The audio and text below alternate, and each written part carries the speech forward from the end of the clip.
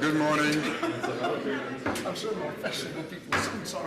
Good morning, and thank you very much for joining us today for this conference on the future of work, working with and through digital technology. This conference, in a way, brings together a number of research strands that the European Trade Union Institute has been developing now for a number of years. We have amongst us some of the pioneers, pioneer researchers in certain areas and certain aspects of the future of work debate, from artificial intelligence to the platform economy. We've carried out systematically some of the most advanced, thought-provoking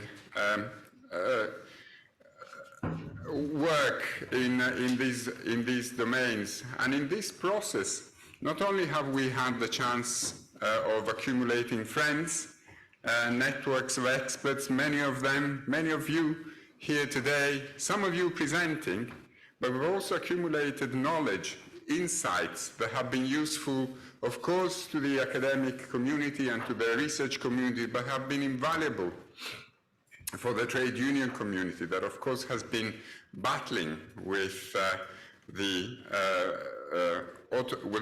questions such as automation, digitalization, not just for a decade, but for decades, and has also accumulated an enviable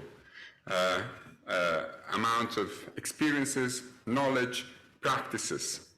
So in this event today, we're bringing together the two main strands of the research that we have carried out in the past few years, which of course have had a severe acceleration during the pandemic year, because during the pandemic years, certain aspects, certain perhaps most visible aspects and at times more intrusive aspects of the technological deployment in our working lives have become more evident, mainly, though not exclusively, through the practice of remote work that is slowly morphing into hybrid work, telework, distance working, but of course, along with that, several other experiences of the interface between human and technology have become apparent and worthy of further exploration, including by our researchers. Questions about surveillance that were always simmering in our broader debate and were a keen interest within the Institute by colleagues such as Aida, Christophe, have now become, with the pandemic, extremely central to the overall understanding of the human-technology interface in the workplace. A workplace that, of course, has expanded beyond the traditional four walls of our office or our offices, if you have more than one, as we do at the moment at the ETUI. And it almost feels to be boundaryless, triggering new debates, a novel understanding, not only a novel geographical understanding of the concept of the workplace, but one would say almost a novel existential understanding of the division between work, private life, a balance between work commitments, between family commitments, between personal time. All this has become visible, I think, to a new class of workers that were previously slightly impervious, unlike other workers that perhaps were much more aware. Gig workers, platform workers in the urban transport sector have been aware of these intrusive dimensions well before we, mostly white-collar workers, became exposed to them and concerned. This is a process that I was saying is not just an academic process, it's not just an academic endeavor, but it's morphing, certainly within the Institute, with policy advice and policy work that is conducted hand in hand with brothers and sisters at the ETUI, who are involved, as all of you know, in a number of dossiers that will be shaping the future of work. Currently, sitting in front of the European institutions, from the Platform Work Directive to the AI Act, to the machinery regulation, there is no shortage of specific instruments, either adopted or in the pipeline, that will have a huge impact on the interface between world of work, work relations, and digital technology in particular. And there are, of course, other more mundane instruments that are currently being looked at. Again, even those who have been just recently adopted. I'm not talking about the Working Time Directive, which of course is clearly under scrutiny on the back of jurisprudence on the gig economy and platform work in certain member states, but also family-friendly instruments, work-life balance directives that will have to be, just as they have been adopted and implemented, will have to be revisited with a very keen eye, at least in terms of their implementation. And the Institute has also been at the forefront. But none of this would have been possible, not just without our researchers, but also without the community of researchers that our wonderful staff has been able to put together in the past 5 to 10 years, I would say. Some of you, as I said, are here. Some of you will be presenting today. And my gratitude goes also to them. Our gratitude goes also to them. And rest assured that your contribution is having a tremendous impact on the day-to-day work that the unions, not just in Brussels, but around Europe, are carrying out in order to come to terms and negotiate the best possible outcome for workers here, but also worldwide, because a lot of what we're doing here is likely to have an impact beyond the confines of the European region. So without further ado,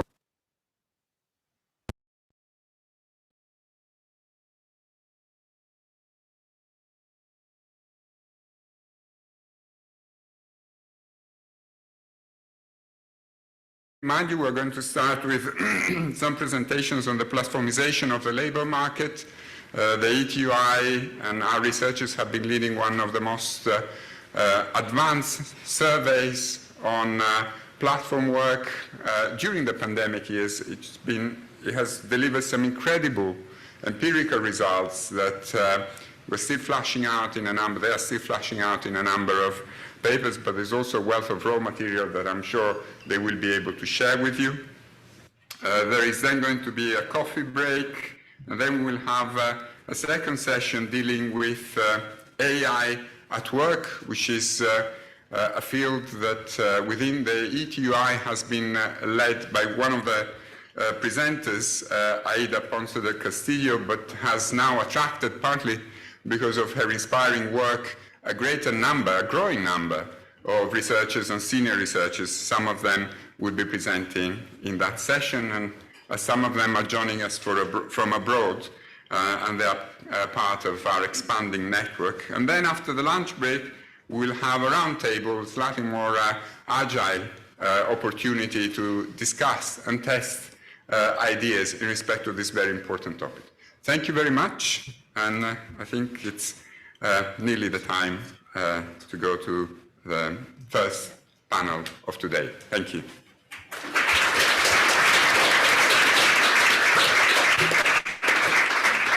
Good morning, everyone. Does that work? Yes. So it is thank you, Nicola, for the introduction. It is my pleasure now to open and chair the first panel of today, which is dedicated to the platformization of the labor market. We have 3 speakers in order of appearance. It's Wouters Wissen, Silvia Rainone, who are both researchers at ETUI, and Vincenzo Maccarone, who is Maria Curie Skłodowska Fellow in Scuola Normale Superiore. So each of them coming from a different discipline, they are really perfectly positioned to provide a comprehensive view on current debate, so the sneak peek in different angles that the platform economy is currently discussed, debated, regulated, and challenged by workers. So without further ado, I will just ask speakers to stick to 15 minutes of allocated time, which will then leave us with some time for discussion and questions from the audience at the end. So unless you have very pressing questions for clarification, please keep your questions for the end of the panel. So Walter, the floor is yours. Okay. Let me move a bit. Can everyone hear me like this? Yeah, if that stops, just shout and I will try to adjust. So thank you very much for the introduction, and I'm very happy to be able to be here with you and then present in this panel and present some of those strong empirical results Nicola talked about that we have carried out with the ETUI Internet and Platform Work Survey. So my name is Wouter Zwijsse, and the presentation of today will deal with some of the empirical findings we have on this large representative survey of the prevalence of internet and platform work across Europe. I will do a little bit of an introduction to the platform for those who have not heard us speak about this again and again and again, but I will not spend too long on it. And then I will talk about some very recent research. There's a working paper with the gist of what I will be speaking about today as well outside, if they're not gone yet. I'll talk about the regional drivers of internet work, where we're trying to explain how beyond individual drivers and individual motivations, there's also a clear economic structural factor driving people to search for extra income and work through the internet and through platforms. And we can see that indeed it's in those regions with relatively fewer or worse job opportunities that people are more likely to go into platforms, which to us kind of shows the idea that platform work is a more precarious, less attractive type of work. That was the main message, and now you can take a little nap while I walk you through the rest of it. Let me see if this works. Yes! So the outline I've already talked about a little bit. We will just talk about what the Internet and Platform Work Survey is and why it's important.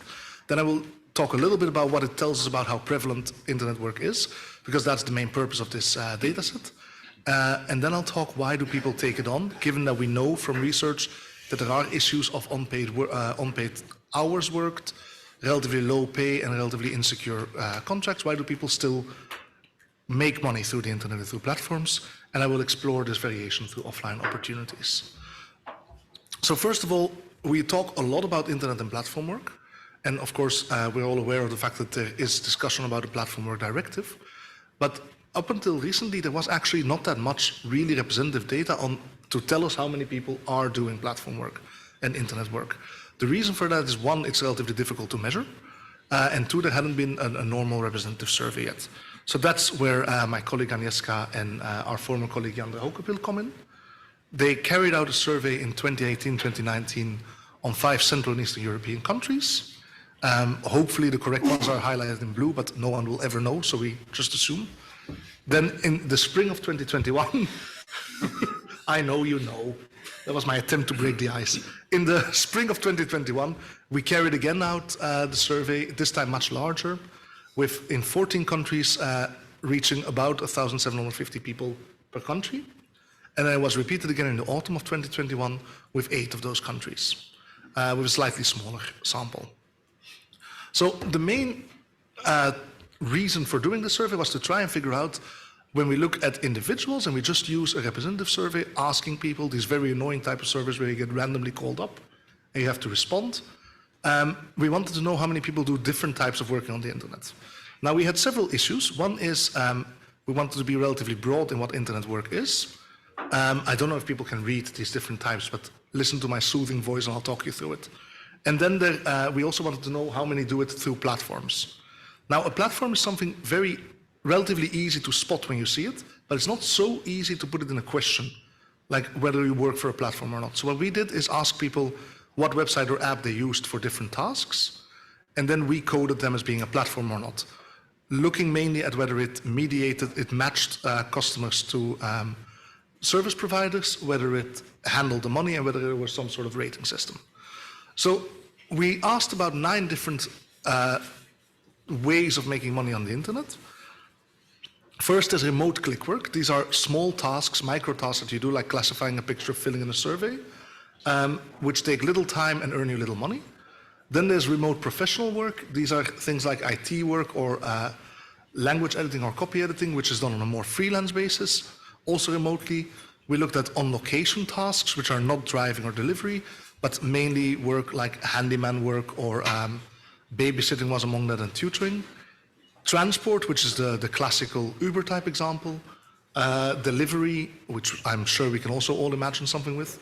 And then we also asked for tasks or ways of earning money that I'm not going to go into detail in now, but that are still important and that we will flesh out later, namely through social media, which we call influencing here, renting out property, selling products, and finally other tasks in case we missed some. There weren't that many that we missed. So from this, the ones that are slightly highlighted in orange are the ones that we see as internet work. And then a subset of those are platform workers, the people that we can identify, they did the task through the platform. So then it was relatively similar among most of the 14 countries, which is why we feel comfortable in extrapolating to the rest of Europe. And we get to these sort of numbers. So if you're looking at that graph, it's about a third of people aged 18 to 65 in our countries who ever made money through the internet. So did any of those 10 tasks ever in their life. About half of those did that in the last 12 months. So those are people we're most interested in. And then 12% of people did internet work. So these are these micro tasks, remote work, on location work. Half of those, we could identify that they did it through a platform. So this is a more conservative estimate. And if you extrapolate that to the EU population, you come to about 16 million people. And then there's a subgroup of people who did this intensely. So the last time they worked, they either worked more than 20 hours in the week, or they make more than 50% of their annual revenue through their platform work. That's the smallest group of 1.6% or 4 million people. Now, while this is relatively small, that's not unimportant, because first of all, 4 million people is still quite a lot. And second, we do see that this tends to be growing somewhat. And as we will discuss in the other sessions as well, it's not only about what's happening to platform workers, but about what's happening in the platform work that spreads to the traditional economy as well. So in going on and describing the sample a little bit, I want to show you, I want to move towards who does internet and platform work. In this presentation, I'm mainly going to focus on internet work, but we find more or less the same trends when we restrict it to people doing platform work as well. It's just that there's more people in internet work, so it's slightly more reliable in the estimates.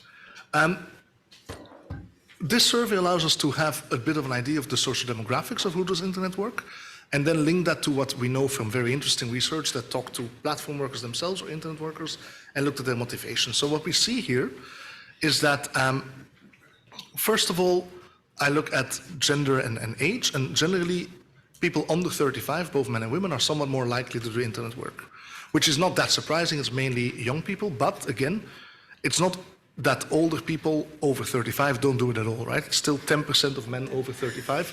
Yes, Agnieszka, I'm using Eurostat definitions. and men and women are very similar in terms of doing internet work, but they're very different in the tasks. Just like in normal offline labor markets, men are more likely to do the transport, the driving is almost exclusively male. Women are more likely to do on-location work, which is more caring often. So we see the same sort of divisions on the labor market. Then migrants are somewhat more likely to do internet work, which is probably to do, this also comes back again and again in the literature, could be to do with fewer hurdles, lower hurdles on this market, but the difference isn't that big. And then finally, we see, looking at the labor market status of people, that it's not so that it's mainly the unemployed. There's only a very small difference between the employed and unemployed. There are differences in the type of employment, and also we see students are much more likely. But again, not exclusively, like still about 12% of the employed people do internet work in the last 12 months. The inactive are very unlikely. And then when we look at why people do internet work, there's a lot of talk about the motivation and reasons, and very often we focus on things like the flexibility it offers, the way of combining it with other aspects. But then when you look at the, when you look at interviews and talks with platform workers, you often get the traditional concerns about security of income, health and safety, the levels of income, the hours worked, and we do indeed see that in our survey as well. Hours tend to be relatively long for what people tend to earn on it. So if you're looking at the link with statutory minimum wage, for instance, most people would earn below the minimum wage while doing internet platform work. So then the question is, why do people still do it? And one of the ways we are tackling this, we're looking at this, is we're interested in the variation between regions and countries and see whether there's structural aspects that drive this. And whether this, besides individual motivations, also has to do with the alternatives of people, which is a little bit the story of why migrants are more likely as well. They have fewer alternatives generally. And this is what we wanted to look at the regional level, following the logic of a job ladder, where internet and platform work would be relatively low. So now I'm seamlessly going into the main part of this presentation, of which we have the new working paper, which is that we wanted to test whether we see more internet work, where there are fewer or worse opportunities in traditional labor markets. So this figure mainly has the purpose to show you some pretty colors and to show you that there is variation across regions. So these are the different NUTS 1 regions in the countries we're looking at. Generally NUTS 1, there's some variation. And essentially, what I wanted to show is that in many of the countries there is variation between regions in just how intensely internet work is being used. With some exceptions. Ireland is very heavy in internet work generally, Romania is relatively low, as is Greece.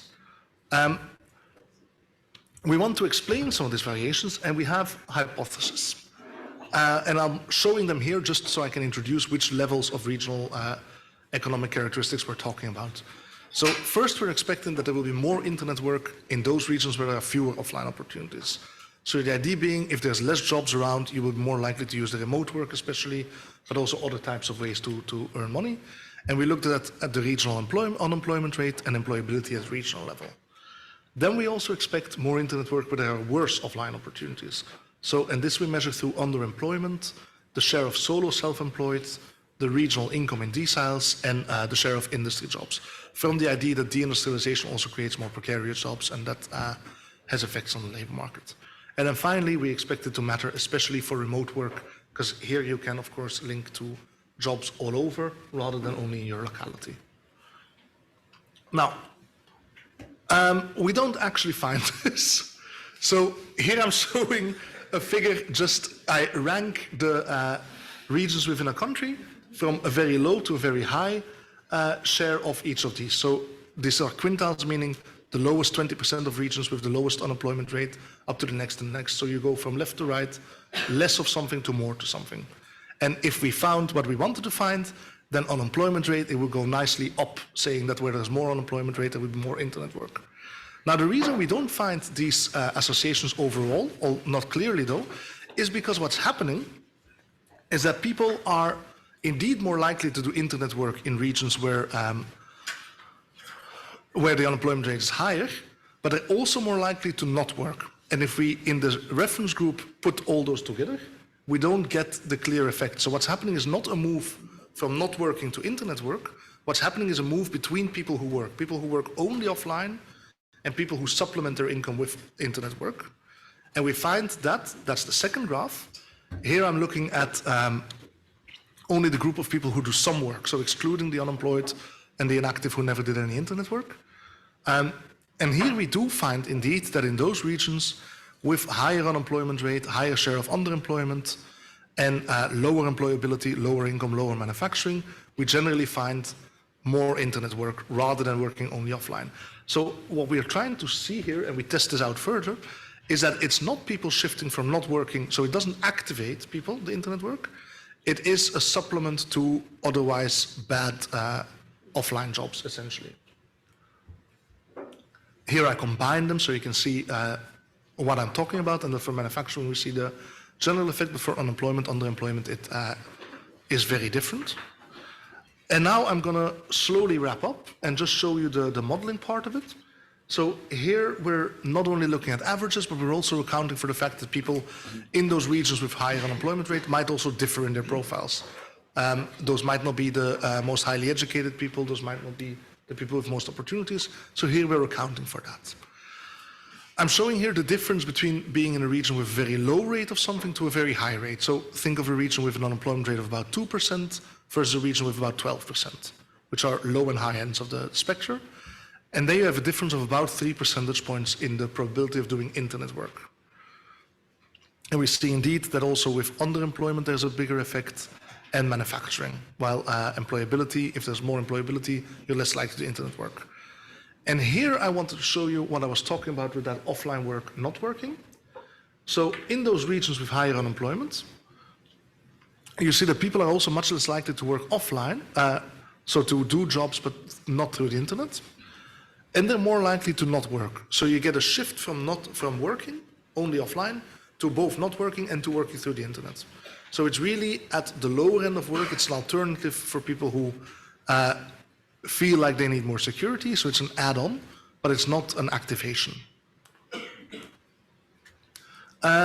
This I don't need to go into detail. It is just to show you that we also looked at different types of internet work, and the remote one is actually, for some of them, for unemployment, for instance, it's indeed more remote work that matters, while if we're looking at the types of jobs in regions with worse quality jobs, then there's also a shift to working through the internet in different ways, remote work and on location.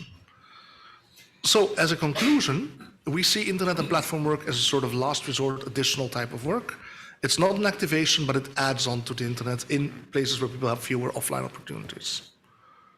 And here I show some of the published working papers we have, if people are more interested in what we find with the survey, and then outside there's different copies of the working papers. Thank you so much for your attention, or for at least pretending to be attentive, and I look forward to discussing later on.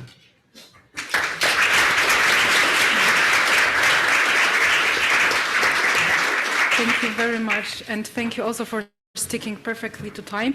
Just to mention that the findings that Walter presented about the regional analysis and the analysis whether there's a trade-off between whether there's activation through the platform work of inactive, this has been just published today. So the copies of the working paper can be taken outside in the registration desks, and hopefully it will be also online as of today. So that's the first publication not shown in the slide. Right, so Sylvia, the floor is yours. Just take the clicker. Oh, sorry. I'll send you a link later. Thanks. You should have read that before doing the presentation. Oh, it's a small one. Yeah, I think it's We're coming, I think.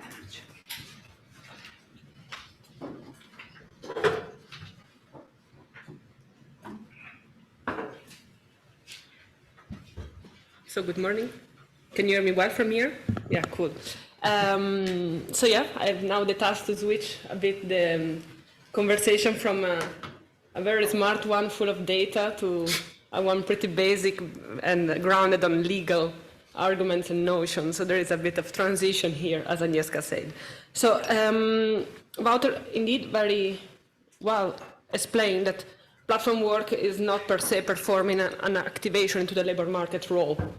And this allowed me also to add something to this and say that while platform work does not per se provide that labor market activation, actually provide instead an exercise, a disruptive effect on existing labor norm. And with this presentation, I'm going to explain and show a bit the interlinkages between digital remote work and see how they indeed exercise and exert a downward pressure and transformative pressure on legal normative notion and on the ability of labor law to be effective and provide adequate protection to workers. So what in this presentation, my goal is to unpack the transformative impact on digital labor world, on labor law per se. And I will do that by showing first a sort of a cartography of the most disruptive trend that digital labor law exercise on the application of labor norms. And then I'm gonna, let's say, transpose and express those trends into two specific challenges for labor law. One is the thinning of core labor law notion. So, some basic and essential labor law notion seems not so easily applicable anymore. Let's think about the notion of worker, to start easy, but also the notion of establishment. What is an establishment in a digital environment? And then another set of challenges is instead related to the fact that platform work or digital remote work is actually changing the power imbalance and the power balance within the labor market. Business is becoming stronger and stronger, and workers are losing their bargaining power. So the question is are the labor rights provided by the existing bodies of labor law sufficient to address this imbalance of power? And finally, I will just wrap up and show what are the main insights from this, let's say, exploration. So first, starting first with a sort of justification of why digital remote work should be addressed together as phenomena. Well, the reason is that, in my view, these are two very much intertwined, interconnected phenomena. the digitalization allows remote work. And we saw very well during the pandemic that remote work justify and legitimize an increase of digitalization into the world of work. And this synergy is also expressed in the fact that certain phenomena are appearing more and more structurally. We think about the geographical dispersion of the workforce. It was already existing, but now is something we give for granted.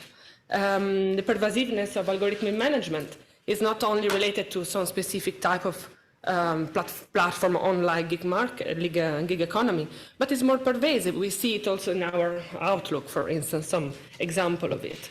And is it now more and more structural, the fact that the spatial dimension of work is going toward, is more and more accepted, the spatial dimension of work coincide with a virtual and digital dimension.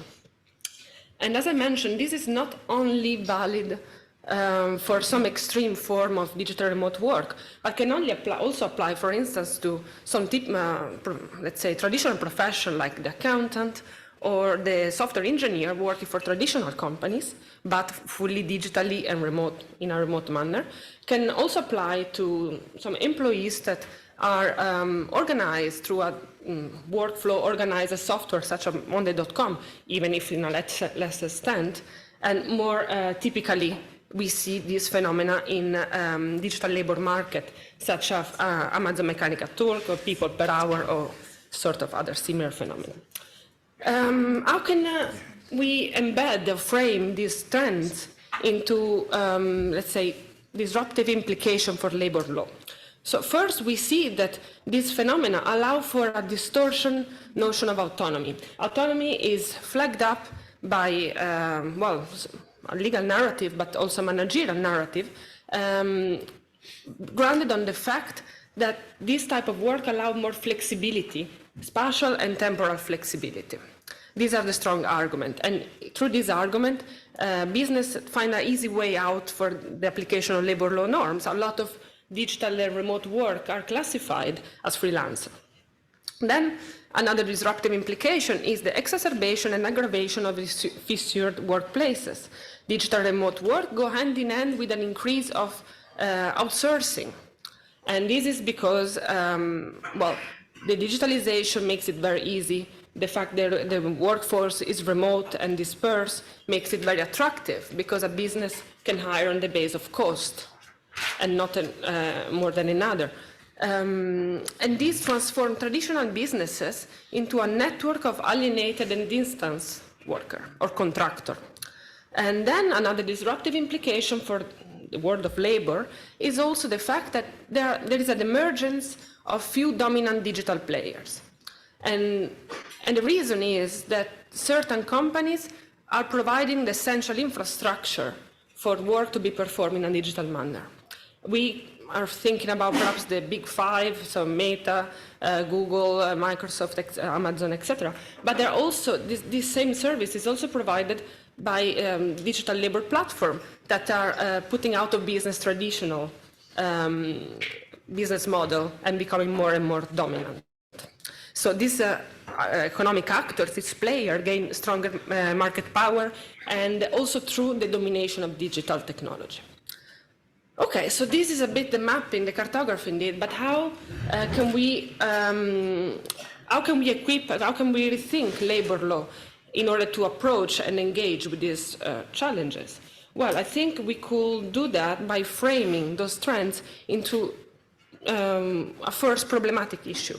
The first one is the thinning of labor law notion. As I mentioned, certain labor law notions are more and more difficult to apply in this transformative world. Starting from the easy one, as I mentioned, is the notion of worker. The flexibilization allowed by digital remote work, consent, an easy way out from labor law. Many persons performing work are considered to be contractor, freelancer, self-employed. We have seen that the Court of Justice, if we take the example of the European Union, the Court of Justice has throughout time tried to give a broader interpretation of the notion of worker. For instance, quite interesting, the Court of Justice said that the fact that a person can accept or refuse a specific task is not an indication, is not particularly meaningful to determine whether the person is a self-employed or not. However, even this broader definition of a court of justice cannot go, cannot go beyond certain division between the notion of control and autonomy. Workers are those that are under a certain level of control by the employer, and this is difficult to test in a digital remote work context. Then we have the notion of asset. The notion of asset is essential for the application of certain labor norm. Let's think about the transfer of undertaking directive. This is a directive that applies every time there is a transfer and of a business. In order to understand whether there is a transfer of a business, it's interesting to look at the asset, if the assets have been transferred or not. In a digital labor and remote labor context, what are the assets? Is it the laptop that the worker is using in his own home, or is the access and ownership of data, software, and algorithms? There are no specific insights coming up from the policy making yet, but I think it will be interesting to go towards a more broader and approaching the digitalization of assets in a way, the materialism of assets. Then quickly go towards the notion of establishment. That is also another notion that is losing meaning. Workers traditionally perform their work in an establishment. Establishment is the unit where workers conduct their work. How do we consider to be an establishment in the digital remote world? Well, I argue that the place of work should be considered to be the digital infrastructure and not the home, for instance, of the worker. And finally, the concept of undertaking. Undertaking in labor law normally is considered to be the company, the legal person that is represented, is created to a funding stage or to a contract. However, this notion does not really reflect the expression of economic power. And I think it's interesting to look at the notion that competition law uses, and is a notion that is transcend the legal status, but look instead at the economic unit. Because in the digital remote work, we have a lot of outsourcing, and focusing on each specific legal company doesn't really capture the exercise of economic power. So the second problem is the growing of bargaining imbalance between workers and labor.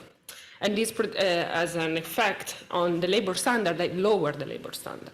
So I will quickly go through the causes of this aggravation of imbalance of bargaining power. The first is labor market concentration. Digitalization is creating very strong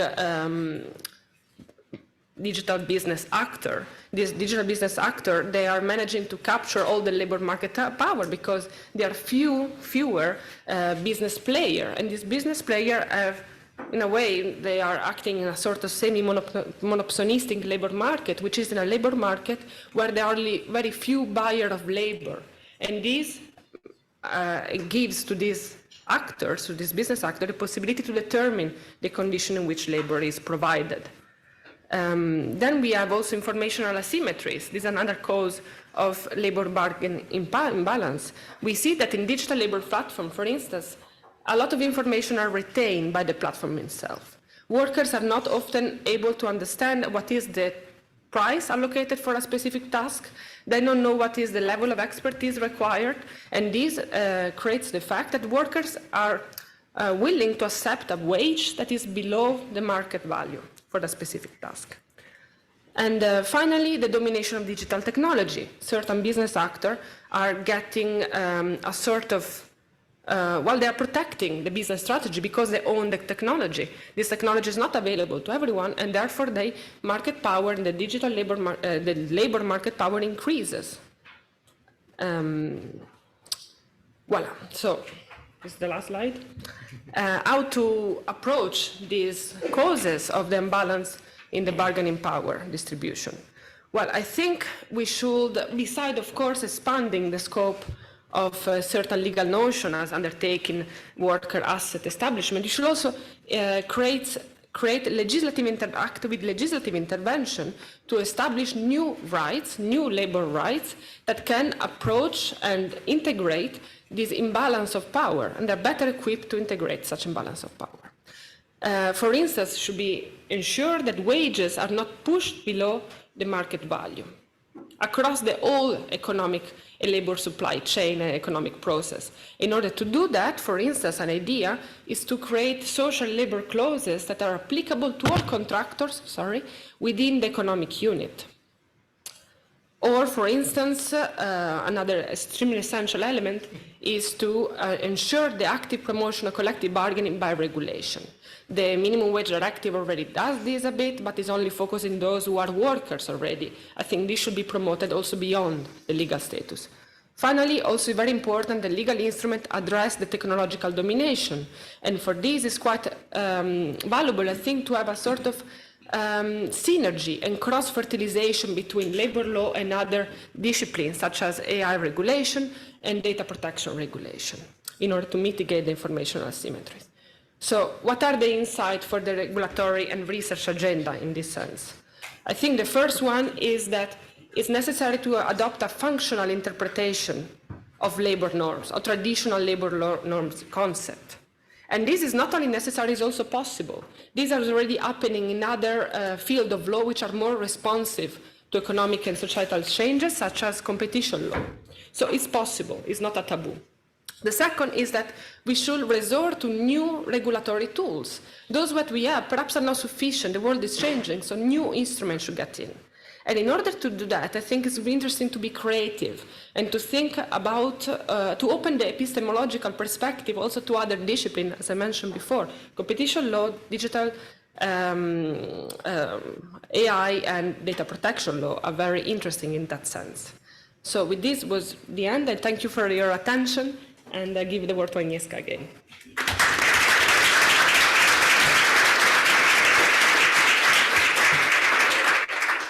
Thank you very much, Sylvia. So with the hint that collective bargaining should be promoted and strengthened, I give voice to Vincenzo. Okay, I'll wait for my presentation to appear. But I'll just start saying that today I'm going to present work that I've been conducting together with my colleague Arianna Tassenario from the University of Bologna over the last 5 years now, and more recently also with Lorenzo Cini of University College Dublin.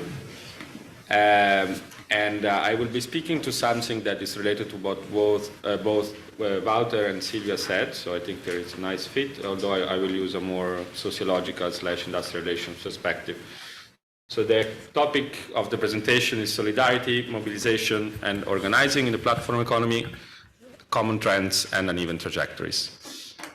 Let's see if I'm technological advanced. Yes, I am. So the context, I think, was given very nicely by Wouter's presentation. We have seen growing size and relevance of the gig or platform economy. We'll use the terms interchangeably throughout the presentation over the last decade.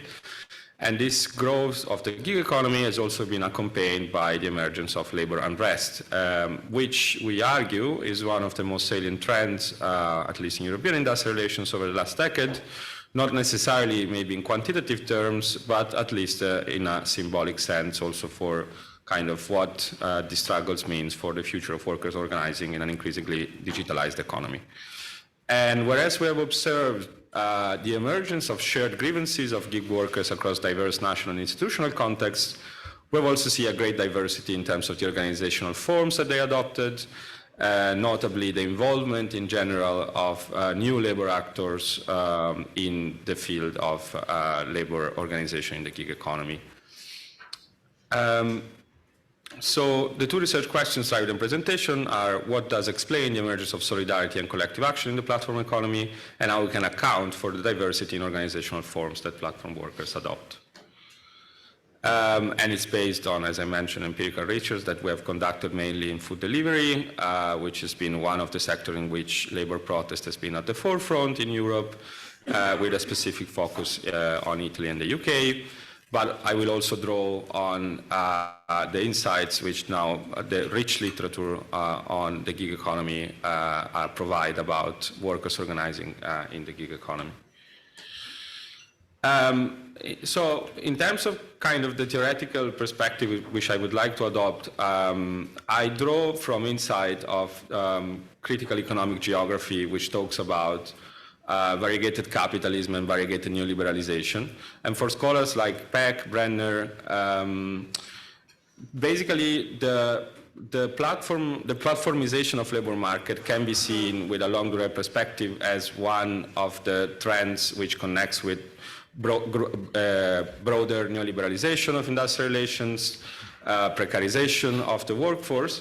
At the same time, while we observe common trends, these trends are layered upon existing institutional structures. They create contestation, and they might lead to forms of re-regulation in response to this pressure for commodification, and therefore they are constitutively producing an uneven regulatory development. And I think we can apply this insight also to workers organizing in the gig economy. So on the one hand, we have common trends which explain the emergence of conflict and contestation in the platform economy, but on the other hand, by the interaction of what happens in the labor process in the platform economy with more macro and meso dimensions of basically the institutional, political, and social context in which mobilization take place, this leads to uneven trajectory of mobilizations across countries and actually even within countries.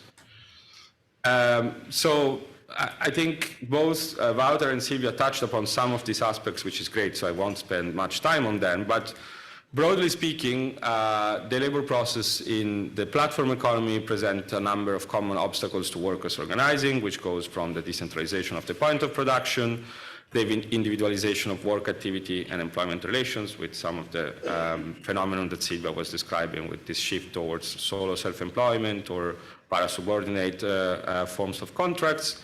And at the same time, this decentralization of the point of production does not mean that there is no contract, which is now increasingly exercised through the use of technology and algorithmic management. We also observe workforce segmentation in terms of different attachments to the gig work. For some workers, we're seeing it's a full-time job, whereas for others, it's basically a second job, and therefore they might also have less incentives to mobilize. In specific subsectors of the platform economy, like food delivery, we actually observe also, I would say, a degree of works of segmentation along ethnicity and gender lines, and these are also relevant to explain some of the obstacles to mobilization. And here, just a graphical representation of what the decentralization of the point of production means. This is a banner from French food delivery couriers who say that basically the workplace is the street. And there I also put a quote from one of the interviews we conducted with a Foodora rider in Turin who basically said the same thing. So the workplace is the town itself. So if there are common obstacles to the emergence of worker mobilization, there are also common triggers which might eventually lead to growing solidarity and eventually collective action in the platform economy. And these arise from the valorization process which is adopted by platforms, which is, as Silvia also, I think, highlighted, aiming at minimizing labor costs and maximize work flexibility. And this has a number of consequences for traditional dimensions of the work, which in turn act as triggers of collective action. So in both the Italian and UK case, the first mobilization of food delivery riders was triggered by a shift in the pay policy of the companies from a hourly pay to a pay-per-delivery fee. And we actually now have data, for instance, from the Leeds Index of Labor of Protest in the platform economy, which shows that indeed pay is the main driver of mobilization in the platform economy. So, as Wouter was saying, actually this is a rather common kind of concern that workers usually have, which also apply in the gig economy. Just recently, the Gig Economy Project reported that Uber is now planning to bring its strategy of dynamic pricing also in Europe. And this already led to mobilization by rail-dialing workers in London and Amsterdam, for instance. This pressure, downward pressure, as Silvia, I think, nicely defined it, also applied to working conditions and regulation of employment, which also become sources of contention. And of course, also health and safety is a major driver of mobilization. The first strike of food delivery workers in Bologna a few years ago was triggered by the fact that the weather condition was horrible. It just snowed a lot, and therefore they didn't want to conduct deliveries. And of course, with the pandemic, this became probably the second trigger in terms of importance for mobilization, because many of these activities were considered those essential activities that needed to go on even in a hazardous condition. Beyond these downward pressures related to the valorization process, another trigger of organization, although maybe in quantitative terms less visible, but at the same time, I would say the workers' experience of asymmetric information, opaque managerial control, and clients' arbitrary behavior facilitated by algorithmic management can also be a trigger of mobilization. And again, for instance, drawing from this example of mobilization of Uber drivers in London and Amsterdam, they did not only contest the shift to dynamic pricing because it makes their earnings more unstable, but also because they still don't know exactly how the policy of dynamic price setting works. So these common features and contradictions in the gig economy labor process have triggered workers' protests all around the world. We now have both nice qualitative studies of worker mobilization from Europe to Asia to Latin America, but also this leads index of platform labor protests, which shows very clearly the increase in gig workers' protests across the world. At the same time, labor resistance has exhibited a great degree of heterogeneity in terms of the mobilization practice chosen and the organizational structures. And these are partly related to features of the labor process itself. So here, for instance, a distinction between crowd workers, those who work fully online, and location-based platform workers like food delivery workers is relevant because, of course, organization is structurally more difficult for those workers who work fully online, maybe in an even more geographically dispersed workplace. And in that case, we observe less visible forms of solidarity, for instance, like the creation of forums or workers discuss, but not overt collective action. At the same time, even among location-based gig workers, we see heterogeneity in terms of organizational forms chosen. So self-organization has actually been, if we look at the data of the Leeds Index, the main form of workers' protest across the world. But of course, we've seen also the intervention of grassroots trade unions and established unions. And this heterogeneity, it's visible both in terms of between macro regions. We observe a bigger role for instance, established trade unions in the global north, especially in Europe, but also within macro regions. So for instance, within Europe, we have seen different configurations of organizing structure, often even within the same country. So organization might actually change between one city and another, and of course there is also coexistence of different organizational forms. And to some degree, and here I'm speaking about Europe because I know it a bit better, this organizational difference also reflects the differences in the degree of institutionalization of industrial relations. So it's not surprising perhaps that it's in the Nordics countries that established trade unions have been more able to organize gig workers with respect to other countries in Europe. But the variety of organizational forms actually goes beyond that. So another factor that is important to consider is also the temporal variation in the life cycle of gig economy labor unrest. So whereas in the first phase of mobilization, we have seen maybe more self-organization by workers over time with an increasing institutionalization, there is maybe more space also for intervention by trade unions. And I'll just draw quickly an example from the mobilization cycle in the Italian food delivery sector. If we look at the first strikes of food delivery workers in Turin, then Milano and Bologna, they started in the fall of 2016, actually kind of taking example from what happened in London in the summer of 2016.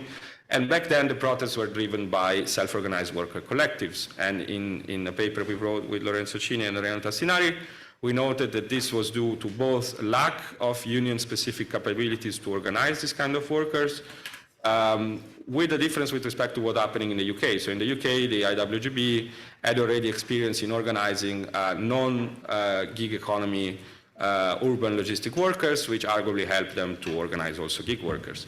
But there were also the intervention of other factors, like the presence of supporting social infrastructure from social movements, where riders could meet, or in general, a political tradition of militant organizing of precarious workers who were used to organize themselves in self-organized collectives rather than going through unions. Then, with a slow and with a lot of drawbacks process of institutionalization, we've also seen an increasing involvement of confederal unions.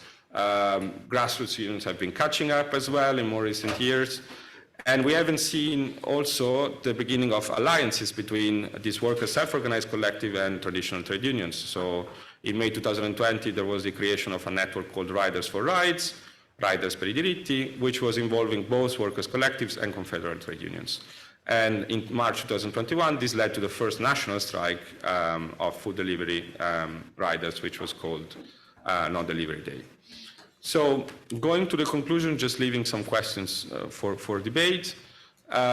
So are we actually observing a change in the life cycle of gig economy labor unrest from the emergence phase, where worker self-organization was more dominant, to consolidation and institutionalization?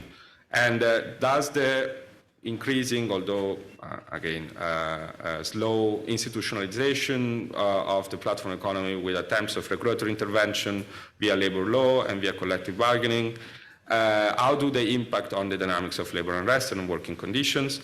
And the other question is this alliances between old and new labor actors, how do they emerge, how do they consolidate, and what are the outcomes? And I think I'll just stop there.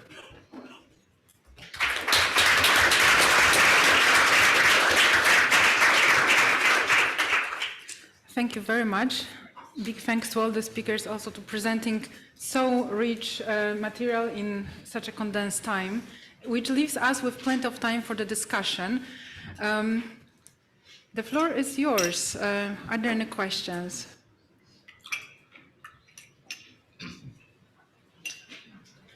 Yes, the first one. Is there a mic?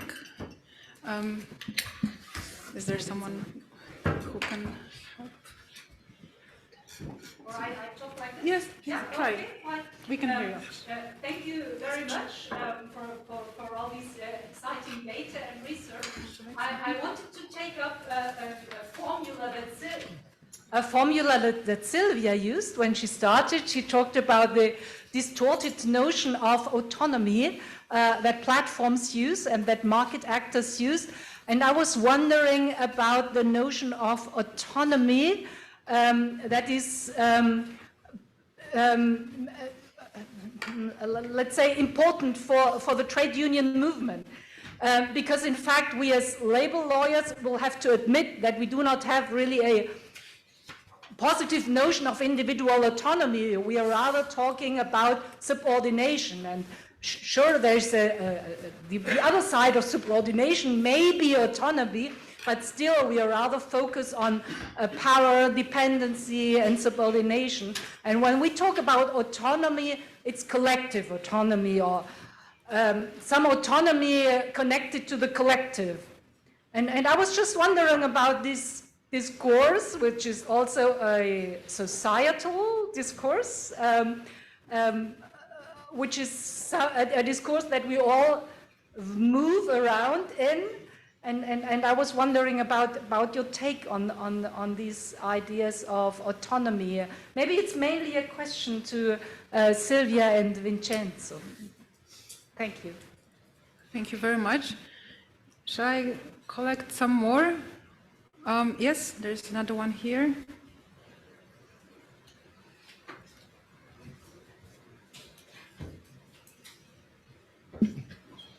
Hi, good morning. Yes. Thanks everyone for your amazing presentation. Just a short question. So it's for Sylvia. I'm very interested by the functional approach that you opened the avenue to at the end. My question is, how would you promote this functional approach of all the concepts we have talked to? So is it like litigation, for example, on top of regulation? How can we reach this and develop this? Thank you. So I see one question in the front and then one in the back. So let's. Sorry. Yes, of course. My question is for Vincenzo. You were talking about the great degree of heterogeneity in the mobilization of platform workers, and you made reference to the global north and the global south. I am very interested in knowing a bit more about this difference, and especially one I read that in the Global South, they were more characterized by having self-organized groups. And I was wondering if you think this might be to some degree responding to the institutionalization that you referred to in your presentation. Thank you. Also, in the meantime that the mic travels, I will add that you mentioned the within country differences in the patterns of protest and mobilization. I think that's also fascinating. If you had some insights, what was driving that within the same institutional setup? Good morning. Thank you for your great presentation. I have a question for Vincenzo and I think also Sylvia. It's related, I heard you saying that there is interaction and interconnection between the different levels. So you have some trends arising, we also heard it earlier. And you also said there is rather a slow reaction from the institutions and legislator. Having heard Sylvia, she's more kind of pleading, let's do something. And I would be very interested, do you see could you highlight a little bit more the impact of the slow reaction of the legislator or not? Because as a legislator, it's also not so easy to act on trends. Are they going to stay or not? So could you highlight a bit more about this interaction and why you emphasize slow? Should we go faster? There's a question there. Yes.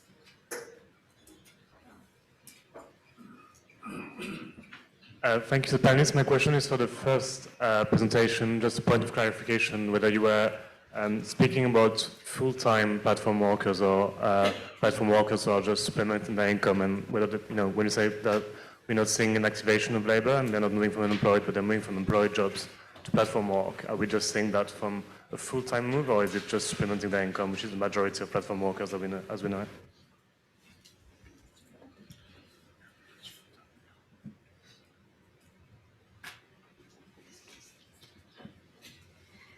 Thank you very much to all the three speakers for a really insightful presentation.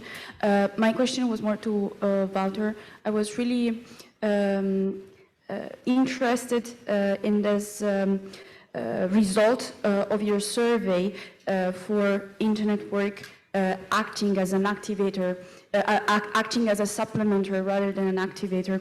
And I was wondering, has this result even confirmed for the age group under 35? I'm asking that in view of the increasing trend of late entrance in the labor market among young people. And I think that in the long term it would be interesting to monitor the evolution of this age group, because I think that can really reflect the trend of the labor market in general in the future. So I was wondering if you have thought about it and what's your view on this. Thank you. And Ilaria.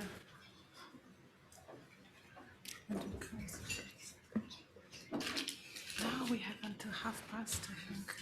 Yeah. We have very nice space. Thanks.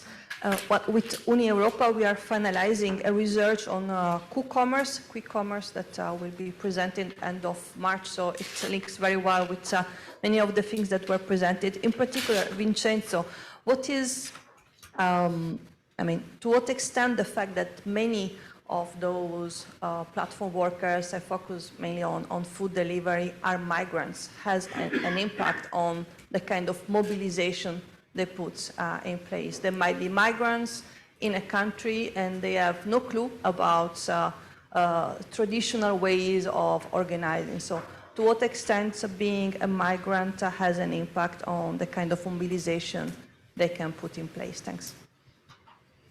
And there's a question just behind. Oh, there are two. So let's just take those two gentlemen in the row behind Ilaria, and we give the floor to speakers. Thank you. Quick question for Sylvia. I was just wondering if you think that the functional approach that you referred to, if it may have been contained in the proposed directive, the original version of the Commission, and how do you think, particularly the provisions on the presumption of employment relationship, and whether you think that the compromise amendments of the Employment Committee of the Parliament, particularly the change in the presumption, whether that actually kind of is a step back in that application of the functional approach. It's kind of take out the teeth from that idea. Thank you. That makes me realize we spoke for 1.5 hours about platforms without evoking the directive, so high time. Yes, hello. I just would have a question to Walter. I would like to know the data you used. From which years are these data? That would be interesting because is there a connection maybe to the pandemic situation? Did it change since? That would be interesting for me. Thank you. Shall we proceed in the same order of presentations? Yeah, so Walter. Sorry. Thank you very much for the questions. So the first one was about whether we also looked at a differentiation between the full-time platform workers or part-time. And yes, so I showed you now the results for internet workers. We also looked for platform workers and main platform workers. So we can't go to full-time platform workers, but a main platform worker is the closest we go. It's earning at least 50% of your annual income and more than 20 hours per week. So it's maybe not the only activity, but it's definitely the dominant one. And we see the same sort of results there. What we do find in an extension that we're hoping to publish at some point is that if we differentiate between people who do it in combination with work and not in combination with work, that we find that for most of them, the main difference in the regions is on the probability of going to this in combination. So in line with what I showed, it's a move from working only offline to working offline and online. The exception is unemployment rate. So when there really are fewer jobs, you also see a bit of a shift towards both supplementing with online work, and towards working only online. So that effect is not big, but that's where the difference is there, which also makes somewhat sense. So it's really in an absence of jobs that people would move more online. If there are worse offline opportunities, it's mainly a supplement. Then the second question was very interesting about whether we looked at age differences. So we did not in this paper. Now, a lot of the people we're looking at, the majority are under 35, but we can look at different stages. And it would be very interesting. I'm thinking now an extension we did do is look at migrant workers, not migrant workers. I know it's a different group, but they also tend to be slightly differently affected in the offline opportunities they have and in the experiences they have. And there we see somewhat more of that activation rather than the supplement. So in that group, we see more people who are inactive, unemployed, or students and do this as their main economic activity. My expectation would be that we see that a little bit more for the younger as well, especially for the younger students, but we haven't looked at it. So I now intend to. And then the final question, the clarification about the data. So the survey is from 2021. It's from the spring, so between March and May, I think, we have the first survey, and then September, October, November for the autumn. So it's the first one is really full-on pandemic.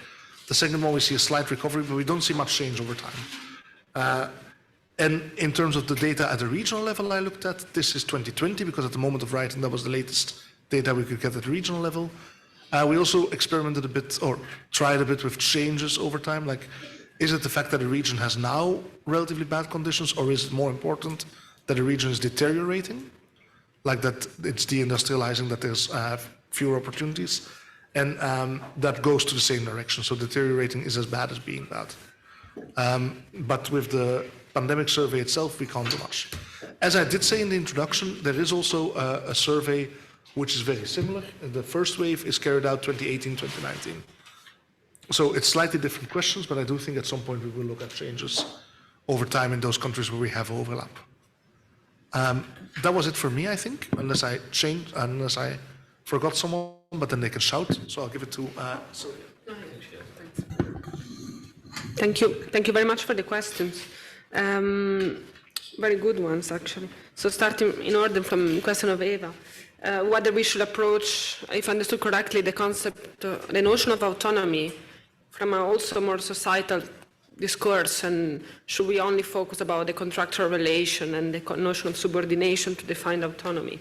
And I think it's very important, this point that was raised, because while the whole point of the presentation was that there are new, there is an aggravation of power imbalances between certain actors in the workforce and labor, and labor law at the moment is not particularly equipped to address this imbalance, because traditionally labor law was, yes, of course, looking at imbalance of power, but only in a rather narrow perspective, focusing on the contractual relation between the employer and labor. So the scope was limited, the identification of employers connected to the notion of undertaking, etc. Now I think that digital remote work has exacerbated certain expression of of labor and product market power, which transcend and go beyond the legal notion of undertaking, for instance, and go beyond the contractual relation. And then, yes, of course, we need to rethink the notion of autonomy in a broader perspective. And it's quite interesting. There are a couple of interesting case law from the Court of Justice not related to this notion per se, but for instance, the court has defined the notion of autonomy in a dispute between two undertaking as, well, when an undertaking, when a legal entity, for instance, is dependent on another undertaking in determining its behavior on the market, and this is quite obvious, then there is no autonomy. But in that specific context was access to means of production. So if an undertaking cannot access means of production because freely, but have to obey to certain terms, contractual term defined by another undertaking, then there is no autonomy. And this is not connected to the notion of subordination and control. It's more the ability to have a freedom to conduct a business, basically. So yeah, I think we should rethink the notion of autonomy in this more societal perspective. Then about the question on the functional approach, how can it be enforced? Well, I think ideally with policy making and regulation. Labor law, in my view, is rather slow if we compare to other fields of law to adapt and modernize. And then judicial approach is rather the only avenue, one of the few avenues. Of course, also collective mobilization is one. And we do see some opening from the only opening from the labor law perspective has happened through a Court of Justice interpretation. But if we look, for instance, at competition law, that the Commission, which is the policymaker, the more predominant policymaker, has itself adopted the certain crucial notion to the digital economy without need of litigation. So I think without much responsiveness from the lawmaking, judicial strategy is the best. Then regarding the interaction between different levels, and also the interaction between collective bargaining, mobilization, and the regulator and legislation. Well, I do think there are examples of slowness and inadequacy. It's quite interesting to compare the policy-making activity. Again, I use again the example of competition law in the guidelines regulating collective bargaining and self-employment. This was a policy-making, was not binding as an initiative, but it was a policy-making act. And then we look at the platform work directive, to mention it for the first time. That was specifically, it's still ongoing, the legislative process, but specifically targeting a rather prominent issue, the vulnerability of workers, and the paradigmatic change occurred in the competition law field. While looking at the platform work directive is interesting, is a very interesting tool of enforcement. There is a shift of burden of proof. It certainly facilitates enforcing and reclassify wrongly classified workers, but there is no paradigmatic change so far. The notion of a worker is still connected to the notion of control, coordination. And here we remain on the same contractual paradigm. And just to give an example, for instance, of 1 minute. Well, for instance, competition law as a certain norm, I'm not a competition law expert, but there are a couple of norms that target mergers. And when mergers between two companies are deemed to have an anti-competitive effect of the market because they are lead to a concentration. So there is a specific problem. And originally, the Commission was looking at this problem by focusing on the revenues and profit of the companies. So if the companies which are merging have very high revenues and together they will reach a specific threshold, then this is deemed to be a concentration. So originally the approach was related to revenues. Then there was, let's say, the reality hit, and the Commission looked at digital economy and saw that some very little small companies having basically zero revenues were sold for a very high price.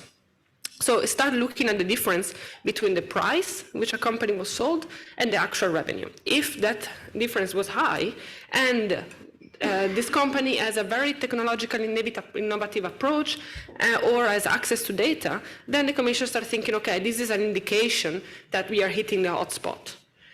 This paradigmatic change is not occurring in labor law, but it's possible because it's occurring in other fields of law. So I think the debate is there. Thank you. Okay, thanks a lot for the questions. So on the questions of differences between and within macro regions and countries. So yeah, I think actually the point about institutionalization is right in the sense that, so I haven't conducted research on the global south, but the insights by colleagues who made the Leeds Index of labor protest actually find that essentially because of this different institutionalization of employment relations between the global north and the global south, you can explain both different roles played by trade unions and also different strategies and kind of mobilization. So, for instance, the use of legal challenges, it's much more widespread in Europe, where you might still have a supportive framework if you manage to demonstrate that workers are employees and not self-employed, whereas this appears to be less relevant for unions, for workers mobilizing and unions mobilizing in the global south because protection for employment relations are lower there. In terms of the country differences, even within the same country, yeah, I think that's an interesting kind of pattern that we observed, especially at the beginning of labor unrest in the platform economy. Partially it's because food delivery platforms are highly urbanized. So, of course, in the end, especially when there was no legislative framework at the national level whatsoever, like action was taking place at the local level, and in turn, that meant that the action at the local level reflected different tradition of organizing there, even like the different biographies of those workers who were involved at the very beginning in the strikes, who came from different political traditions, and for instance, that led to more radical position in Turin vis-a-vis for what happening in Bologna, where on the other hand you had the slightly more supportive local council, which was actually willing to foster a local charter of rights for food delivery workers. So there was some form of local institutionalization there, which was absent in other cities. So you have this kind of local dimension, which helps to explain these differences in collective action. In terms of the legislation, the slow kind of process of institutionalization and attempts to introduce legislation to ameliorate gig workers' rights, well, partially, I mean, there are differences which are due to party politics, for instance. So we have more expansive laws in countries where governments have been more supportive of like platform workers, like in Spain, and the law there is better than what we got in Italy, basically. And so, for instance, that led to the fact that now in Italy we have two forms of collective bargaining which have been signed in the platform economy for what concerns food delivery workers, and one still kind of frame gig workers as autonomous workers with some additional rights, whereas the other recognize them as employee and apply the collective bargaining in the logistics sector. And so both party politics and, of course, strategies by the platforms themselves have an impact on the developments of the legislative process and its impact on workers' rights.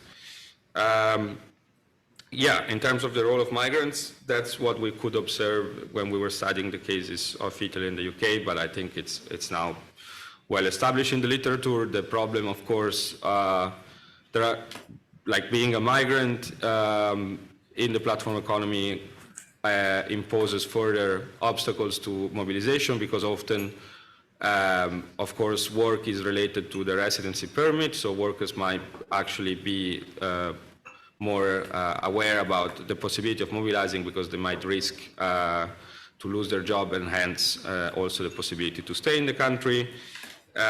So yeah, a finding of the literature on platform work is that the different migratory regimes actually impact on the possibility for workers to mobilize. And that again, it's something that when I was speaking about like labor force segmentation, that's one element to consider. And in terms of autonomy, I think Silvia already replied. I'll just say that because, again, at the beginning, the standard kind of way for platforms to hire workers was to hire them as self-employed or para-subordinate workers, etc.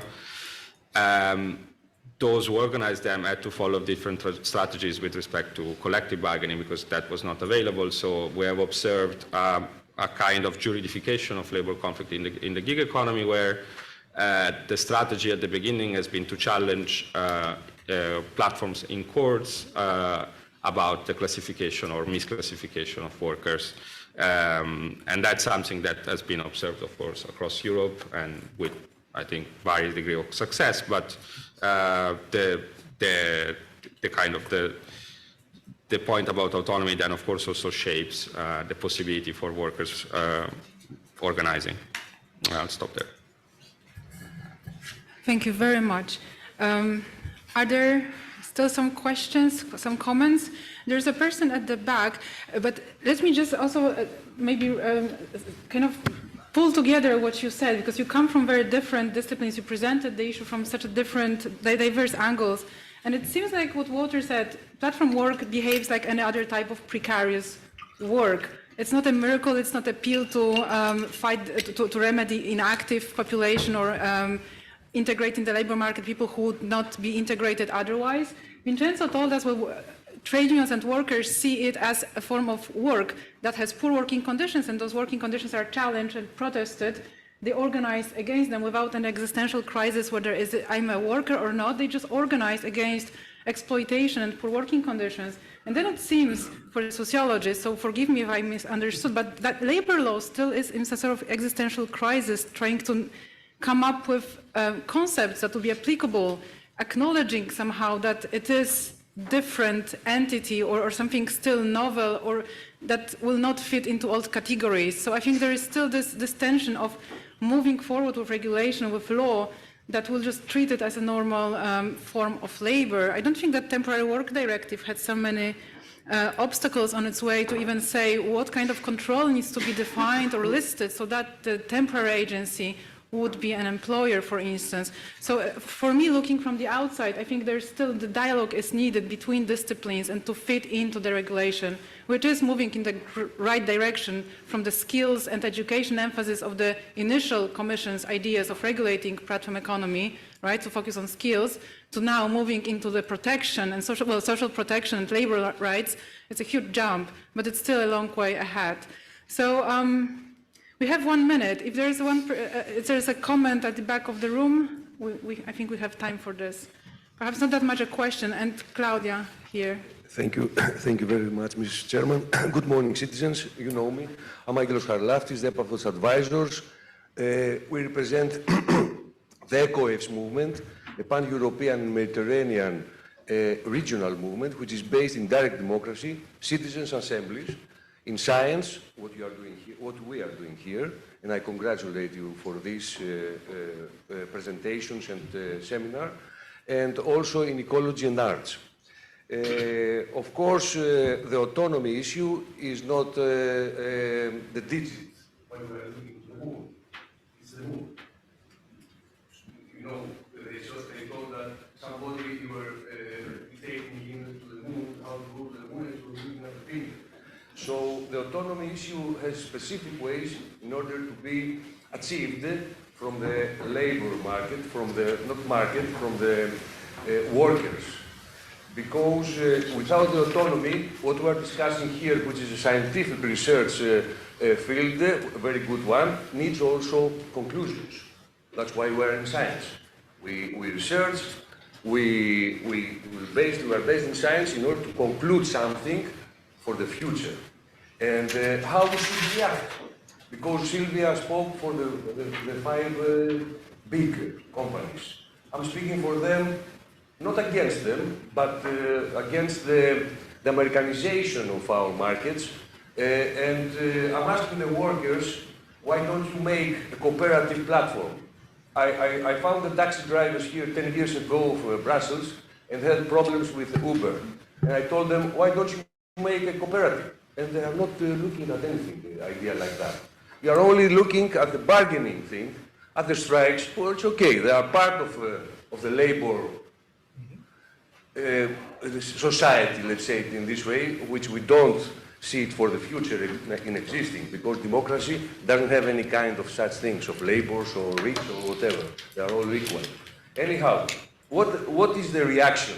Our proposal is cooperative from the workers, apart from the strikes, and also to create a European platforms which we apply to the oligarchic regime administrations here, which are the party system. Right or left are the same. Thank you very much. Thank you. I don't think we have time for any more questions, so let's perhaps keep them for the remaining parts of the conference. Now that we have the short coffee break, and we meet in about 12 or 13 minutes for the second panel. Thank you very much for your participation.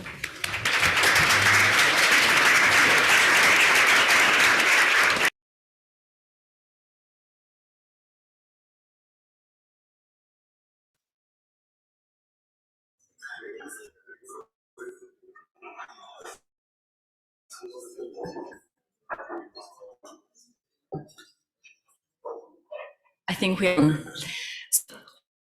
let's start the second panel, amazing conference, platform work and the platform me. Now we are transitioning to and regulation, utilization, and gender equality. Have we seen with the research that she has been conducting, especially on platform economy. And in this presentation, she will focus on algorithm and time, and how algorithmic management changing the temporalities of work. And last but not least, we are really happy to welcome Philippa Collins, who is a lecturer in law at the University of Bristol. She is focusing in her work in the intersection between labor law, human rights, but also with the integration of also how technology at the workplace impacts all of this, and in particular dismissals. So she will present, the title of her presentation is The Sharp End of Algorithm Management, Using AI to Discipline and Dismiss, with fascinating examples. So first, Aida, floor is yours. I will try to keep the time around 15 minutes. Thank you.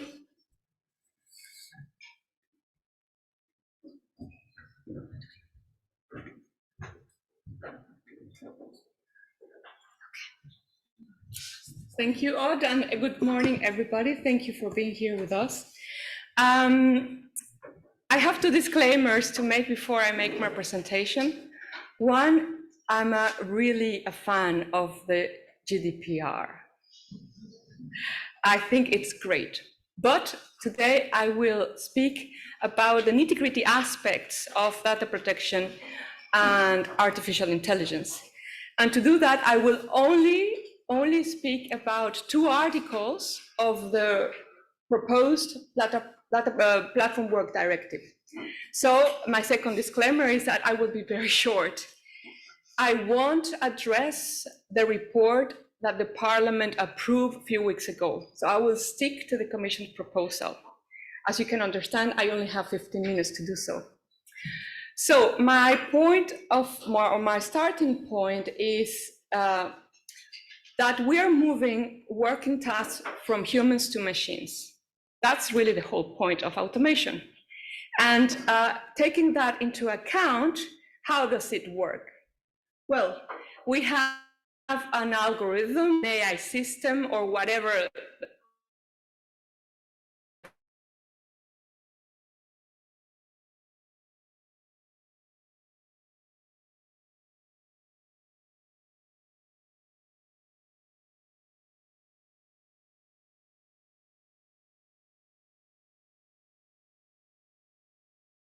process, which is a large scale of fine-grained data. It's not just your name and your address and how much you weigh.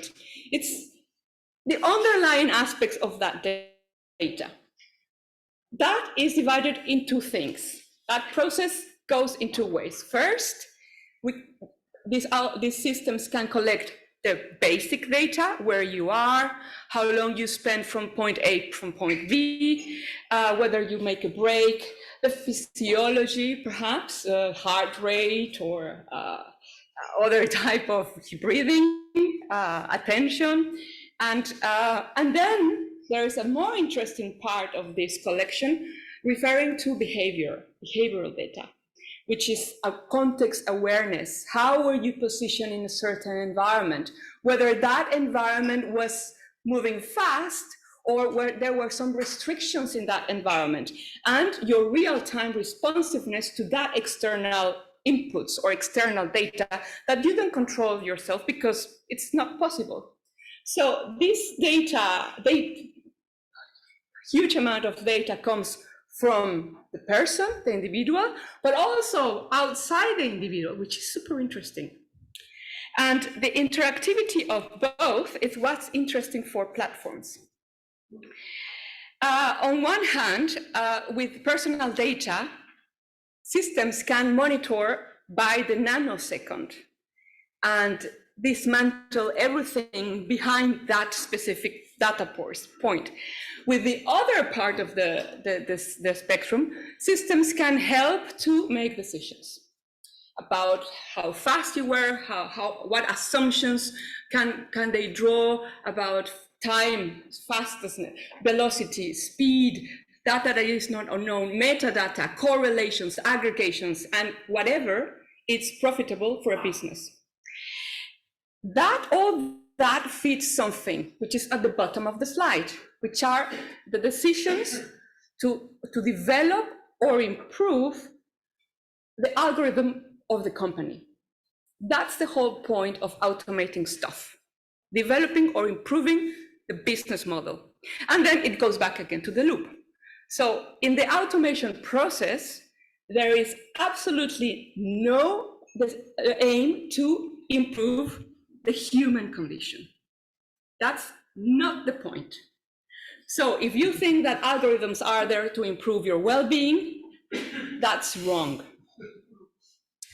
So taking that as a starting point, let's look at what the Commission offers to us. First, we have a very nice data AI Act, which looks at employment, workers' management, and access to self-assessment, and more or less describes what I've just showed to you. And that is classified as a high-risk AI system. Then the Commission also proposed a directive on improving the working conditions on platform work. That more or less, it's kind of the same wording, but more or less you can recognize that they look alike. So you can infer, well, if they look alike, probably they are classified as high-risk AI systems. And then the Parliament, a few weeks ago, decided to amend it a little bit, to fine-tune it and make it, fortunately, the text was approved, and it looks nice, so to speak. So that's a legal proposal. This is the basis in which we are going to algorithms. My first comment is that, well, I'm very happy that they move from algorithmic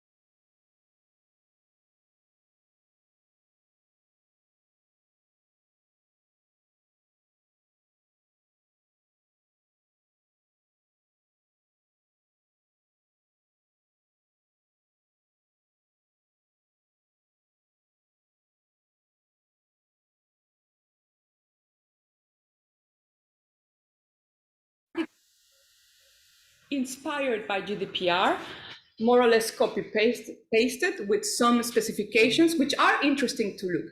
As I said before, I'm a big fan, and I think that GDPR should be more used in the context of employment, but that's not my talk for today. Despite the fact that GDPR provides great advantage for workers, translated into the Platform Work Directive, there are some issues that I think we should look at more precisely. So Article number 6 provides a general obligations of transparency. So the Commission says platforms, you have to be transparent vis-a-vis the workers. Okay, that's fine. What do I have to be transparent with? Well, you have to tell them what automated systems you use in order to either to edit or to make the decisions, also the case of the decisions that you make, and the parameters and the grounds of those decisions.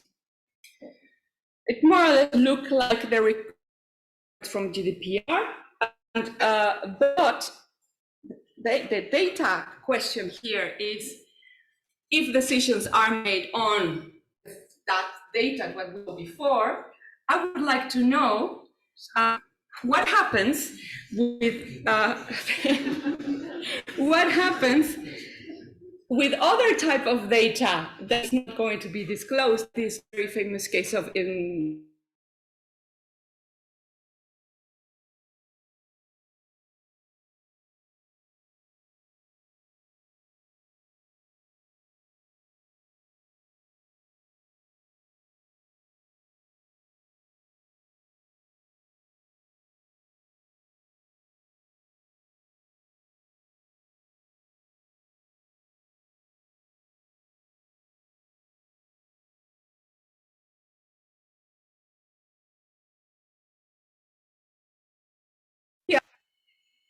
requirements for data protection.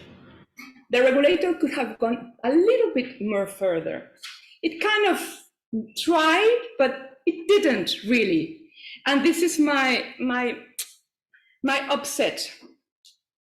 Also, in this specific article, the regulator should have clearly stated that the use of informed consent is not valid legal basis to collect workers' data.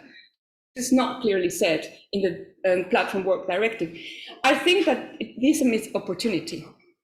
So a point to look with more scrutiny is, it's always related to data. Fine, they cannot collect specific types of data, but what happens when this data becomes anonymized data? What should platforms do? And when does this anonymized data becomes industrial data? Industrial data is not personal data, or is it? Well, we can go into the legal discussion about it. It's interesting, but there is a discrepancy. What is industrial data when it comes from personal data? Or what happens with anonymized data when it comes from personal data? The platform has all the liberties to process it and share it however it wants or not. Does the Platform Work Directive can solve that together with GDPR? Second point is article number 7. And this is where it's an interesting article because it states that the monitoring and evaluation capacity or actions should be evaluated in terms of its impact to the working conditions of the person doing platform work. So the directive asks to evaluate the impact of individual decisions. Individual decision means decisions at real time upon workers, to regulate, to assess as well the appropriate safeguards according to the specific risks, and to introduce preventive measures, but also to allocate sufficient human resources. It's absolutely fantastic. Even the Parliament goes further and says they have to provide human oversight of all the decisions made through automated systems. This is even great. And you will say, great, that's what we want. Okay, great. So,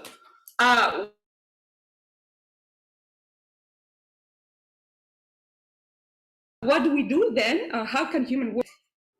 Life by data-driven systems isn't platform work driven by computing large-scale collection of fine-grained data, how are they going to do that? The platform works thanks to this computing system, and millions of decisions are made at the time. So it's a great provision, but I don't know how to operationalize it really concretely, that obligation. How can risk, for example, be assessed humanly? How many workers will the digital label platforms will have to hire in order to do that? Isn't the point to automate everything? And how many humans will monitor the impact of individual decisions? So basically, they have to have a human per worker. Well, that's great. They will have more jobs, and then we can finish a discussion. But another point for scrutiny is that indeed a high volume of data and decisions are processed all the time. And I have a little bit of a doubt that this provision on manually reviewing decisions is realistic. When decisions-making systems are based on automated decisions. So what are the consequences if this manual oversight or human oversight is not done? What happens? Do they have a GDPR fine, or is it up to member states to decide what type of sanctions the platform will be facing, if there are any sanctions? And the last article, it's about the human review. That's really great, and it's again a copy-paste from GDPR. You have the right to have an explanation of those decisions affecting the human worker, and if not happy, a right to review those decisions. Then the obligation for the platform is either to rectify the decision or to compensate. Okay, the GDPR doesn't explain how to exercise the right of explanation, and this has been a huge debate in the literature, which is absolutely interesting, and we haven't really gone further from that difficulty. But the platform work directive could have perhaps, knowing that it's very difficult to exercise Article 22 of GDPR, explain a little bit how they mean, or what do they mean in order to exercise fully and clearly the right to have an explanation. Is it, or are they going to leave it at the discretion of the labor platforms? Are they going to decide how to explain and on the basis of which grounds? Or how many human resources are they going to allocate in order to do that? Again, compensation might be at the discretion of the European member states. So I have to cut this short. And my conclusion is that we can see a lot of benefits in the Platform Work Directive because it's the first legal instrument to regulate artificial intelligence in the context of employment. It's the first legal instrument granting rights that look like very good. It's a right-based approach to regulating AI by opposition to the AI Act. But the Platform Work Directive will help to balance this asymmetry of power if it goes really beyond only transparency requirements, because it leaves too much discretion to the platform. It can help if data protection principles are a little bit fine-tuned to the context of employment, and if minimum GDPR requirements are raised to this specific particular sector, which is employment. I think, and this is my provocative point of today, even though I think that GDPR is great, I think that, or it looks like the burden and responsibility to exercise the rights and to make them work, it's more on the burden on the worker than on the platform. Provocative thought of today. So what should be done according to my opinion? There's always space to improve the legal framework, and we're entering into the Swedish presidency in order to do so. So fingers crossed. I think that there is an opportunity to make digital labor platforms to keep a record of all processing of the activities in a paper file, for example. And the question is, what is the data collected and for what processes are they doing that? Individual data, but also metadata. I think that there is an obligation to disclose the metrics that they use to measure that data. On which basis are they measuring that? That I don't know. And perhaps Nobody will know. Those metrics are important to determine the decisions to which an individual is being subject to. I also think that there should be a clear provision not to use monitoring and decision-making systems for specific uses. The platform work is silent, directed is silent on that. And also prove meaningful human intervention to be demonstrated by the platform, not just we assume there is human intervention. In any case, I still believe that an ad hoc legislative instrument for AI in employment is still needed. If there are obligations to platforms, there are also obligations to workers and trade unions. And I think that there's a responsibility of workers' representatives to integrate data protection as a core activity. They cannot just be safety representatives. They have to be safety and data protection representatives in order to understand the whole environment and to be possibly inserted in the loop. Not everything can be done through law. I believe that engineering techniques could be useful, like reverse engineering. Collective agreements are, of course, very welcome, and we might see some coming forward. And the last but not least is the capacity and resources of both competent authorities, data protection on one hand and labor authorities on the other hand. How are they going to merge their decisions and their advice so that they can really improve the working conditions on platform work? Because that's ultimately the objective of the directive, isn't it? And my last point is about liability and possible risks. So what happens if systems deviate from the law? And if systems have a defect, who will be responsible for that, for paying damages and harms? So with those very interesting questions, I hope to have a very nice debate with you. Thank you very much.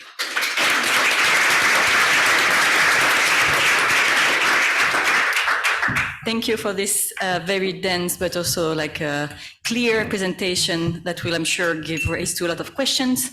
Now, without further ado, Agnieszka, the floor is yours. Please look at me for the time, from time to time. Thank you very much. Can I have the clicker? The pointer. The pointer. I will stay here if that's possible, so that you can show me. Yes, thank you very much. So I will now insert a bit of labor sociology into the legal debate as a distraction or entertainment in between of the serious legal debate. What I would like to talk to is algorithmic management and working time. So how one changes the other.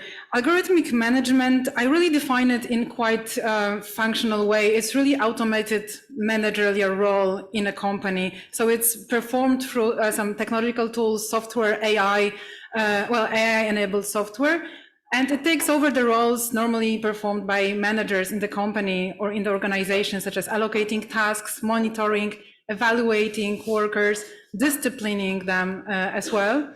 And the major advantage of adopting algorithmic management in organizations, obviously, to optimize efficiency and cut costs, because it allows governing the workforce on a scale that was unprecedented. It was not possible to effectively govern such large workforces, taking into account that much of data or information. So the labor process is datafied, it's measured, it's chopped into different aspects. All of those aspects can be measured, configured into a situation, and then that fits into the decision-making process. Most of the debate so far focused on how this can be used to manage dispersed and scalable workforces, mostly of independent contractors, so that affects at the same time the employment relationship, because many of the inefficiencies that were remedied by having a stable employment relationship are now addressed by algorithmic management. So it's much cheaper and more effective to hire, replace workers at even grand scales. But what I want to focus is how all this affects working time. So the structure, the logic, how working time is conceived in those algorithmically managed organizations.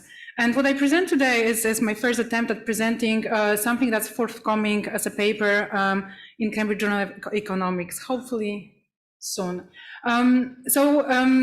Presenting a bit of a history. so that you recognize the past patterns and perhaps see the algorithmic management in this continuous process of renegotiating and changing the logic of time in the workplace. So when we think about non-industrial societies, work was very much task-oriented. So the task itself determined how much time you need to complete it. No one was really measuring minutes needed to, for instance, well, whatever it is that people were doing in non-industrial societies, it was really the task that needs to be attended to, and that defined what work there is. There was little divide quite often between work and life, because work was performed in the household or where people lived.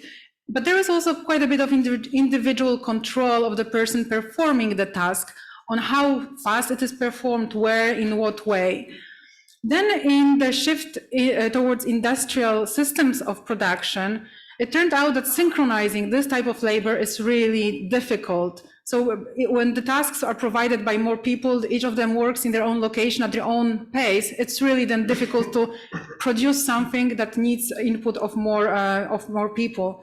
So slowly emerged time-centered model that was organized around the clock time. So then suddenly work started to be measured by the clock, and you see the picture of, I'm sure in the mental image of Charlie Chaplin struggling against the clock in the factory. So this is this. Working time started to be bought in segments of first 12 hours or even more, and then 100 years ago shortened to 8-hour working days of continuous blocks of time. And then with the liberalization of the labor markets at the end of the past century, what we observed was fragmentation of working time. Now, it didn't progress as a step replacing the previous step. It really developed in certain segments of the labor market, but the logic was very different. And not to bore you with logic, I performed some visual representation of those different logics. So the first one is the time axis. The upper one shows the logic of organizing the time-centered model. You had a block of continuous, let's say, 8-hour working day, and work activities scattered throughout the day. So it was the task of the employer to then schedule work that fits into the working day. It was all these scientific methods of management or the Fordism. How can we squeeze in more working activities in continuous working time? So time was not a variable. Work activity was a variable. Now, in the second, in the following logic of organizing fragmented working time, tasks do not need to shuffle to fit into anything that resembles a continuous working day. They are really scheduled when they happen. Quite many of them, they happen on demand and require attendance to them or performing this task when the demand arises. And then it's a problem of allocating workers throughout those scattered time units so that they can perform the task. So the worry of the manager in this upper logic of organizing time is ensuring that everyone clocks in at the beginning of the working day and they stay until the end. And then they are quite fit to perform the intense work continuously. Now, the problem is how to schedule workers to fit into those scattered peaks in demand for work activity. So algorithmic management does not, in my view, unfold as a different logic that would follow those the previous three types of organizing or thinking about working time, but really cuts through them and augments certain features of each of those logics, creating certain specific aspects that I think it's worth visualizing so that we know how to address regulation and experience of work, how work in algorithmic management is experienced by workers, and then how that can be improved. So restructuring time in algorithmically managed work is first of all based on the fact that it is possible to hire thousands of workers even for a day, even for a small company, instead of relying on a continuous longer-term employment relationship with just a few of them. So that creates unstable and featured employment relationships, feeding into the flexibilization of the labor market. But it also enables, even in traditional employment settings, so please bear in mind, I'm not talking only about platform work. Platform work is the key example because it's the most visible, but algorithmic management is also deployed in traditional employment settings. So it allows to time, allocate, and monitor workers of any size minutely and arbitrarily. So the paid working time can be measured and then reduced to a minimum because the peaks in demand can be closely matched with supply of labor, with workers. But the time efficiencies, because of this unstable employment relationship and imbalance of power, the time efficiencies are predominantly realized in asymmetric way, where employers or organizations are indeed able to schedule and purchase labor in shorter time units, so time becomes atomized, it's becoming shorter and shorter and punctuated, so scattered along the day, not constrained by any continuous block of time, but it is conditioned by workers shouldering the related costs and filling the unpaid gaps in this time through being available, which I call incessant availability. So they're basically there to take up the work task when it comes up. Looking first at this punctuated time, it's really imagining just-in-time work practices, but on steroids, so to say. So it does not need to be on-demand work, please mind you, that is performed like this. It can happen also in different contexts. For instance, in care work, care visits can be scheduled in the same way. They can be decomposed. So the three mechanisms that I identify in leading to the atomized and punctuated time is first is decomposing work activities into small time intervals. So they can be really small because it is all not measured by the human, but the machine or the algorithm is keeping track of all those tiny moments. So it's possible to compute large amounts of data. The tasks become delineated by this time, very short amount of time needed to perform a task. So a home visit cannot be defined by a need to visit a person in their home and perform certain amount of tasks or duties of care, but it becomes defined by, for instance, 15-minute time slot. That was a Swedish study that looked at indeed this. So allocating tasks in care work, 15 minutes was a definition of a task of a care worker. And then whatever you manage to do in 15 minutes, you do. Whatever you don't, that might spill over into unpaid time or is just not performed. In other extreme workplaces, the task can be defined by seconds. So just to show you the prime example is Amazon. It is not the only example, but I think it's the most graphical representations or worker exchanges can be found around work in Amazon. So you see here the tasks are post transition time. This is 0.95 seconds, so it's less than a second. The other item is around 10 seconds. And discussion on Reddit, okay, so how can you shave off a few seconds of your tact time? So with one of those tasks. Well, try to bring your tact time under 10 seconds. It's really like, it is as discussing a game, right? So how fast can you complete a circuit or whatever? It's really talking about seconds, milliseconds of how task is performed. I'm trying to go back. And then obviously that algorithmic management allows to squeeze time allocated for each task. So that's very much digital Taylorism. Everything happens faster because its work is commissioned on digital device quite often. So accepting shifts or accepting work has certain time limit to it. Everything happens faster. And also then it limits to a minimum time that is paid, such as between tasks, but also in this broader picture, when we talked about time-centered model, time for recuperation, holidays, social reproduction was counted within this continuous employment relationship. Now it's not, or it's possible not to count it. It's a choice of organization whether they do or they don't. This other element that's actually needed to ensure it functions is availability of workers, because work needs to be reliable. It's not enough to just schedule it in those finely defined moments, but then workers need to be there to pick up the paid work.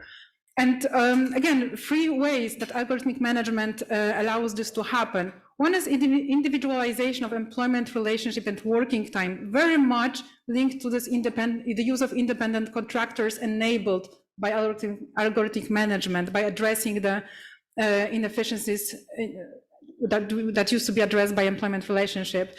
So there is this autonomy paradox where people who are self-employed, they feel they need to invest more energy because it depends on them. There was an interesting quote from a platform worker, remote platform worker in Juliet Shore's and colleagues' study.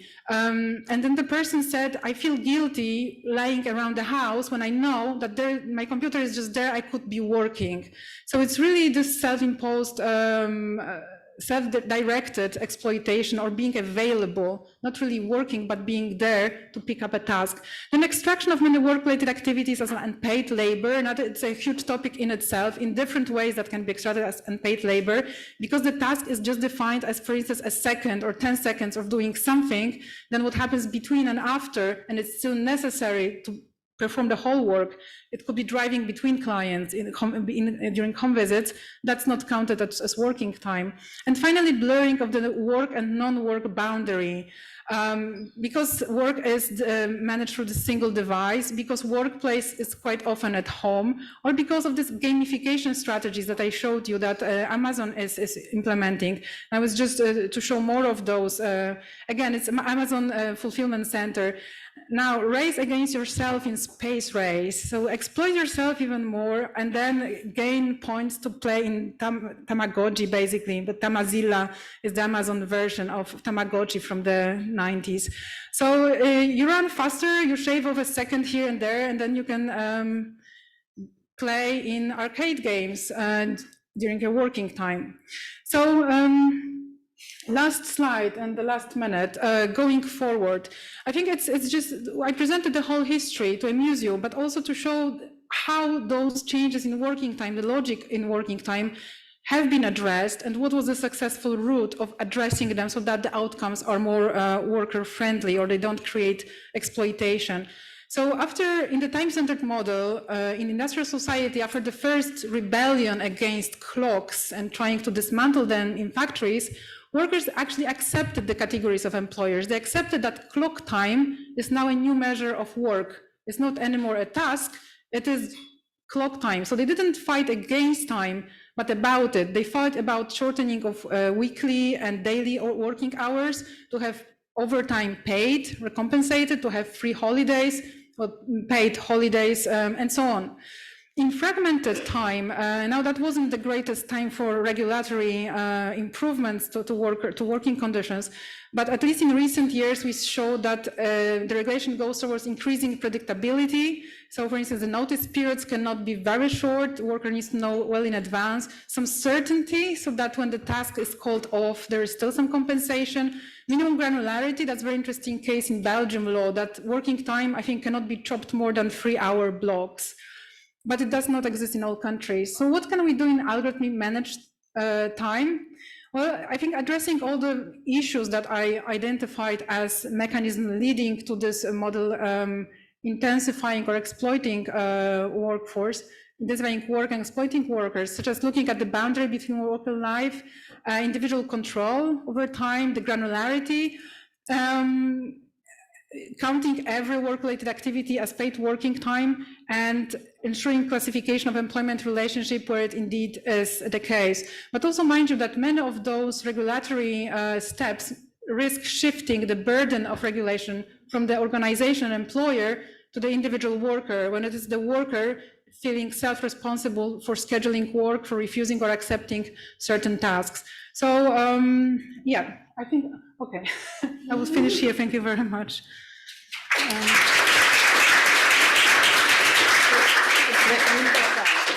Perfect, okay.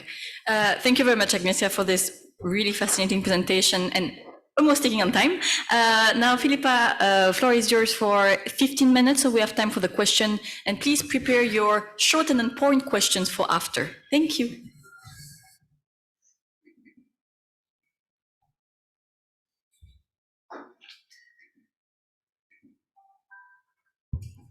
Hi, everybody, and thank you so much for being here today, and to Sylvia and Ord and the ETI for inviting me. And I have to comment, because I think it might be the first time in my career, a privilege to speak on a panel of female researchers of such excellence. So thank you for that. and well done to the ETUI, obviously, for organising it. So today I'm going to be focusing, I mean, I could pick up on thousands of things already that have been said this morning, but I'll try to confine myself to what I intended to present on, which is the sharp end of algorithmic management. So a lot of what we've already discussed is kind of the beginning or the middle of the experience of workers. But really, I'm a kind of specialist in dismissal law. So I look at the end, and I think a lot of how the other stuff operates is because there is that ultimate threat of discipline and ultimately the termination of the contract, which upholds kind of the entirety of the rest of the system in a way. And I was kind of inspired or sparked by this coverage of Fired by Bot at Amazon. It's you against the machine. It was a kind of reporting piece done by Bloomberg kind of mid-pandemic. And that's really where I kind of got started on this idea.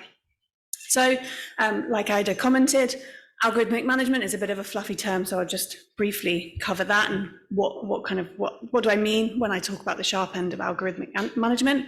Because I was always told that stories help keep your audience awake. I'll talk briefly about a couple of examples of where we've seen this being reported, and then take it from two different perspectives. So the challenges from the worker perspective and the challenges for us as labour lawyers, what are going to be the big problems? And then, just like everyone else, thinking about where we go from here, given that obviously I'm going to flag quite a few problems, how might we think about fixing them? I'm from the UK, so you'll forgive me if I don't integrate too much European material, and I hope I get some sympathy for being now the odd one out who doesn't get the benefits of discussions about platform work and all of that. It's very rare as a Brit to get sympathy in a crowd at the moment. So what do I mean when I say algorithmic management? Software, algorithms that assume managerial functions surrounding institutional devices that support them, which are deployed to allocate, optimize, evaluate work performed by individuals. So very much building on the definitions that we've already seen today. But importantly for me, these algorithmic management tools are being used to establish the expectations that we see within the workplace and to reinforce them by meting out disciplinary measures to the workers. It seems to me at the moment on the evidence that we have, which is fairly limited, that entirely automated kind of versions of dismissals are quite rare. So we've seen recently there's been some litigation in Amsterdam about Article 22 and Uber, and that actually there is kind of human review in place.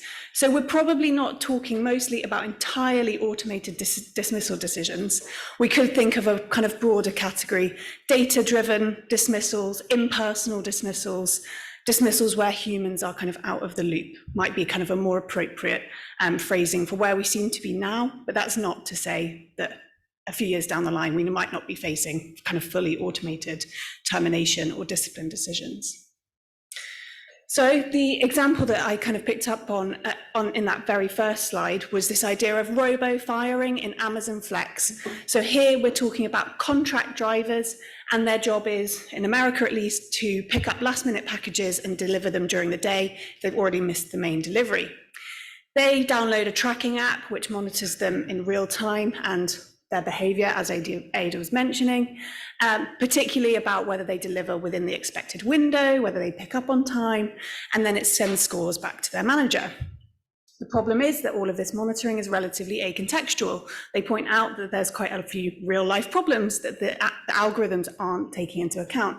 So locked gates, locked lockers, queues at their own Amazon depot, tyre damage, meaning that routes had to be abandoned. What happens to the worker in these situations? They receive an automated email saying that they are no longer eligible to partake in the Flex fleet because they have violated Amazon's terms of service. They are offered an appeal, and from the evidence of the workers that have experienced this, they have this exchange of emails with various kind of random names within the support team, but ultimately their terminations are upheld. They're not really given a specific reason why they've been terminated. They're not given an explanation of the evidence that it was based on, or a kind of idea of what we might view as kind of a fair process. None of that is kind of offered. Probably more familiar to most of us is discipline and dismissal at Uber, and this is all kind of taken from the UK coverage from our worker status cases. They go into quite a lot of depth about how it was working at the time. So there's currently litigation in the UK about the idea that you can be refused access to even log on to get work if your use of Microsoft facial recognition isn't accepted. And the issue there is whether that discriminates against people of colour. But once you're in the app, we all know that there's quite extensive methods of control and discipline. So 10-minute log-offs, a series of warnings if you don't comply with their particular expectations, so a low cancellation rate and a high acceptance rate on your different tasks. And then you also are measured on your high-quality service stats, so driver ratings, client comments, feedback. If you fall below a 4.4 out of 5, then you are offered quality interventions. And if you are not seen to be improving, you are removed from the platform. And the UK Supreme Court in 2021 called that a potent method of control. But that's not the end of the story. We also have algorithmic management kicking in to detect what might be considered misconduct. So semi-automated dismissals, which can be detected by, which are flagged by their monitoring systems. We've seen this through the context of GDPR challenges rather than kind of dismissal and discipline challenges. So the workers report being flagged for irregular trips associated with fraudulent activities, use of software that manipulates the Uber app on their phone, or improper use of the app.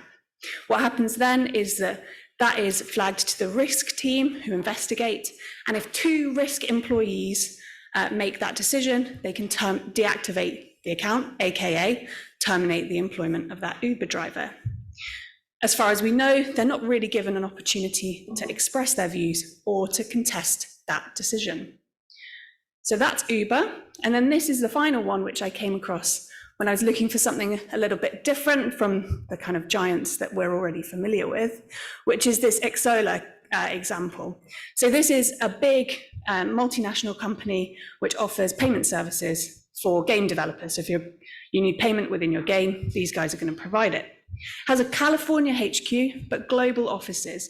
And in August of 2021, we got reports of this email being sent to 150 employees in a Russian office. You've received this because my big data team analyzed your activities and tagged you as unengaged and unproductive employees. In other words, you were not always present at the workplace when you worked remotely. So this is a kind of a COVID context issue. Many of you might be shocked, but I truly believe that the company is not for you. Pretty scary stuff. That's a very silent audience. So I told you, examples always key to keeping your audience awake. So what about this from the worker's perspective? Obviously, this isn't going to be the same issue for every worker in all of these different contexts, but we can definitely see some common themes. Transparency is a huge issue here. What are the rules that are being applied to me, and what processes are being followed behind the scenes? How are these decisions being made? And we can see that both as a prospective issue and as a retrospective issue. So how do I know what kind of sanctions, what expectations are being placed on me so I can play the game whilst I'm in work? And then once you've terminated my contract, how did you make that decision? That has often never been made clear to these workers. So it kind of operates from both angles. The evidence that's being used, clearly there's going to be issues about whether that's accessible to the worker, whether they can comprehend it, even if it is accessible to them in any way. There's also this possibility that they might be facing uncorrected inaccuracies or perhaps bias. And then there's this kind of tension between employers that want to rely on hard data versus the human account of the same situation. I think we're in the situation where a lot of these companies prefer the hard data over the individual human's account. The explanation is often missing, or you're missing an opportunity to raise a defense against the kind of allegations or the problems that have been raised. And when you're seeking that explanation of how this has all happened, your management team might be completely unable to offer you any explanation. They may not understand the tools that are being applied themselves. So how do they then go and give you that explanation? Generally, we just can see this idea of kind of a general dehumanization of discipline and dismissal. So outsourcing just to algorithms and review teams that are completely independent of your work. Remote interactions, real sense of a lack of trust between workers and their managers, or workers, their managers, and whoever developed the software originally. So for labour law, what are the problems that we're likely to be trying to tackle? Well, we're going to be thinking about this idea of transplantation. Often these tools might be designed with particular jurisdictions in mind, for example, the US, or designed with no jurisdiction at all in mind. They're just kind of designed in the abstract without any sense of actually what protections workers should have in relation to discipline or dismissal. So for example, the UK has unfair dismissal law, so you should design it with that in mind. And then they're transported all around the world and implemented in all these different contexts. We also have this idea of kind of a triangle starting to emerge where there's developers, managers and workers, and the developers and the managers might not be talking to each other. So there might not be that kind of feedback loop between how it's developing and how it's actually being implemented. Or you might have the developers being in an entirely different company and buying in the software, in which case we've also got issues around kind of confidentiality, perhaps trade secrets, what's the secret source that's running that algorithm. And then enforcement. This is a hugely complex area for workers who may not have the assistance of particularly unions and union expertise. How are they going to work out what their rights are? How are they going to work out how to enforce them? And I think we all recognize there's a need when you've got these really big players in the game that there has to be really significant incentives to prompt compliance. I'm conscious that I've already had a 5-minute warning, so I'm going to really briefly flag some of the issues. So I obviously now have to look beyond the European Union for my sources of international guidance, much as I'm sad about that. So I look at the ILO Convention 158, which is about termination of employment, and it basically restricts the reasons for which you can be dismissed and provides opportunities around procedural fairness, a chance to respond to allegations and that sort of thing. Also gives us a right to an impartial tribunal, to compensation or reinstatement if I'm found to be unjustly dismissed. So, questions and challenges in this area. So we've got a limited range of reasons that are legitimate to dismiss a person: capability, misconduct. And when you kind of map that onto algorithms that are drawing on huge numbers of data points, how is the designer of the algorithm going to be able to tell the worker, well, this was a misconduct issue rather than a capability issue or an economic issue, kind of redundancy type scenario? And you might have data points going into the decision that are entirely illegitimate and should have nothing to do with a dismissal decision. We also have really strong procedural protections in lots of systems. So in my jurisdiction, but I'm sure in many of yours as well. In light of those kind of strong procedural protections about kind of procedural justice, how can we think that actually those kinds of processes about discipline or dismissal could ever be fully automated? That would be, I think, a real contradiction to have an entirely fair process, but no human has ever been involved. But for labour law, there are also some really severe challenges. Often rights against termination of employment are kind of preserved for the real privileged class. So for us, it's only employees that are entitled to this, whereas actually a whole range of people are likely to be subject to this type of semi-automated dismissal. So there's a problem for us there in kind of who are we protecting? And then there also could be seen as we're likely to have to confront this idea that maybe the data is more fair in some circumstances than the human, and how do we kind of place ourselves on that balance and kind of negotiate that idea? Like everyone, I'm thinking forwards as well. So obviously you can see that there are labour rights that should shape this process and currently probably are failing to do so in most jurisdictions. So we could think about what we need to do more beyond just enforcing what we already have. So we could move from an idea of employees or workers to a more purposive approach to defining who gets protection. So you could protect working people who are subject to impersonal dismissals or semi-automated, drawing on the directives that have all of these definitions. You could kind of focus it that way. You could think about starting to prohibit certain types of decision-making. So if you've got decision-making that relies substantially on AI recommendations, that could just be a category of dismissals that we don't ever want to see. And so we just decide to prohibit it. You could think about perhaps a genuine guarantee of genuine human interaction when you are facing disciplinary or dismissal decisions, just because they are so important for the individual concerned.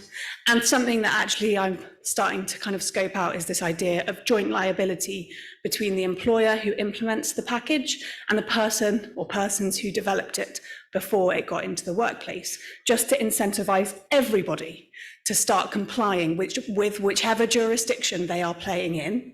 They need to comply with those rules. So that's something that I've been toying with recently. And if you want to pick up on that, you can see there's some written evidence, and I'm happy to share slides, of course. But thank you for listening, and I will now.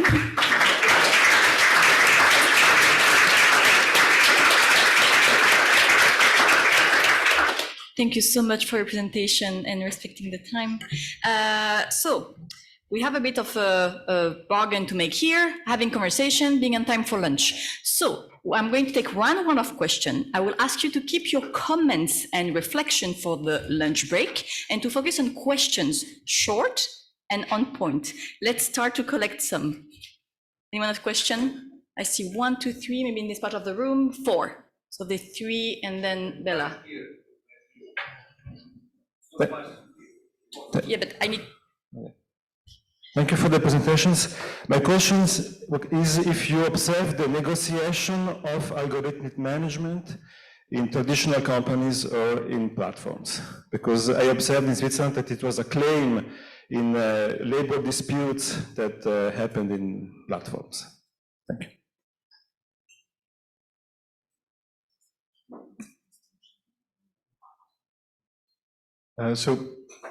Thanks for the presentation. My question is for Agnieszka specifically, namely about how to combat this incessant availability. So in the context of an employee or traditional employee-employer relationship, there is discussion of a right to disconnect to combat this. But my question is, how do you see, or what do you think about doing this in platform work? Because of course, platform companies will say, well, but workers already have a right to disconnect. They don't have to log on. We don't force them. So how do you see that working out in platform work specifically? That's a question over there. There was at least one over, yes, there. And then I think Bella raised also his hands. And I'm sorry, I'm trying to make sure that everybody can ask questions. So this is why, if you have asked before, I'm sorry for this, but please. Very quickly, the reference, maybe a question for Aida, but also for all the speakers, is about the proposed directive, the mention of mental health on Article 7. For me, it's very interesting because many of the aspects of platform were intrinsically put in risk mental health. So how can we ensure this part, that it not be used automatic monitoring and decision-making systems that put into risk mental health of platform workers? Thank you. Very quick question for Philippa, who hopefully gets a lot of sympathy over the coming days or hours. Have you come across actually the usage or application of predictive technologies or predictive AI when it comes to discipline or dismissal and contract situations? Thank you. So that was Bella first.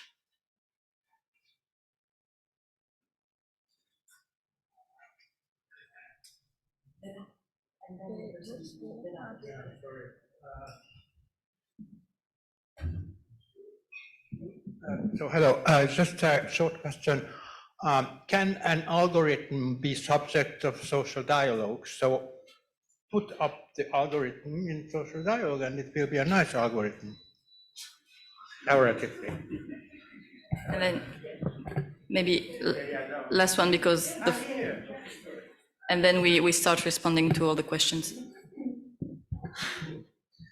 Yeah, for Philippa, I really enjoyed your presentation. Just quick reflection and question. It comes to the so-called anticipatory compliance that people have vis-a-vis artificial intelligence systems? And is there any way other than preventing employers from using these systems to avoid people leaving out the door before they are even actually fired? So they would not contest the decision. They would say if the machine made the decision, it's because it's a right decision, and then I should just quit before I'm actually fired, even if I get a compensation. And I have a case study where 500 workers decided to do this before they were actually kicked out the door by the company. They decided to leave on their own. So that's the direction of my question. Unfortunately, due to time constraints, I cannot explain more, but we can talk over lunch. But have you thought about this possibility that people prefer to leave beforehand? Thank you very much. And even I'm going to restrain from asking questions that I had. So please, if you want to address all the comments maybe in the order of the presentations. I will address, thank you very much for the questions. I will address only the one referred to Article number 7 so that my other colleagues can address the other ones. The Platform Work Directive was just voted within the Parliament, and they in the amendments, they added a new Article 7 that says that the platform with the workers' representative should carry out together, I suppose, a risk assessment of at least annually of the impact of individual decisions taken or supported by automated decision systems on working conditions and on what you ask, health and safety, and also fundamental rights. So it would be great to know how are these impact assessments going to be done, for example, on safety. Okay, are they going to observe and assess the impacts on the roads, on the routes, on the external factors that could impact the road traffic and hence the accidents? That's for safety. Or for those working online or click workers and online workers, are they going to go to their houses or wherever they're working in cafes to assess the possible risks to their mental and well-being? So it's very interesting. I love risk assessment when it's done in the company. At least I know the setting. When it's done in the platform work, I don't know how to assess the risks really. So it's an interesting, again, it's great because it has to be done together with the safety representative, at least regularly or annually. Which methodology? I have no idea. Happy to hear your views on that. Thank you for the questions. Well, you're asking for solutions to this instant availability. I think it's the whole debate, really. What can we do about this? One way would be to really recognize subordinate work for what it is and then apply all the regulation that comes with subordinate work. So not really splitting the activity into paid and unpaid time, because by legislation it is not allowed. So on-call time has very specific characteristics. So many of those in-between times shouldn't be classified as such. So one thing is whether the self-employment or independent contracting is abused in situations where it shouldn't, because then we can also focus on improving conditions for self-employed and recognizing that some of that work indeed is self-employed, but then it should be, workers should be then given the control over so many aspects of the work process, such as retaining clients or moving between platforms and retaining the clients, setting the prices, which is not happening. So I think separating self-employed and employees and then allowing them to have the rights that they have in the offline economy, that would already be a first step. And also recognizing that automation of many functions in algorithmic management does not make some tasks disappear, but just shifts them from a human manager to a worker who then needs to, for instance, come up with a schedule on their own, which also takes time to book shifts, to book work, find tasks. So this is the work done perhaps before by the manager who was tasked with condensing work and planning it well, so that inefficiencies are not too costly for the employer. Now no one cares because inefficiency is shouldered by the worker. So perhaps focusing on improving the conditions of those both statuses would be a good way forward. And whether the algorithm can be part of the social dialogue, I think it should be the object of social dialogue. If it's determining working conditions, as you said, in the traditional employment setting. This is just one way of organizing work process. So that should be subject to collective bargaining as any other process in the organization. But I wouldn't give the self-consciousness to the algorithm that it could be an actor in collective bargaining. That I don't see this happening. I think I'll stop here. Yeah, thank you again for the questions. Alexander's question, have we seen predictive uses of algorithmic management and it's only a prediction of future behavior that is used to then discipline and dismiss? As far as I know, and there might be other people who've seen this, but I haven't seen any reported accounts of it.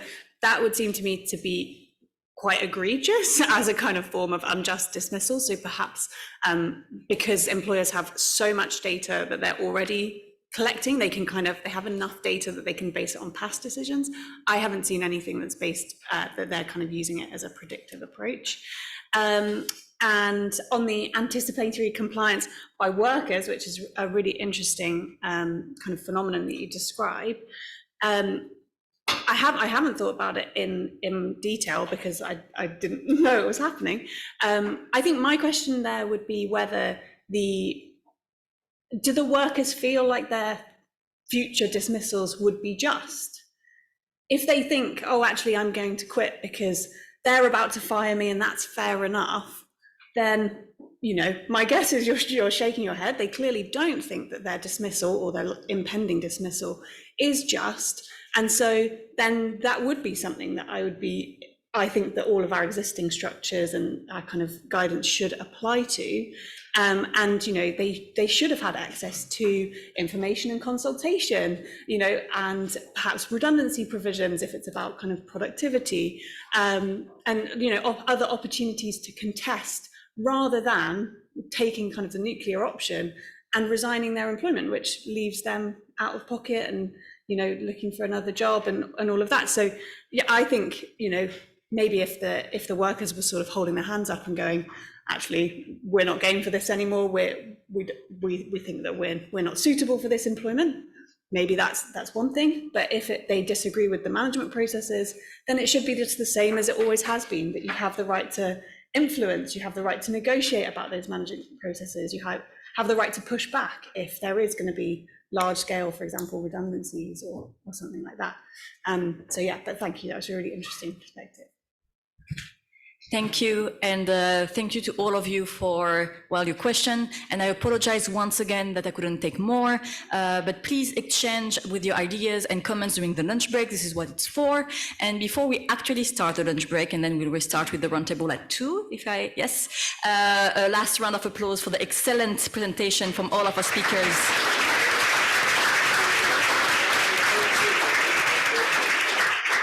And on that, I wish you a good break.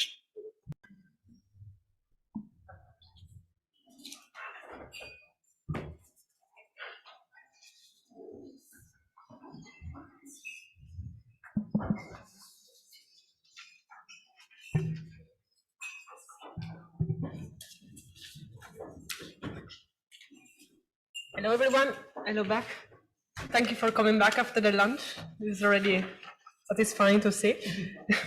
Okay, so here we are in this, let's say, more dynamic and conversational part of the conference today. So the idea of this roundtable is to have for around 90 minutes a conversation and a discussion with some of the leading experts that are able to converge the highlights and the main challenges and insights that were perhaps pointed out during the morning, both in relation to the platformization of the labor market and to the disruptive role of AI when the world of labor is concerned. So here we have the honor and the pleasure to have Umarani. She's a senior economist at the ILO, and she's conducted extensive empirical work on the future of work and algorithmic, and she has a very interesting global perspective. It's going to be quite refreshing for us. And then we have Professor Eva Kocher. She's professor at the Europa Universitat Gladrina in Frankfurt. She recently wrote a very insightful book on digital labor platform as market organizer, and she's a labor lawyer. We have also another labor lawyer, Antonio Loisi, professor at the IE University in Madrid, is co-author of a quite recent book, Your Boss is an Algorithm, and will steer the conversation on the algorithmic management AI aspect. Then we have an ETUI, European Trade Union Confederation senior advisor. We have Stefan Gran.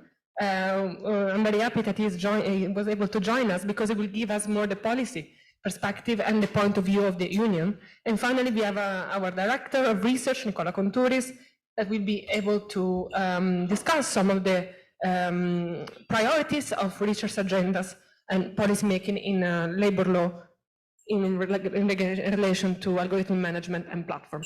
We are 2 people here, it's quite crowded.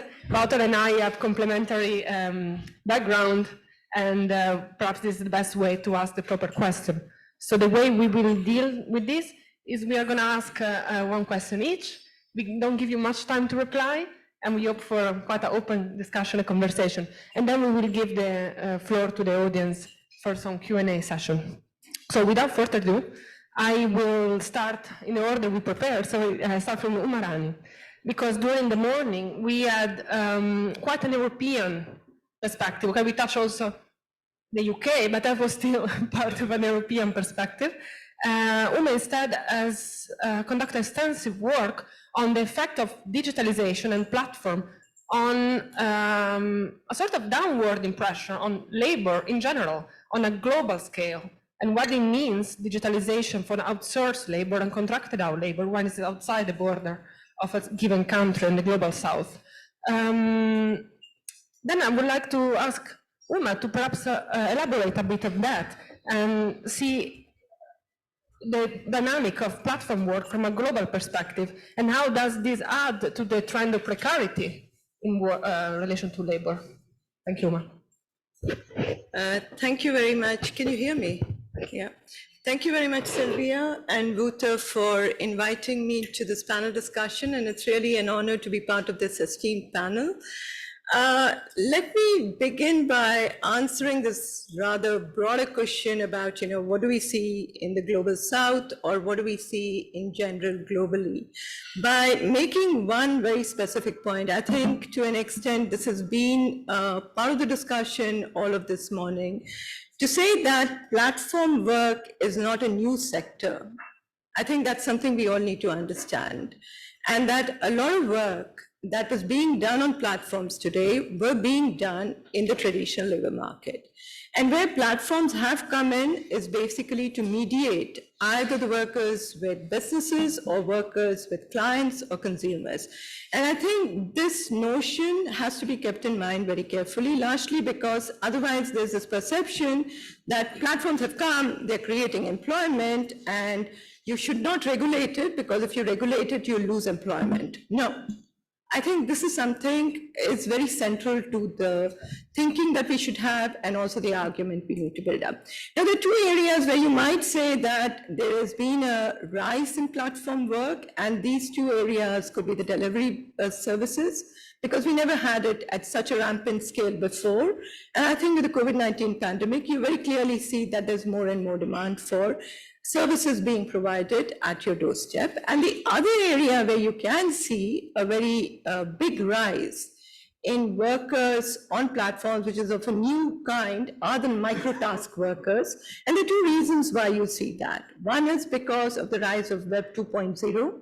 So you have a lot of transactions today happening on the internet. It's because of that. And the second thing why it happens is because of AI and automation. So you have a lot of workers who are trying to do the work a number of times so as to allow automation to take place. Now, as Wouter said in the morning, there are no numbers that are there about, what is the scale at which it is happening. But I just thought I would show a slide now to give you an idea as to what this work looks like. Now, this is part of, this figure is part of the report that we had actually released in 2021, and it shows just one platform company, and it shows the transactions that are taking place between global North businesses and global South businesses. There are 3 things I want you to keep in mind here. One is the size of the circle. Now, the size of the circle very clearly shows that a lot of work is going to Asia, India, Philippines are the big players, then comes Ukraine. Now I want you to look at the outer circle, which tells you whether it's a foreign employer or a local employer. Very clearly you see that in much of the outsourced countries, it's the foreign employers. So this is largely the US, UK, and some of the other European companies, Australia that is there.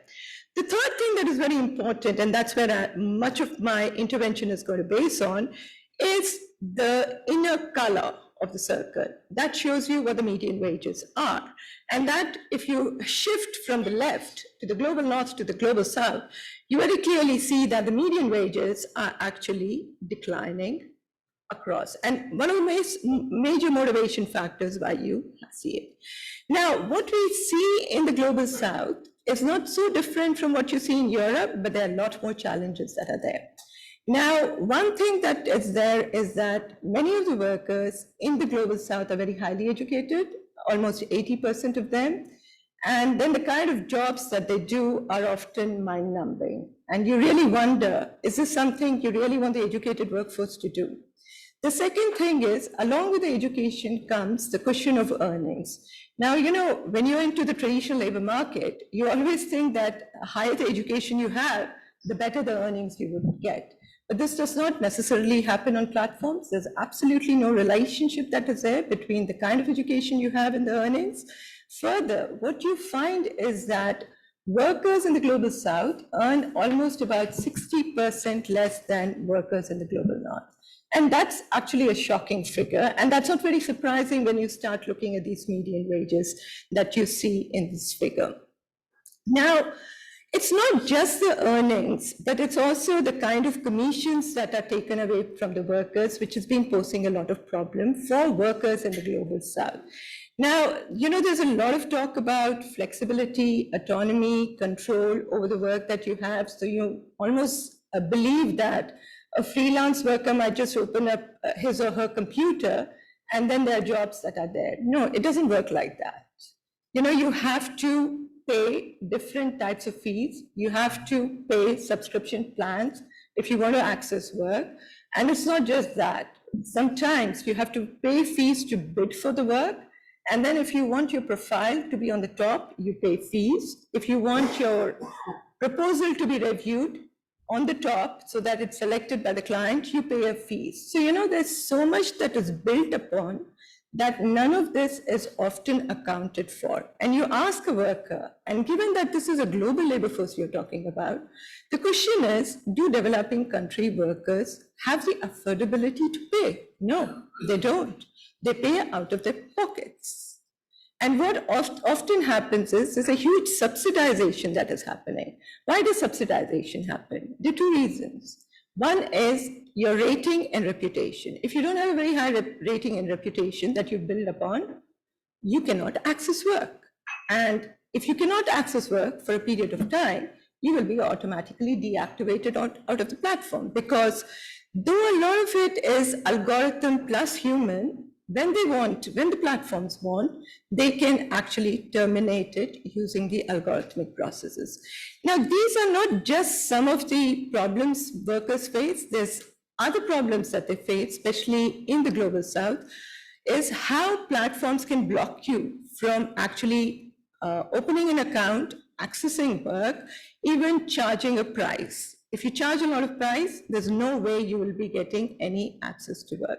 So now what happens is these workers use other modes.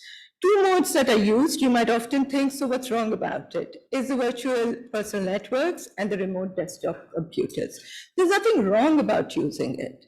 But how it is used, that's problematic.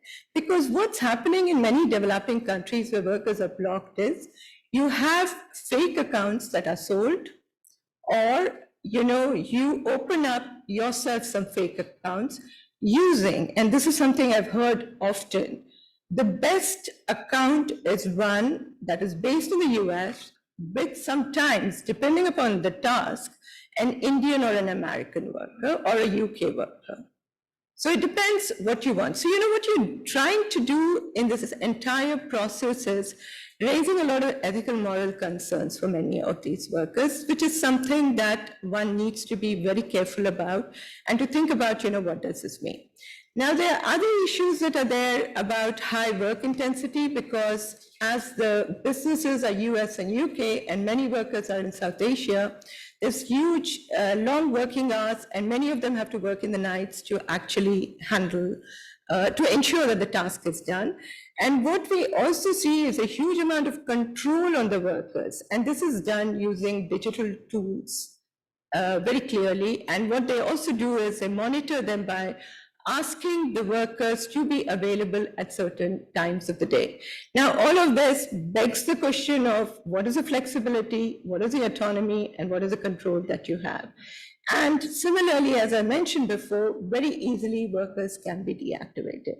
The second point that I want to raise is that in developing countries, you invest a lot in education, and all of that is with the hope that you would get into the formal or what is called as a standard employment in European sense. And that would mean that you have very good work-related benefits. Now, I think there's not so much that is talked about is the talent platforms or competitive programming platforms, which are really for the high-end computer science, IT-related tasks, and very complex, sophisticated tasks. Now, many companies today, instead of investing or in skills within their own employees or trying to build up what the needs of the market are actually outsourcing many of these tasks. Now, this has two repercussions, and I'll stop with that. The two repercussions that you very clearly see is, one is in the traditional labor market. So what the companies do is, they want their workers today not to be specialized in a particular skill, but they want to have them to have a diversity of skills from their specialization to management. So that means there is an internal de-skilling that is happening, because if a worker is not keeping up to the demands of the market in a particular skill, they cannot actually perform. On the other hand, these community of programmers who are very highly educated actually take these problems and try to compete and give a number of solutions to them. Now, they can be spending a couple of hours, couple of days, sometimes almost 3 weeks, coming up with a solution and providing it, but it's possible that the company doesn't like the solution, does not pay them for the work that they have done.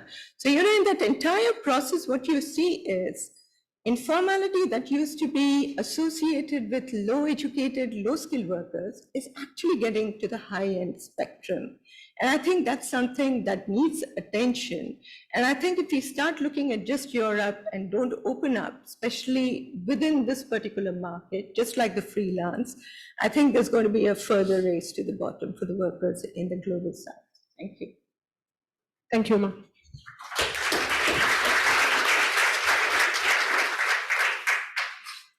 Thank you very much, Uma, for that really interesting and important talk, showing that this is really dealing with a very global phenomenon that also seems to impact or have much more severe impacts in the global south. And it really puts, for me, into perspective how we can regulate it in Europe and how European regulation might impact or might play a role more generally. And that is my very smooth segue into the next question, which is on the regulation. And next I would like to ask Professor Kocher. Eva, in your recent book, you framed digital labor platforms as market organizers. You stress that we need to understand the organizational structure of platforms before engaging with a proper labor law discussion. And you argue that the existing legal categories are not sufficiently adequate to address the situation of digital labor platform workers, which means you propose the creation of a specific regulatory category, which is a bit of a contentious issue. So we wanted to ask a bit more on that. And we would like you to expand on this point, and especially where you see the shortcomings of labor law as it now stands. Thank you. Yeah, thanks a lot, Wouters and Sylvia, for inviting me to this panel and showing this interest for these rather conceptual approaches and conceptual questions, which I think is our work as academic lawyers. So this is an academic approach to the issue. Nevertheless, I think it's really important in this time that we are discussing now EU directives and other regulations. I'm not so sure if it's really shortcomings of labor law that we have to address here, because in fact, I think that the labor law has a lot to bring to the discussion about platform work. I rather think that the kind of spotlight that is on labor law and that has been put on labor law by, for example, the directive initiative could be used a bit more effectively, or that labor law's achievements could be put to a better use in this whole regulatory debate about platform. What I'm wondering if this insistence on the employment status as the beginning and kind of end of labor law is really enough in order to influence this debate on the longer run. Because I do agree that the category of employment is the central aspect of labor law, is the central angle where labor law comes into play. But I think more important than thinking about that it is so central is thinking about why the category of employment relationship is so important for labor law and how this can translate into the platform economy. And I think if we ask this question, why is the category of employment relationship so important?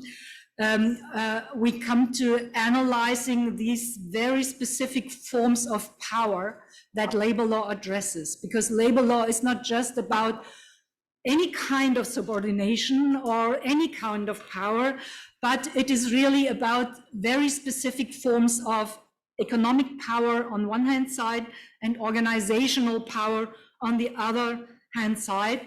And there are very specific experiences of workers connected to these power relationships. And it's a very different experience if you are in an economic dependency or if you are under an organizational power. So the question we would have to ask, how are these power relationships present in the platform economy? And I think if we focus so much on delivery work, we might lose what labor law can contribute here. Because when looking at delivery work, we will find organizational forms that really resemble industrial work. They're not so different from hierarchical organizations. And it's rather looking at other forms of platform work that we really see that we do have to think a bit more in detail. Because if we look about crowd working, we will find that classifying as employment is not so easy, not as easy as in the delivery work. And if we look at influencers, for example, I think Sylvia mentioned that at the start, we get into even more difficult, on difficult terrain, but still we should think about the question, aren't influencers worthy of labor law protection? And why should they be worthy of labor law protection, and in what sense? So that is why I think we have to analyze the organizational powers that platforms really represent, this kind of reputational indirect power, and the way of blocking access to market, which is also an aspect of power relationship, and that's really what characterizes the power that the organizational power of platforms. And in my analysis, I have seen that many courts have already recognized that they have to make some shifts, that they have to adapt at least their language, if not their concepts. And we, as at least as academic lawyers, but also as policy makers, should follow these lines and see where these new directions are and how they could be taken. It's not only the question of classification and how to classify. It is also a question on which rights and obligations should follow of classification. Rechtsfolgen, what we call in Germany. So we should think about how could health and safety rules really be applied effectively. What kind of rights and obligations are specific, such as rights in an algorithmic environment? How could what we now regulate as Works Council co-determination be translated into the platform economy? So I think these are really issues that labor law is well prepared to talk about, but which leads us into thinking a bit more about organizational forms, hierarchies, and translation of our concepts into the platform world. So in the end, I'm not sure if it's always a third category that we would need. I wouldn't want to propose that, but I think we should think about the specificities of the organizational power of platforms and what they have in common with industrial hierarchical world and what they don't. Okay, thank you.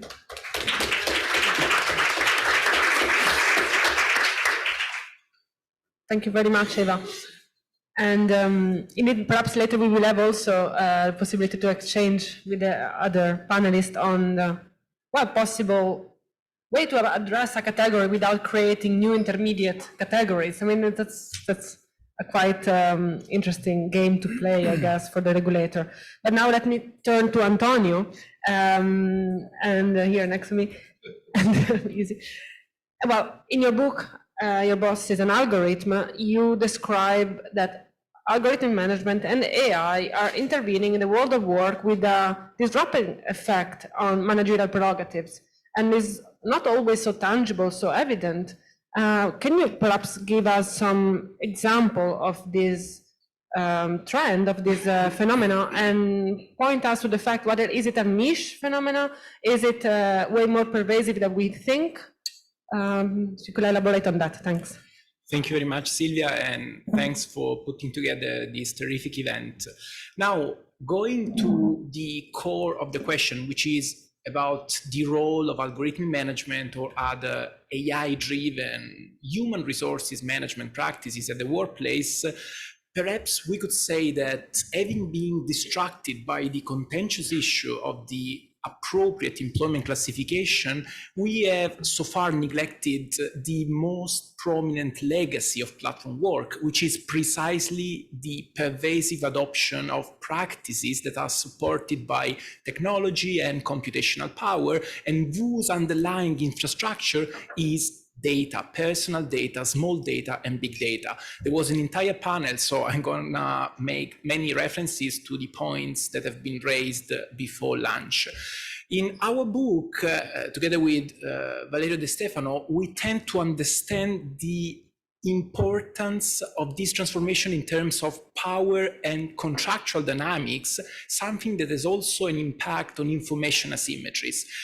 We studied a lot the role of power, the pervasiveness, the intensity of authority in order to unpack, to untangle, to understand whether there was, in fact, an employment relationship in the field of platform work. But we contend that the phenomenon is going to be much broader than the limited environment of this subsegment of the labor market.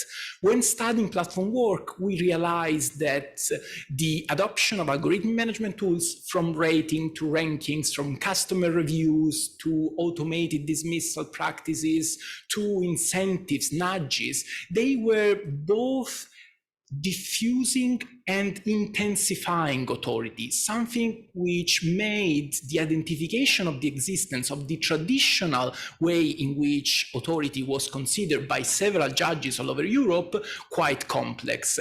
This role, which is about augmenting the power is now transitioning to many other segments of the labor market. When it comes to the technical features, it could be quite complex to understand the intricacies of the algorithm, but we wanted to focus more on the dimension of power. In our analysis, we claim that authority is changing not only from a quantitative perspective, because the sources of authorities are growing. Customers are somehow co-playing the role of bosses. The same is true for co-workers that by cooperating and assessing the performance of colleagues may somehow exercise the same prerogatives that were once conferred to employers.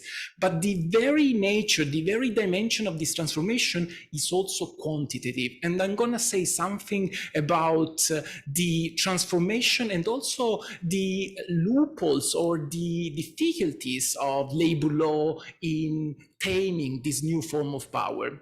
There is an issue which is connected to the scope of this power. This power is growing and is also spilling beyond the realm of employment, where some safeguards were already in place to take all this kind of power. Self-employed workers in many conventional sectors, if you want to call them as such, are now exposed to this relentless form of power control.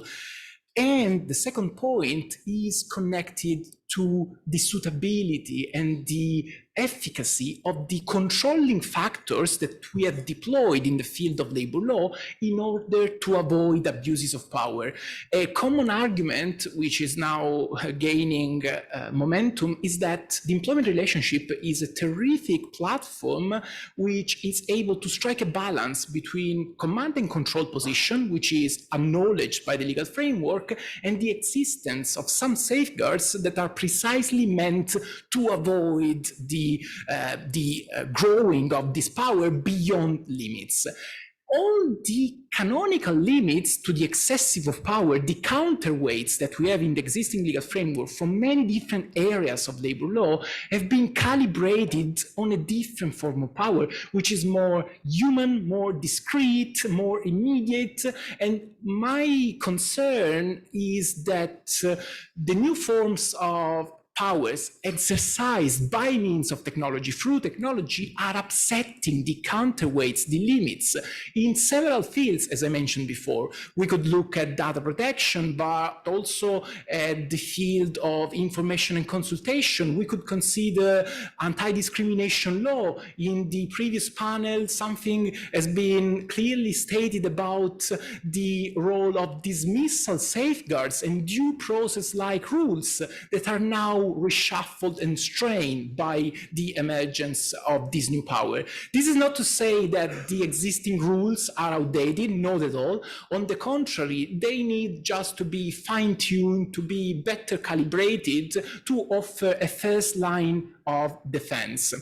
The other point related to the emergence of what we call algorithmic bosses or bosses ex machina, just to refer to the Greek divine solution that was supposed to solve a matter during a dramatic piece.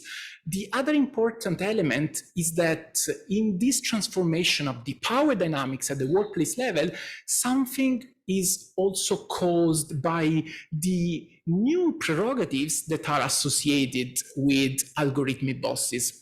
In a very first phase of this quite fast evolution of algorithms, they were supposed to be merely descriptive. They were used to make sense of a chaotic environment. In a second phase, they have become, in a way, inferential tools in order to anticipate by leveraging data and to build a description of team dynamics, of behaviors, of preferences, predispositions of worker. In our opinion, what we're witnessing nowadays, and it was also discussed in other contribution, today algorithms are in a sense prescriptive. By merging data and design, they are constraining the horizons of possibilities. And this is extremely impactful when it comes to agency, autonomy, and self-determination for both self-employed workers and employees. The degree of authority, the capacity to select meaningful goals and to attain them in the most appropriate way is extremely reduced. What is the conclusion to this quite dystopian introduction? The idea, of course, is to exploit the capabilities of labor law to bring a more holistic approach, not because it's now well in fashion to use the expression, but because data at the workplace have an intrinsically collective dimension. We are here among experts that are used to look at these issues, at problems emerging at the workplace, not necessarily from an individual perspective, but more broadly from a collective one. This is quite important. Many areas of labor law and many sub-segments of neighboring fields, from data protection to anti-discrimination to occupational health and safety, have a purely remedial ex post perspective, and they have a too narrow approach, which is based on the single worker, on the individual. On the contrary, when it comes to data, the comparison, the association, the correlation is precisely the inner working, the centerpiece of this mechanistic approach. So perhaps we should be able to blend several perspectives, bringing together countervailing factors that stem from different fields. A final point basically is revolving around the importance of shifting from an ex post, from a damage control perspective to an anticipatory one. We are often confused when it comes to algorithmic bosses by the fact that human bosses are far from perfect. We are all used to deal with capricious, arbitrary bosses, but the clear response from the legal framework is, an exception is for the ETUI, which is a terrific boss. Now, the key point here is that while we are used to deal with the extravagancies of human bosses, we should try to understand how to deploy a similarly complex set of rules to make sure that accountability, due process-like protection, and other countervailing factors are also guaranteed in this digital environment, which is not confined to the world of platform. So the bottom line is to leverage all the lessons learned thanks to more than 10 years of investigation into the dynamics of platform work to anticipate the next pandemic of precariousness and non-standard work. All the lessons that we have learned can be leveraged to anticipate this profound transformation, building precisely on these dynamics that we've been elucidating today during the seminar.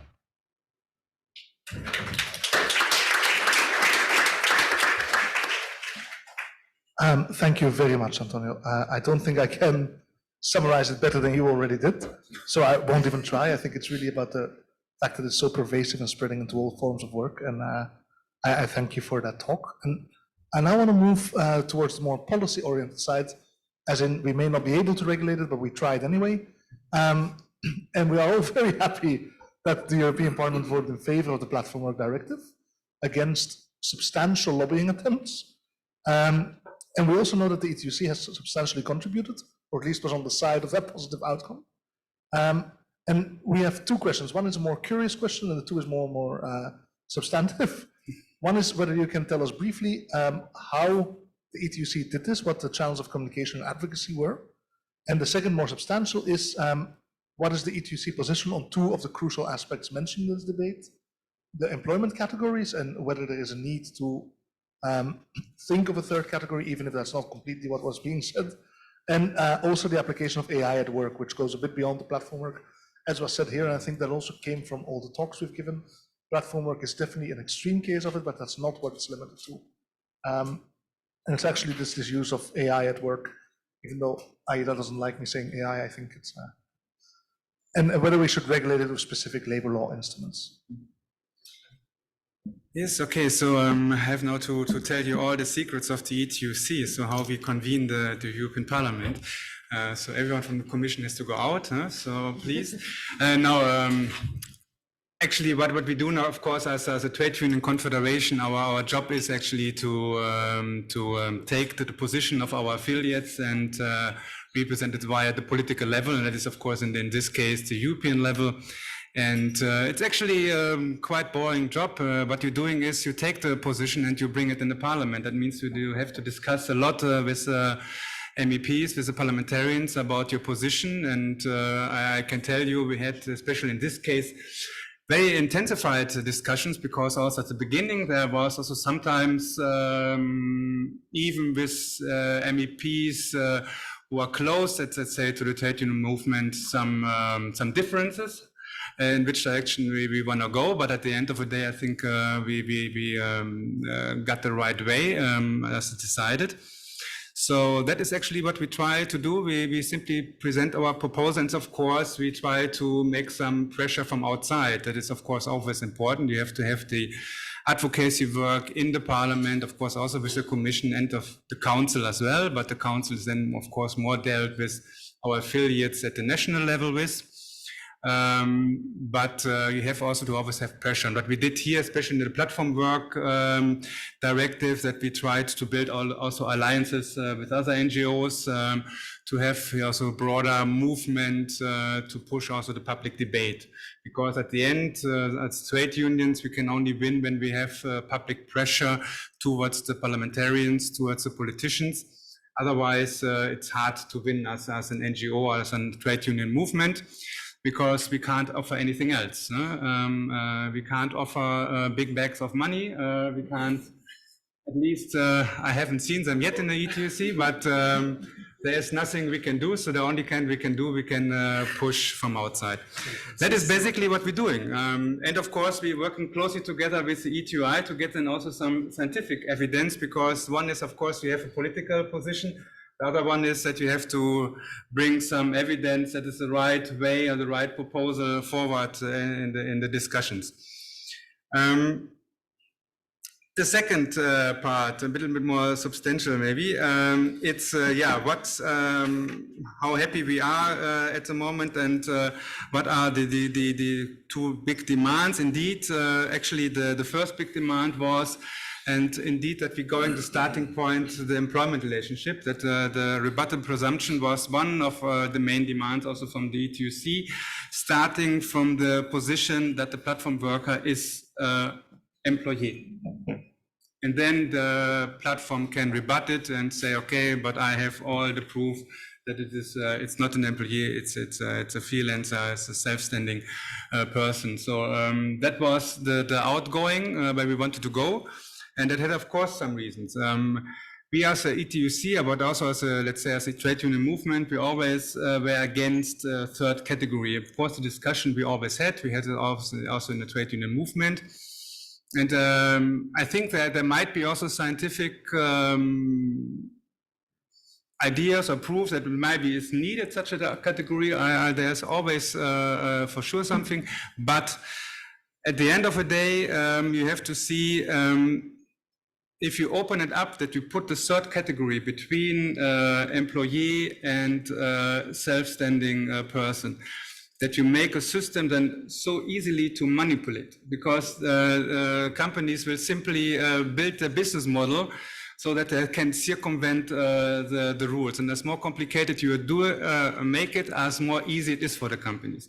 That was also one of the main issues why we rejected the idea to put criteria in for the presumption in the directive. And thanks to the parliament, they voted it out, at least as a criteria to start to rebut.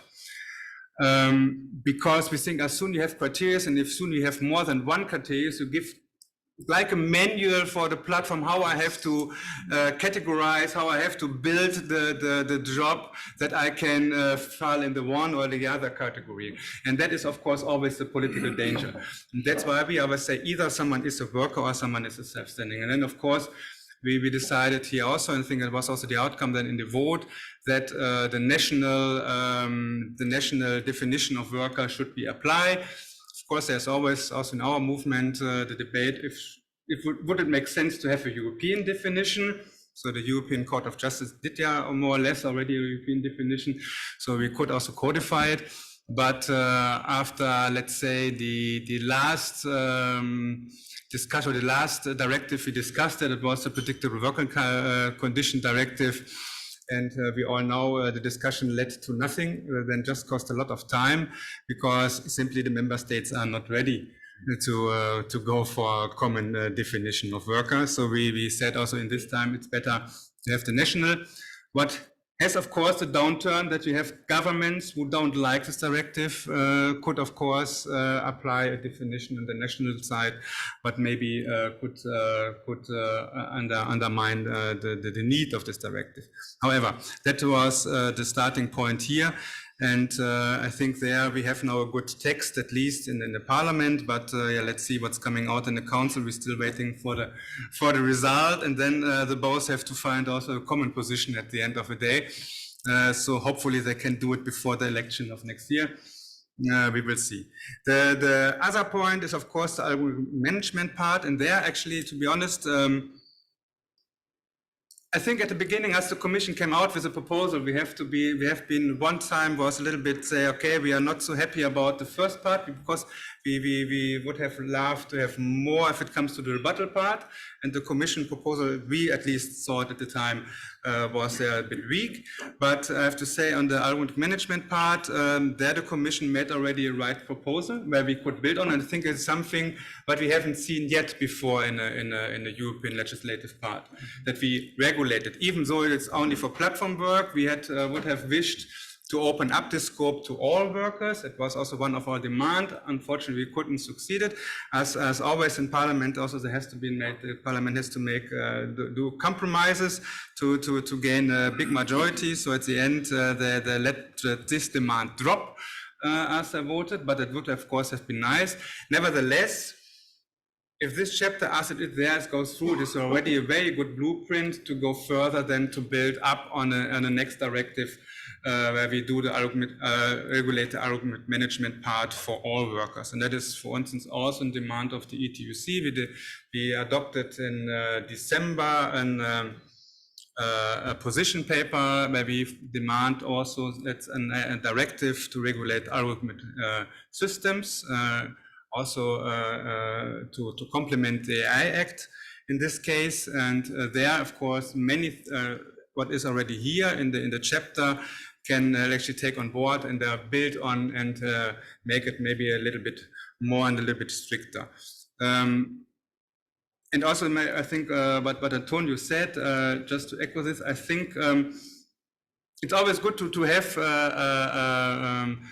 a very dramatic vision of the future, but I think many, as you said, many things we have already in place in labor law, also in practice, at least in Europe, and that we can build on. And one of the main demands where we tried as a trade union movement to build on is to strengthen especially the collective dimension, be it collective bargaining or be it information consultation and participation at the workplace, so that we really can either negotiate the algorithm or that we also can have a say how it is used and what can be used in the workplace, so that you can't have Amazon or other big player who are using algorithmic management systems or algorithm systems extensively in their warehouses. If you have their strong rights for the workers, that they can undermine it. And I think that is the most important, and that we can build off. And then, of course, you have to, as always, also have the expertise. And that is, of course, always the problem if we want to be involved, either as workers' representatives or as trade unions, that you have to have the expertise. And there's also something that could have come actually from us, but the Commission had the idea itself to give an expert, to give the Works Council also the right to get external expertise. Because no Works Council, I couldn't, and I think most Works Council can't, really assess what the algorithm does and how it's working. And there you really need external expertise to assess this and to see what dangers lie there and what can you do against it. Thank you very much, Stefan.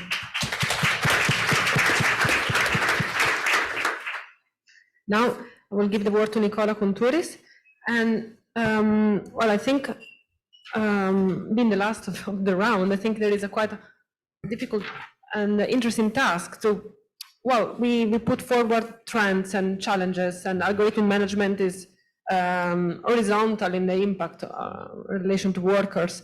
And we see the challenge of regulators and scholars to rethink categories. What is your take on that? Do you think the existing labor norms are somehow indeed sufficiently equipped to address these challenges? Do we need to rethink the whole concept of employment relationship? You developed throughout the years, you contributed to develop throughout the years the notion of personal work. And how do you think, if you want to say a word on that, how do you think this approach may break some of the current limits of the employment versus autonomy paradigm? Thank you, Sylvia. I think as the last speaker, for now at least, in this roundtable, it also falls on me, as Sylvia was saying, to try to organize a bit what we have been discussing so far, and then I will briefly also try to address the more specific second question that Sylvia asked of me. I think a lot of what you've seen today embodies the best of the complexity of the type of research that is necessary in order to address the challenges of technology and the future of work. And three things I think have emerged quite clearly from our approach. That is, I think, the approach of most successful organizations that try to deal with these questions. The first one is the shift from unidisciplinary approaches to multidisciplinary and eventually interdisciplinary approaches. And this is a process that we have been really working on really hard. And what you've seen today embodies some of the best and most advanced work that is between the multidisciplinary and the interdisciplinary. The issue is, of course, multifaceted as well. There are several angles to it. You've witnessed quite a few today. There are also some that, you know, by reasons of time, we couldn't share with our audience. So, for instance, Aude was chairing a panel, but she could have very well been a presenter on the impact that artificial intelligence and digitalization are having on the questions pertaining to the health and safety of workers, although some of that emerged in the previous panel. We have colleagues in the health and safety unit that work on the impact that exoskeletons can have on the health and safety of workers. A lot of these exoskeletons are, of course, facilitated by AI systems. Some colleagues work on the AI regulation, on the machinery regulation. You've also heard about the AI Act. So there is this dimension. There's also an important dimension of future work, digitalization and equality. We have some colleagues in the room, at the very end of the room, that have been working on this, and also digitalization and greening, you know, from the more fundamental and basic, seemingly basic questions about what is the impact of working from home on carbon emission. A very complex topic, it turns out. It's not as straightforward as I would have thought as a lawyer, but then for us, life can be blissfully simple at times. To more sophisticated questions about the dual transition. There is also an important collective dimension. You got a glimpse of it today, but we're working also a lot on mobilization. We're working a lot on information and consultation. A lot of this also mirrors some of the work that is taking place within the ETUC. And this is my second point. I think this is the kind of work that it's much more fruitful when it's led in a policy interactive environment. We are privileged in that respect. From the closeness to the European trade union movement. And the third point is that in our work, we have followed a parable that I think is, in terms of substance, not in terms of methods, I think it emerged quite clearly today, but I'll try to articulate it. We have also initially started engaging with questions about,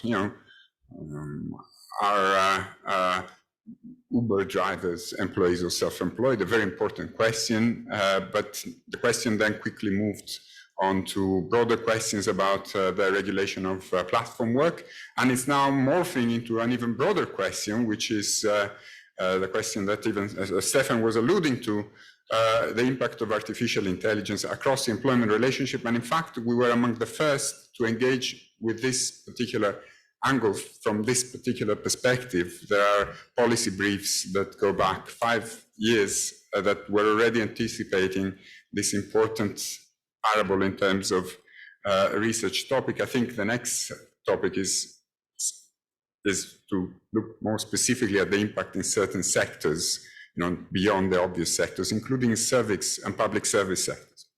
Now, this is as far as trying to organize more or less and sharing with you a mental map of our work. Now, we're also still dealing with fundamental questions and fundamental categories. Silvia's presentation was spot on in terms of sharing with you this particular angle of our work. I think we have conclusively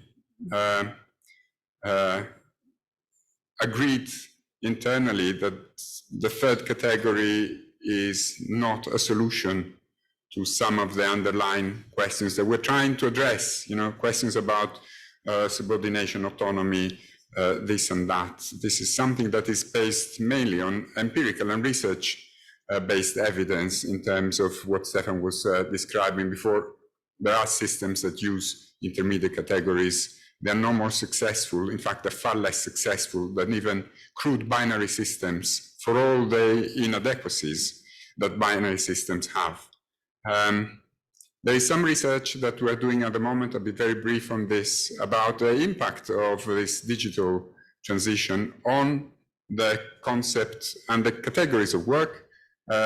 Silvia is doing most of it, I should say, within the Institute, but we have been toying with the idea of remote work amounting to, of course, physical distancing in the performance of work, but this physical distancing carrying the risk of contractual distancing. A lot of it is similar to previous outsourcing processes, except here we would be no longer talking about the outsourcing of peripheral activities. We're talking about the outsourcing of what were once considered core activities that had to stay secured for the reasons that Professor Loisi was sharing with us, contractually secure to the company, to the business, to the enterprise. This is changing. Technology is allowing for that to happen. There are 4 categories in terms of, or there's a matrix with 4 possible outcomes in terms of contractual distancing linked to physical distancing. One is where there is actually no change. A lot of workers are performing work remotely, not just in hybrid settings, but in fully remote settings, and are retaining their employment status that is not being challenged by employers. There's quite a few, actually, possibly the majority, although the second category is increasing.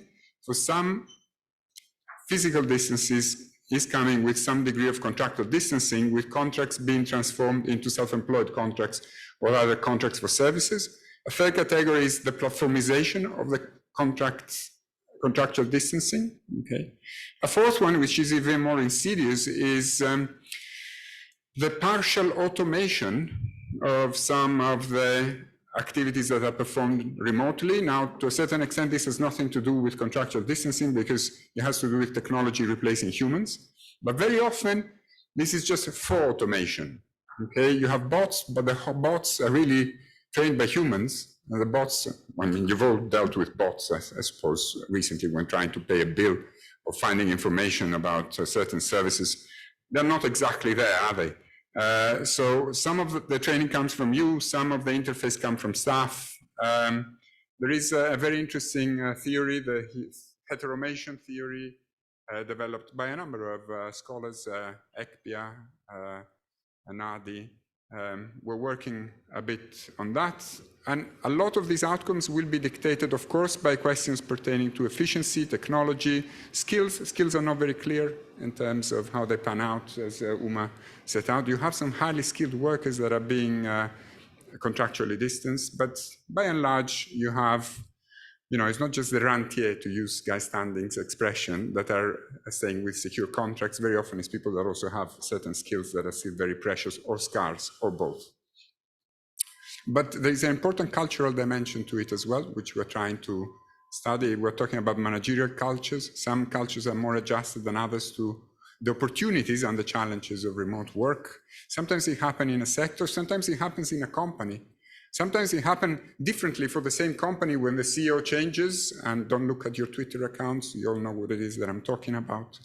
And a lot of it has to do with a certain enamorment that managers have with the idea of control. Okay, it's almost becoming a fetish. And though the pandemic revealed it as such, it's still a pervasive fetish that is structured and institutionalized also in the contract of subordinate employment. So this brings us a bit to the question, is this still an adequate category? Again, I would defer to the work that my colleagues are doing because they're much more advanced. I would note that there's been an interesting jurisprudential development by the Court of Justice in recent months in a case C356/21, the JK case. It was an interesting Polish reference. It was about a contractor working for the Polish state television on a succession of very, very short contracts for services. At some point, this contractor recorded a video in favor of gay rights, same-sex families with his partner. The following day, his latest short-term contract for services was discontinued, was brought to an end. Big question, is this situation covered by Directive 2078? In theory, it applies to self-employment for the purpose of access to self-employment. Not clear if it applied to this scenario. The Court of Justice concluded, the Advocate General perhaps was a bit more clear, that this scenario is covered by the directive as long as the person is performing work that is mainly personal and through that earns its livelihood. Okay, there are some distinguishing criteria. It's interesting because this is something that departs from the idea of subordination, departs from the idea of economic dependence or any other kind of dependence, okay? But it's also problematic, and we all know what the main concern is. Is this a third category that is emerging? Are we going to have anti-discrimination rights exclusively applying, you know, to this new category and the other? And I think this is up for grabs. You know, this is going to be a discussion that will keep everyone busy in the coming years. On a more positive note, that I would say is that, okay, this is a case about fundamental rights, but this is also a case about termination. So it proves that this category can also work for unfair dismissal and dismissal cases. So this is more or less the map of our work here, best exemplified, I should say, by the conference itself rather than my own presentation. So thank you very much.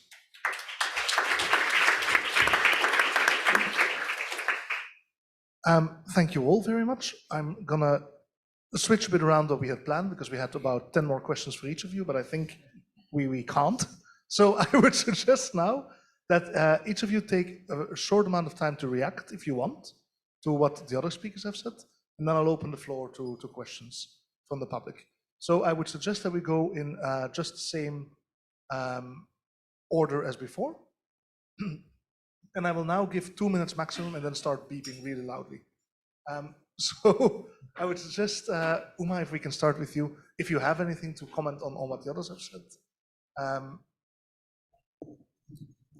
Yes, I do want to say something that Eva said, and I want to link up to what Antonia had been talking about the AI stuff, and also a bit more about what I said before about platform work being not new.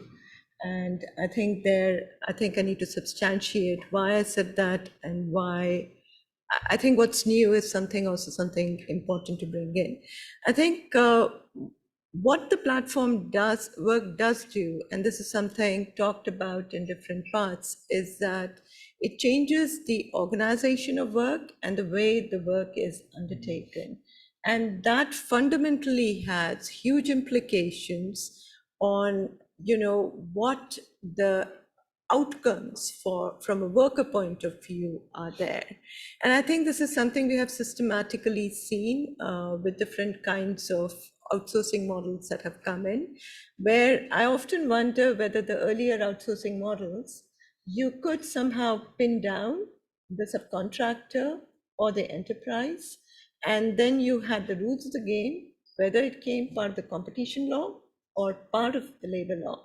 Now, I think it becomes very problematic when you get onto the platforms, because while you might want to argue that much of it is labor, it is quite complex, exactly like you were saying, Nicola, that in some countries, in some areas, it could also be small enterprises who are actually getting the job, outsourcing it within the company or to the labor. How do you actually catch it? What kind of laws would actually make sense? And I think that complexity is something, how do you navigate that in the current context becomes problematic. Now, one thing that we do have, we do talk about it within the ILO documents is, can we think about the Maritime Labor Convention? Because that's the closest you can draw parallels to. But with the complexity that we have in this one, compared to the seafarers, how do you actually make it applicable? Do you want to race down to the bottom? How do you ensure that workers have the rights that they should get? I think I got a signal stop, so I'll stop here. But we can discuss more over the coffee break. Thank you. Absolutely. Thank you very much. I was just shocked by how little 2 minutes is, but thank you so much for your reaction. Eva, may I ask you if you want to react? Well, I have two issues I want to react to, so I'll try to be short. I was very inspired by your numbers, Uma, and I remembered you showed us the large number of platform workers in India and their low pay. And I remember talking to an Indian lawyer now situated in Berlin at the moment, who is doing organizing work with all these South Asian platform workers in Berlin. They're doing delivery work. And he noted that it's very difficult to organize those, very difficult, and because there's a class issue involved. Those are middle class Indians who are studying in Berlin. They are not there for work, they're there for studies, and they don't see themselves as workers who have to organize. They see themselves as middle class, aspirational. So there's class issues involved in these global movements. I think that's very interesting to look at. The second issue is the third category. I said I'm not in favor of a third category because I think I won't be able to discuss with you if I said anything else. But I just wanted to point out, that Nicola also started by saying we don't need a third category, and he ended up saying that an extension of labor rights may be a danger. And I think that is maybe the danger that we are running into. As soon as we say we do not need anything beside employment, we will see any extension of labor rights to any other group maybe as a danger. And I think that's a danger in itself, because we leave these definitions up to the property rights lawyers, to the data protection rights lawyers, who are not at all collectively minded, not at all labor law minded. And we have these definitions like now in the directive proposal as automated supervision, monitoring, evaluation processes. So that's a new definition that we get if because that's not the labor law definition. It doesn't incorporate power issues, I think, or not sufficiently. And that's why I think we need to think about which rights should be linked to which rights and obligations. We need not call this a third category, but I also think we shouldn't necessarily see the extension of labor rights as a danger, but maybe I misunderstood you as well. Thank you very much, Eva, actually, for reacting on this. I know we put a bit of spice by mentioning the word third category, and it's indeed not what exactly you proposed, but I think this conversation about categories allow us also to show that rights can be stratified, and it's difficult to decide which type of right apply to which type of person performing work, if you want to use the term of the Commission. And indeed, they're not only labor right, we are looking for synergies. So it's all a mix of logics and attempts, I think. So thank you very much for taking the space to discuss that. And sorry for this digression. Antonio? Yeah, of course, it's super hard to condense modest ideas into minutes. I'm gonna say something very quick on the point where we are. Like, I think that the time for exceptionalism is over. The existence of a method which is still vulnerable but can be reinforced to trigger the presumption of employment is a final sign for a certain extent. This is also coupled with new rules, more robust rule when it comes to automated decision-making, which is gonna be a big phenomenon for many workers, including those in conventional sectors. But this inconsistency with the title of this conference today perhaps could tell us something more about the broader perspective, about the broader picture. In particular, the reclassification of precarious, of platform, non-standard workers is only a starting point. This allows us to focus on other aspects of labor law which present some rigidities, some inadequacies that are making work poor for many workers beyond the boundaries of the platform economy. This is the first point. So, we can say that this is happening first because even strategic litigation is changing the targets that it is addressing, moving to data protection rights, non-discrimination, occupational health and safety. But also, if you look at the titles of the presentation that are going to take place by brilliant young scholars, they are looking into some different areas of labor law that are now under pressure.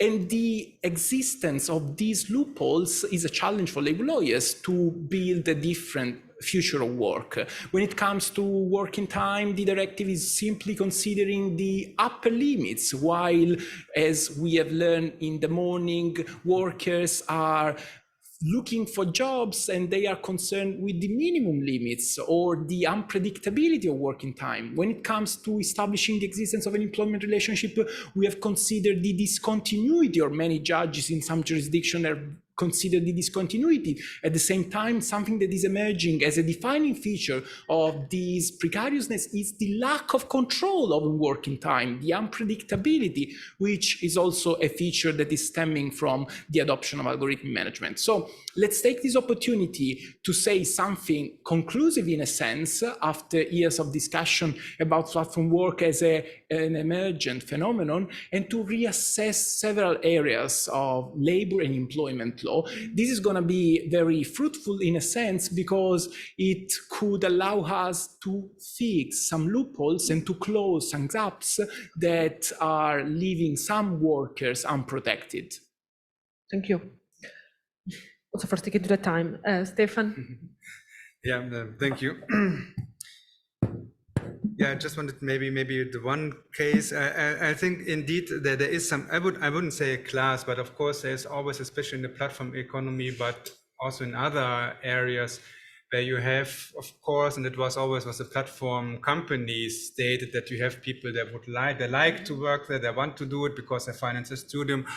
Or people just traveling, they're coming to Berlin, they want to stay there for half a year or a year, and then they're getting some money and they're doing driving for Uber and co. that might be all right, but at the end of the day, yeah, in German we would say it's not a Wunschkonzert, it's not a wish concert. So either someone is a worker or someone is self-employed, and there are criteria where you see if someone is a worker. And if he's a worker, you can't choose if you want to be a worker or you want to self-employed. I also can't go to my boss tomorrow and say, oh, I'm feeling now I want to be a freelancer, please. Because I want to decide when I come to my work and so on and so on. It's not possible because there's clear, this job that I'm doing here, it's very clearly I'm an employee done category, and so it's also for both sides. Anyway, but there is of course also that we see over the last year that there are also a very vulnerable yeah, we don't call them worker, but you have also under self-employed, especially solo self-employed. Nowadays, a huge category of such people who are also highly vulnerable, who have very low income, who they can't pay really their social contribution. They have no security. And there, of course, also you had over the last decades or years developments. I remember as I started in Germany to say that if you're self-employed, you have to be have an health insurance. Before it was not obligatory. You have it in Belgium the same. If you have to go there. Now the Commission decided to get also something like, I'm not sure if the term is right. I think we have to find the next term because they're becoming in the same term as you had the worker collective bargaining for self-employed, for solo self-employed, so that you also can do more. And we have even so trade unions now who are trying to organize these category of people. So they're sometimes with success, sometimes with less success, because it's also a very heterogenic group. So I think something is moving, and we have to also to think about how we can make the working conditions also for so-called solo self-employed better. But at the end of the day, you have a clear category if someone is a worker or not. And I think that you can, with most of the jobs, some may be more difficult, but most of the jobs you can do it, and easily done, of course, with everything what we're talking about. If we talk about delivery, if we talk about Uber and so on, I think it's very clear that they are employees. Thank you very much, and also for sticking to the time. Nicola, can I ask you for a final reaction, about 2 minutes, and then we can open up to... Sure, yes, thanks. Very briefly, 2 points. What I think I find problematic is a selective extension of labor rights. But I think a comprehensive one is necessary and overdue. I want to be clear in case I wasn't, probably wasn't. The second point that I would like to say very briefly is what an interesting phase in terms of policy response and the level of the policy response we're living in. Labor law has always had to play catch up with labor market developments. I'm oversimplifying something much more complicated. And it was always the case that developments would take place at a national level. Think about part-time work, fixed-time work, agency work in the 80s, 1990s. You would get national responses, and then a decade later, if not more, you will get a European directive. How interesting that on this occasion, the problems have emerged at a national level. Courts have been spearheading the response with all the limitations that court responses give, but with one exception, Spain, to a certain lesser extent, one or two other countries, we haven't had national responses. With the first response, the regulatory response, is coming at a European level. And I think, I'm not a political scientist, but this is something that it's worth investigating in terms of policy capture, business lobbying, we talk but effectiveness of trade union mobilization at a national versus a supranational level, in terms of putting pressure on regulators and not on courts. I think what an interesting phase this is in terms of European labor rights. Perfect. You had 7 seconds to spare, so it's a bit, I now don't know what to do. So I think now, thank you all very much for your reactions. We can open up the floor to questions, and we will group questions. So do we have any comments? Yes, I see there in the front. I've got the mic. So I'll just come to you. Thank you very much. Thank you for your contributions. My question was for Uma, actually. You kind of mentioned de-skilling and the possibility of potential kind of polarization of low-skilled tasks versus kind of the kind of higher-end technical complex tasks. But then you also mentioned about outsourcing with kind of less specialization, the more general sort of higher-end managerial kind of skills. But I was wondering about if this kind of process could prejudice certain social groups, or it could exacerbate kind of social inequalities if people are trying to, move into that higher end technical space. Is that going to kind of be to the detriment of others? Is it going to exacerbate kind of existing social inequalities within skills?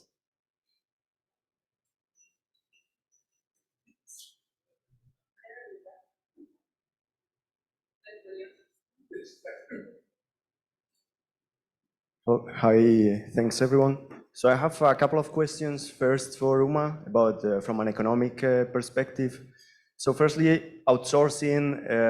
So I wanted to ask you if it is actually happening from the developing countries moving tasks, offshoring tasks and jobs to developing countries. That's actually happening or not nowadays. And then about outsourcing and automation AI. For the developing countries, should we consider it an opportunity or should we consider it another barrier in terms of skills and jobs that are moving to developing countries and that probably are precarious and not good for them? And then lastly, a question for all the table about remote working.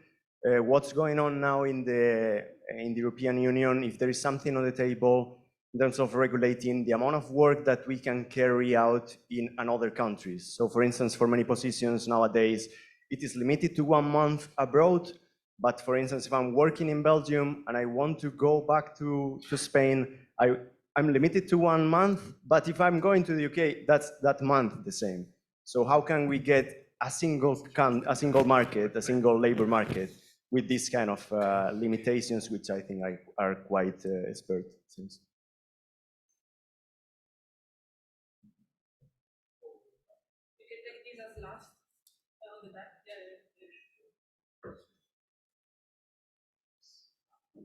Thank the panel. It will permit me to speak also, to have a question from the previous panel. And speaking in a political term, as Aristotle posed it, as the relations of the citizens inside the polis. And today, as I told to Mrs. Cefaliello before, it is the Westerner culture are celebrating love by Saint Valentine, as they call him. So that means that the ChatGPT, which is in front of us, in front of our discussion, ChatGPT is an artificial intelligence creation of the latest months from Google, from another name has with Microsoft, and it responds actually, I'll tell you an example. Today, there is a post on a Greek newspaper, Kathimerini, about the ChatGPT responses to the citizens about love eros in Greek, and responded to all the questions in a scientific term, apart from one, which was how do you think that the human life can be between two humans can be stopped, or how much can it last? Couldn't respond only this. All the others were responded exactly. Entering to the scientific part of my question, as I'm a scientist and an engineer, because the lawyers, as the ancient Athenians were telling, as many laws you make, as less democracy you have. So as an engineer and a stakeholder and an expert in the Commission's technical workshops the last 15 years, I would like to ask about what about the management of the artificial intelligence regeneration? Because right now we don't have management. Right now, the high-tech companies, they don't manage by humans, they don't have the time. So the artificial intelligence is recreating the coding, and it's creating a regeneration of the management of all the things. So this was not posed by the expert teams. That's why I'm suggesting to put engineers also inside your teams. Entering my intervention and contribution to another point, another perspective to your thinking, because we bring fresh news to the European and Mediterranean citizens. What shall we do in the future? It's very important, because you don't respond for the future working. You are responding only to current situations, which are already past. And speaking to the past, you are acting like the Luddites of the 18th century, which during the industrial era, they were destroying the machines. And ending on the ground right now, it's happening this. They have cameras everywhere, the shops. Sorry, I'm afraid we need to conclude the question. What are you going to do with the cameras, which according to the Belgian law, they should be in two places? They are, for example, on the cashier and on the entrance, and they put them everywhere. So the working people, they are judged for 5 minutes, for 1 minute. What are they doing? What are you going to do with this? Thank you very much. Thank you.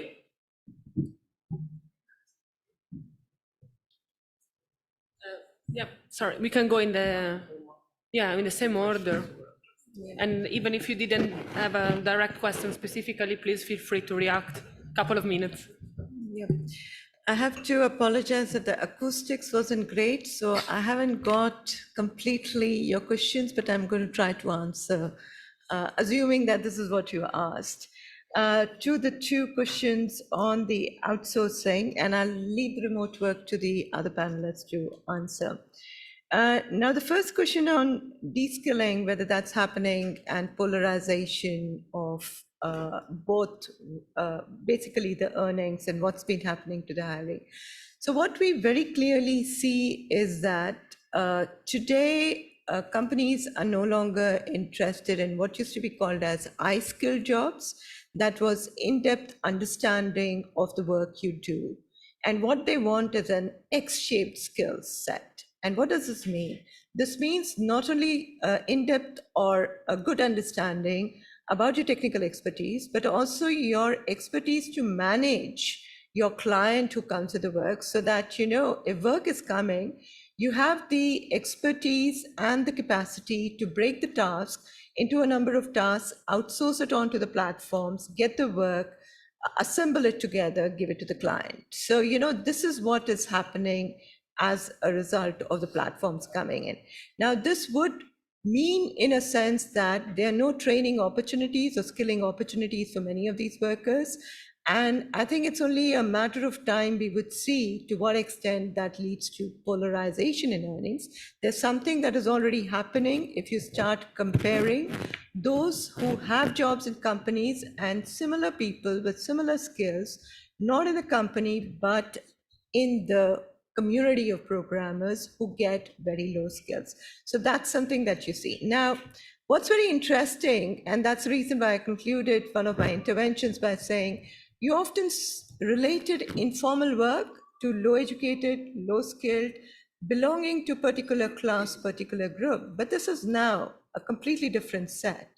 And that's very interesting to see. Now, the question is, as Eva very clearly pointed out, middle class and upper middle class in many of the developing societies do not consider themselves as workers of the working class. So how do you get them to understand, mobilize, and see that there is a huge transformation in world of work happening? That's something only time will tell us, you know, how this momentum would happen.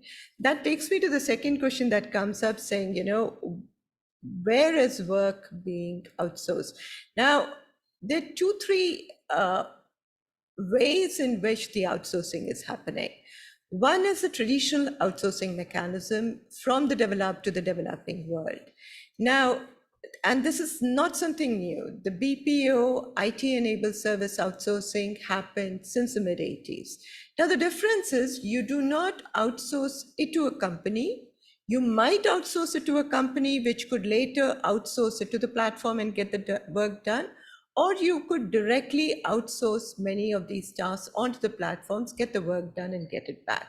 So this is clearly the continuation of the process, but the way the outsourcing model has basically changed. So that's what you have to understand. This is happening at the high skill segment, but it is also happening at the low end segment, where you have secretarial services, which are no longer existent in the global north in the name of automation, but they get outsourced to workers in India and Philippines, if it is English speaking, where workers on platforms actually go about doing. And they are invisible workforce. You think it's AI doing it, but actually it's invisible workers doing it who are not really paid. These are good jobs becoming precaritized and poor jobs. And then if you start linking the job that they do with the education, you very clearly see that there's absolutely no link. You might ask the question, why are people taking this up? And I think this touches upon what Wouter said early in the morning. The issue is much more the lack of employment opportunities in the local labor market for many of these workers. So I think one thing that I do want to mention also is the fact that while we talk about regulating platform work, I think we need very clear employment policies to ensure that this quality employment is generated within the local economies. Thank you.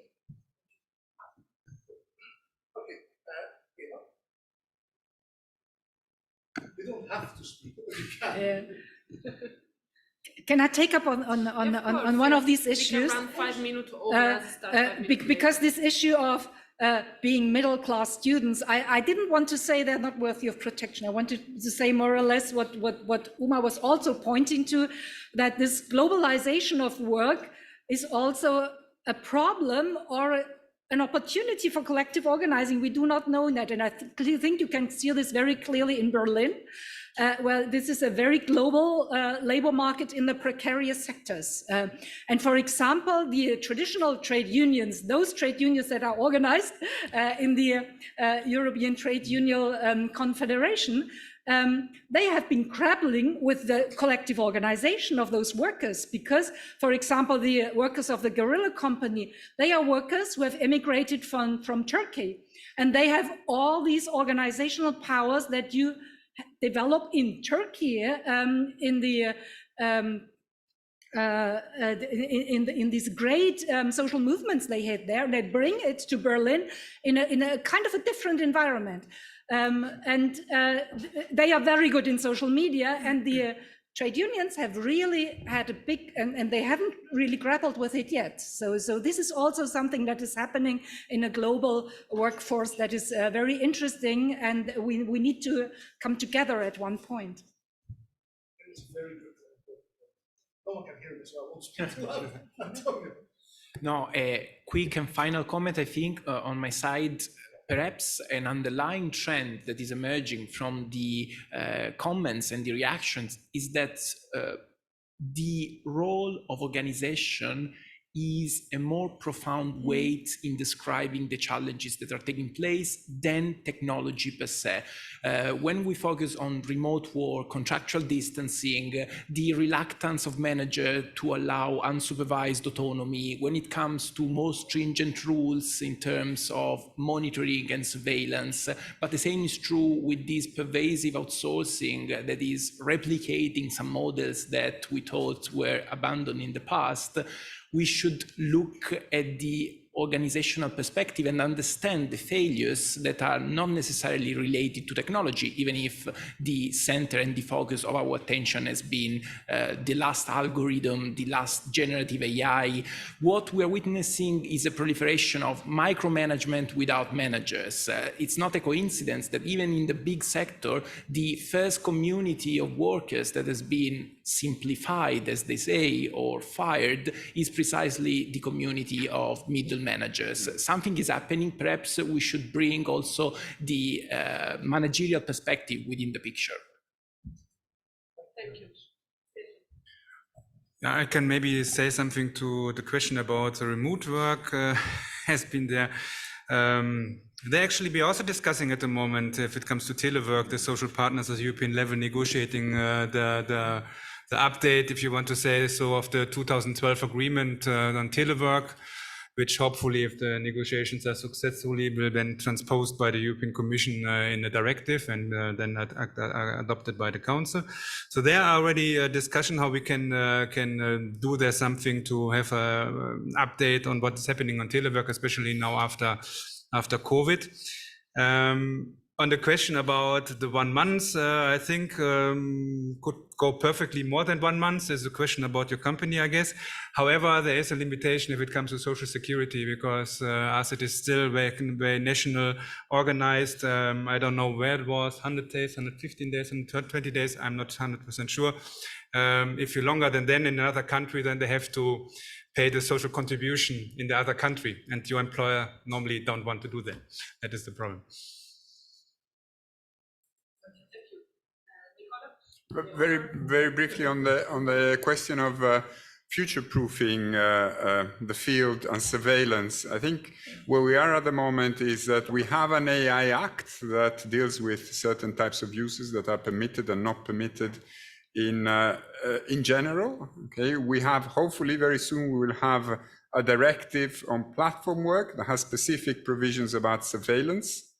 The missing link here is what Stefan was mentioning before, and it is a separate specific instrument that is about AI, but at work, not just in the context of platform work, because it's apparent to all of us. The question, I think, was partly about that, but it's apparent to all of you that are currently in front of a screen and have Teams open, whether you're working through a platform or not, that surveillance is no longer, digital surveillance is no longer, and perhaps it's never been, just a platform work issue, although it's being addressed now to a certain extent with many limitations as far as platform work is concerned by the directive.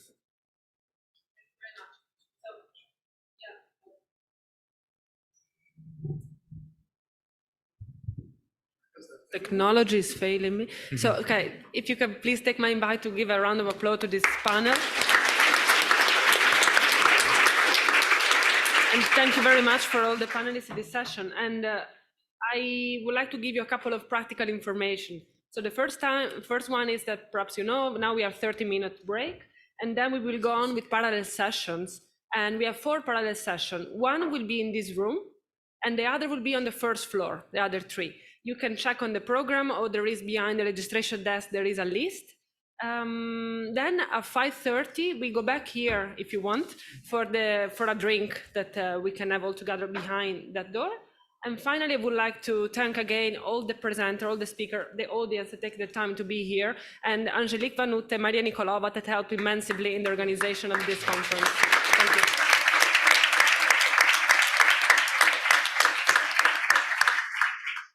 For free.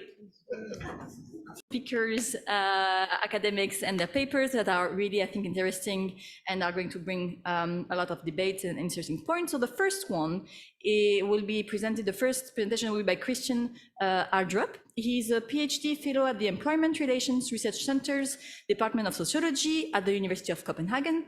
He researches digital labor platforms with a focus on the gig quality organization of work, labor market segmentation, and industrial relations. He's going to speak about the processes of working time segmentation on a Danish food delivery platform. Is it company or worker driven? Then we will have a presentation from Milena Franke, who is a doctoral researcher and teaching assistant at KU Leuven, conducting research on platform work in Belgium. She works within the ERC ADG project Respect Me, within a FWO project on digital work, and within the Belgian team of the Fair Work project, promoting better and fairer jobs in the platform economy. And the title of her presentation is Workers' Contention over Unpaid Labor Time in Food Delivery and Domestic Work Platforms in Belgium, which is a huge topic and problem. Then we have Simon Pilch, who is a PhD student in sociology and a research assistant at the University of Worklow. He's also a principal investigator and researcher in 2 scientific projects funded by the National Science Center in Poland. And his main scientific interest lies at the intersection of sociology of work, organization, economic sociology, industrial relation, platform work, and digital economy. So truly like multidisciplinary. And it will be about all the experience of remote work in terms of the COVID-19 pandemic that wasn't far ago, and the coping strategy and job quality in education and PBO industry. in Poland. And last but not least, Tommaso Maserati, who is a PhD student in Ebola at the University of Milan. His research focuses on remote work in a national, international, and comparative perspective on working time regulation in the face of ongoing technological change. And this is also about the right to disconnect in the virtual offices. So I'm very sorry about the time. All of you, you have 12 minutes. I know this is a discrimination. It's not because of the age, it's because of the number of speakers in the session. So please look at me and I will give you a little signal for 5 minutes, 1 minute and stop. And then we will open the floor to everyone. Perfect. So Christian, floor is yours. Thank you. Can you hear me? Okay, yeah. Well, yes. Well, I'm going to present a work in progress, which I am mainly writing with my supervisor in ETUI, and it's a quantitative study that uses some using longitudinal data, and it's some data provided by a food delivery platform operating in Denmark. Some very hardly accessible data. I think I will just, because we have a limited amount of time, I will just jump to the research question to begin with. And it's sort of two-folded. So the first part is has an empirical focus, and it says what developments do we observe in individual working time trajectories on a digital labor platform facilitating food deliveries. So what we want to address here is, as I said, a longitudinal perspective, sort of a processual perspective on working conditions on platforms, because much empirical research more tends to sort of focus on snapshots of working conditions, but as these platforms are very dynamic and change a lot, have changed a lot, and also because the platform workers working on the platforms, they tend to sort of enter the platform and leave on a continual basis. We think this processual approach is rather relevant. The second dimension of the research question is theoretical, and reads do processes of segmentation occur on the platform, and are these processes mainly company demand or worker supply driven? So basically what we want to explore here is, because much research suggests that platforms are not, there's not one uniform group on these platforms. It consists of segments, but the question is also rather whether the platforms sort of form these segments, or whether these segments sort of already existed to begin with. But that's what we want to address here using segmentation theory. Just a little bit about the data. It's a longitudinal data set provided by the studied platform, and consists of weekly summarized online hours at individual level from all active couriers during 2017 to 2021, like a 5-year span, meaning we have the full population of all couriers who've ever worked on this platform in Denmark. And we have, as I mentioned, online hours, remember that as the indicator of working time, which uses as the indicator of approaching working time. We also have some demographic characteristics on these couriers on the nationality and tax registration form, and we also have some information about central platform developments during these 5 years. Just a little bit about the platform. It's a large expanding food delivery platform that operates in several countries, including Denmark. It facilitates gig work, food delivery, and which is often classified as gig work, short-term, on-site, low-skilled tasks, and this platform uses self-employment, solo self-employment as work arrangements, and competitive PSA earnings.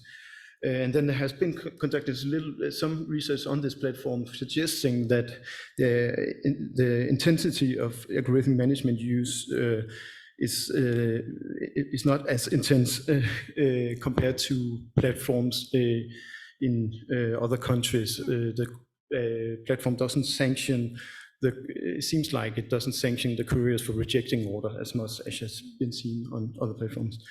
To give you a brief idea about how this platform has developed, here we have the monthly summarized online hours on the platform.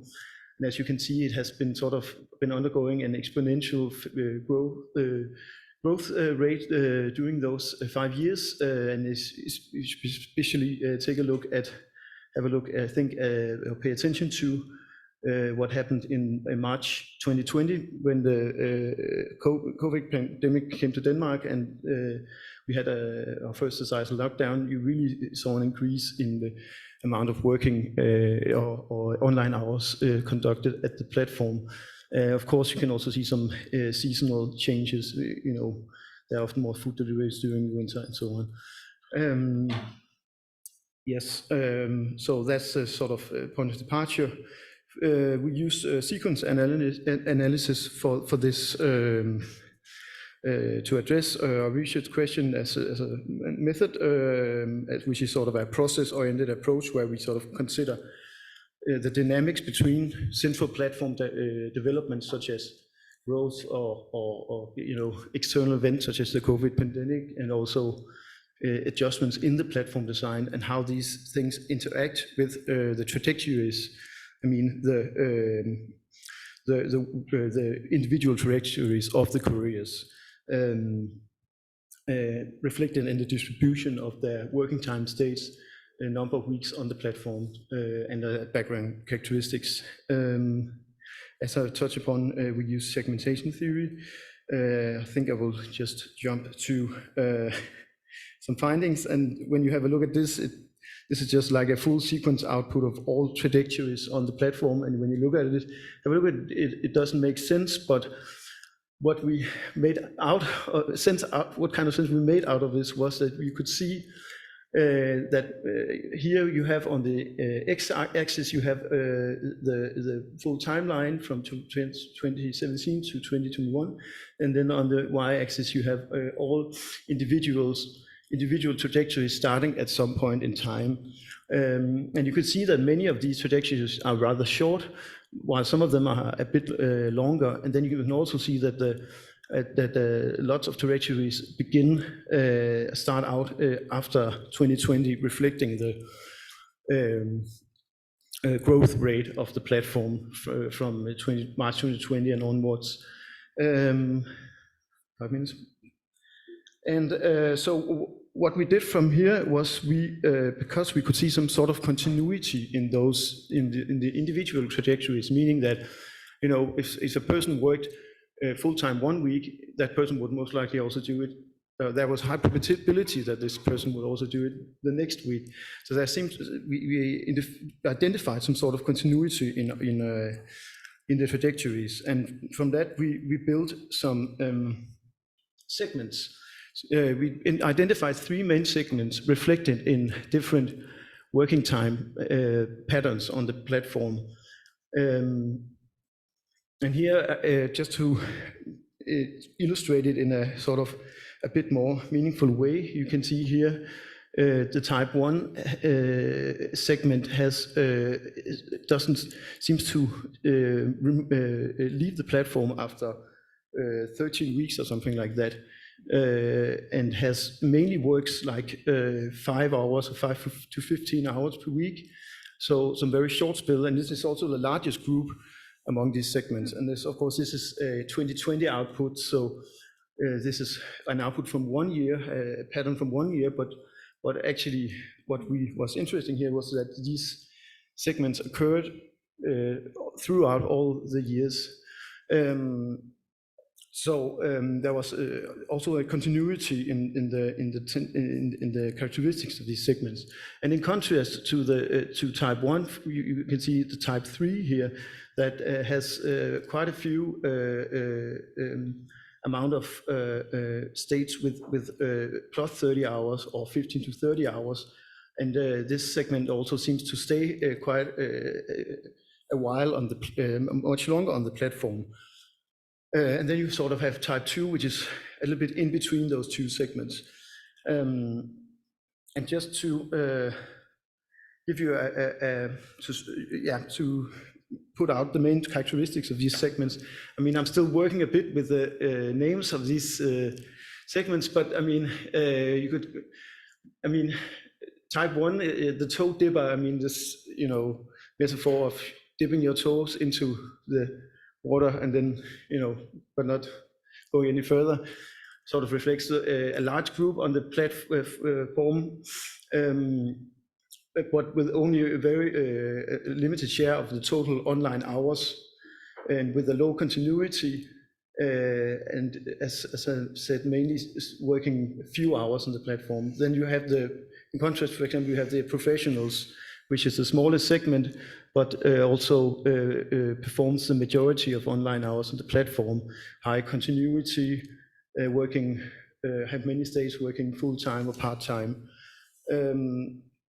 And if you look at, consider just to give you an idea of the demographics here, in the first segment, I mean the segment where the couriers leave the platform after very few weeks,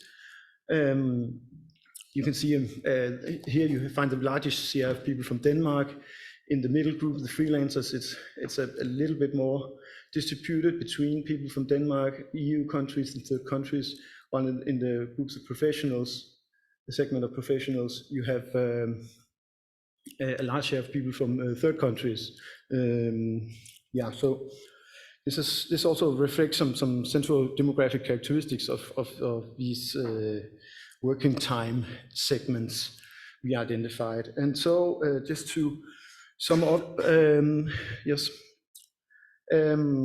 So what are we seeing here is this, the segmentation we identify here is mainly demand or supply driven. Well, I mean, our conclusion is that that the segmentation is mainly supply driven due to the consistency in the trajectories we see, and also due to the stable typologies, meaning that the segments, they occur steadily throughout this 35 years time series. And then there's also definitely an aspect of demand-driven segmentation that sort of amplifies the segments, but it's not we don't consider this as the main driver. But we see some tendency that some couriers, especially professionals, they work more and stay longer on the platform. I mean, in, for example, 2020 compared to 2017, where there was much less activity on the platform, because because in 2020 there are many more orders to conduct. Yes, actually, I think this was it for me, and I think one thing maybe we could also discuss in this context is also. And I mean, there's the policy level of this. I mean, because the differences among these segments, maybe they should also be taken into consideration on how to approach the mobilization and representation of platform workers, as well as the regulation in the platform economy at national and EU level. I mean, consider the differences between the segments and what interests are being represented in different contexts. So thank you. Thank you very much. And thank you for sticking with the time. I know it's a difficult exercise. So now, Milena, the floor is yours. Thank you.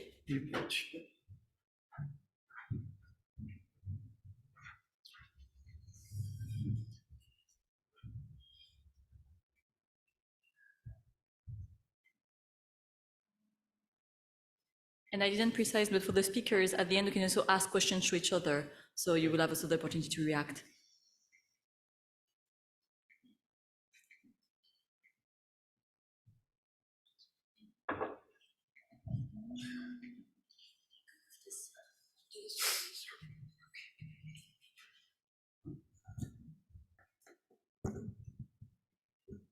Hi. Yes. So yeah. Hello, everyone. I'm Milena, and I'm going to present a paper I've been writing together with my PhD supervisor Valeria Polignano and my colleague Claudia Mara All of us work at the Center for Sociological Research at the KU Leuven University.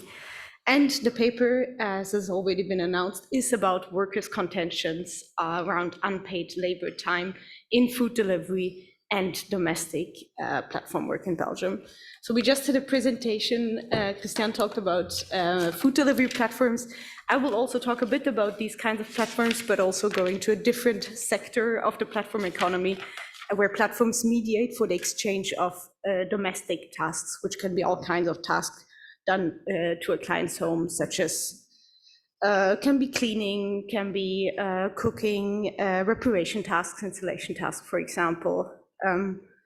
Yes, so this topic of unpaid labor time has come a couple of times today already. So I'm thinking, for example, about what the things that Agnieszka and Wouter said this morning, where all unpaid labor time was already a bit in their presentations as well. And this paper as well actually starts from the observation that unpaid labor time is everywhere in the platform economy.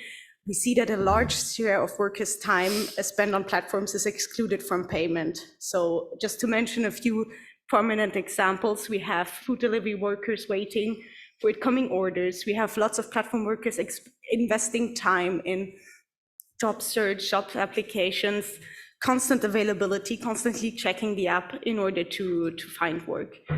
And so there is also some emerging literature on that. So unpaid labor time, we define here as time spent on productive but unremunerated activities that contributes to accessing and or completing tasks within labor platforms. And some of the emerging literature already shows that platforms' way of organizing work contributes to this unpaid labor time.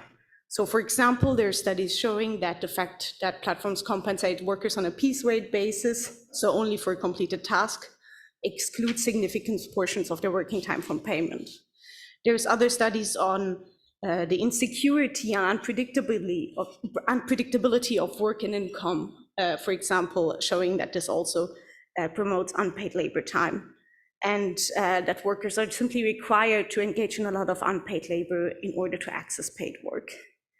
And so we engage with this literature on unpaid labor. We also look at working time control. So platforms often say work is very flexible, but for example, the work of Highland shows that workers' time spent on platform is actually be controlled by different means. And what is interesting is that this stands a bit in a contrast to literature stressing the very active roles of workers in the platform economy. We had a presentation today as well on workers' oppositional behavior and agency. So workers actively tried to improve their conditions in the platform economy. So they're not passive, they're not simply passively accepting control. And so this is why we departed from the question, do workers also contest their exposure to unpaid labor time? And if yes, how do they do that? So that's basically where we started from, bringing us to the research question, how do workers engage in a contention over unpaid labor time in food delivery and domestic platform work? And this concept, the contention, is also something, again, coming from the literature, especially from the work of Ackroyd and Thompson, talking about organizational misbehavior. So they look at misbehavior as a contention and struggle over a small number of resources. And so the aim of the paper is actually to study this in a platform economy. While work on misbehavior has largely happened in the context of organizations where there's employees, and that can, for example, be absent from work or simply not work during their working time. We know that the platform economy is a different context. We have algorithms, we have payment per piece rate. So we're just trying to look at here, how can the workers in the platform economy develop some misbehavior, some practices that help them to improve their own conditions by manipulating the amount of pay that they get for the work they invest in platforms, because we know that sometimes they get very little, often large portions of the labor time are being excluded. Yes, so how did we research this? We did a comparative qualitative case study of 2 labor platforms in Belgium. On the one hand, the food delivery workers, especially the platform Deliveroo. On the other hand, domestic workers, especially the platform Ring Trice. Maybe to say, in Belgium, both these platforms classify their workers as self-employed workers or as so-called peer-to-peer workers, which is specific status in Belgium. It's not really a status, but it's just a tax advantages regime to hire platform workers, so the platforms don't have to pay social security contributions for the workers they hire. And in any case, I mean, these platforms were selected, of course, the different sectors, but also the way in which they organize work are extremely different. So just to mention like the major differences, Deliveroo is a food delivery platform where workers log in, so they have an app, and then they get assigned an order, and the way in which they have to deliver the order is very much specified, and Deliveroo sets the pay. So the worker doesn't really, the pay per order is just determined by the platform. And in principle, workers can log in whenever they want. There's no fixed schedule, but they can just log in and try to access an order. And then the domestic work platform we studied is working in a very different way. So clients post jobs on the platform and workers can apply. And when they apply, they set their own pay rate. So that's a very big difference. And also a big difference is that the domestic work platform deploys a rating system where clients rate workers, which is not the case for the food delivery platform we studied. So these two different organizational models existing in the platform economy. And we studied those by doing, on the one hand, narrative interviews with the platform workers. So very extensive interviews where we also contextualize the worker, their platform work in their bigger life and work trajectory, and interviews with platform managers, and combined this with desk research to know a bit more about the context and the way in which the platforms function. Perfect. Yes, I have 5 minutes, so I will walk you through the findings. On the one hand, we have the food delivery platform, on the other hand, domestic work, and we see that the way in which unpaid labor time is produced and also the way in which workers contest their exposure to unpaid labor time is radically different. So on the one hand, we have the food delivery platform. As I said, workers can in principle log in whenever they want, but the platform exerts some control over the time use. For example, by introducing a large amount of competition for a few orders, pushing workers to prolong their working hours, actually. So workers report that they really have to spend a lot of time on the platform in order to access enough orders to have enough income. Also, the platform limits the information they can have on orders, so often the workers don't know when will I have the next order, how long will it take me to deliver the order, and so this results in a lot of unpaid time that workers have to engage in, and that kind of belongs their working hours unwillingly. Workers really told us that they resent this kind of unpaid work, so they would really like to not either be paid or work shorter for the amount of income they get. And so what they tried to do is really to contest this exposure. So interestingly, they really try to reduce their idle time. Whereas you would think in other contexts, employees, for example, would try to take it easy, work a bit less. These workers do the opposite. They work very quickly. They only work during the most busy hours.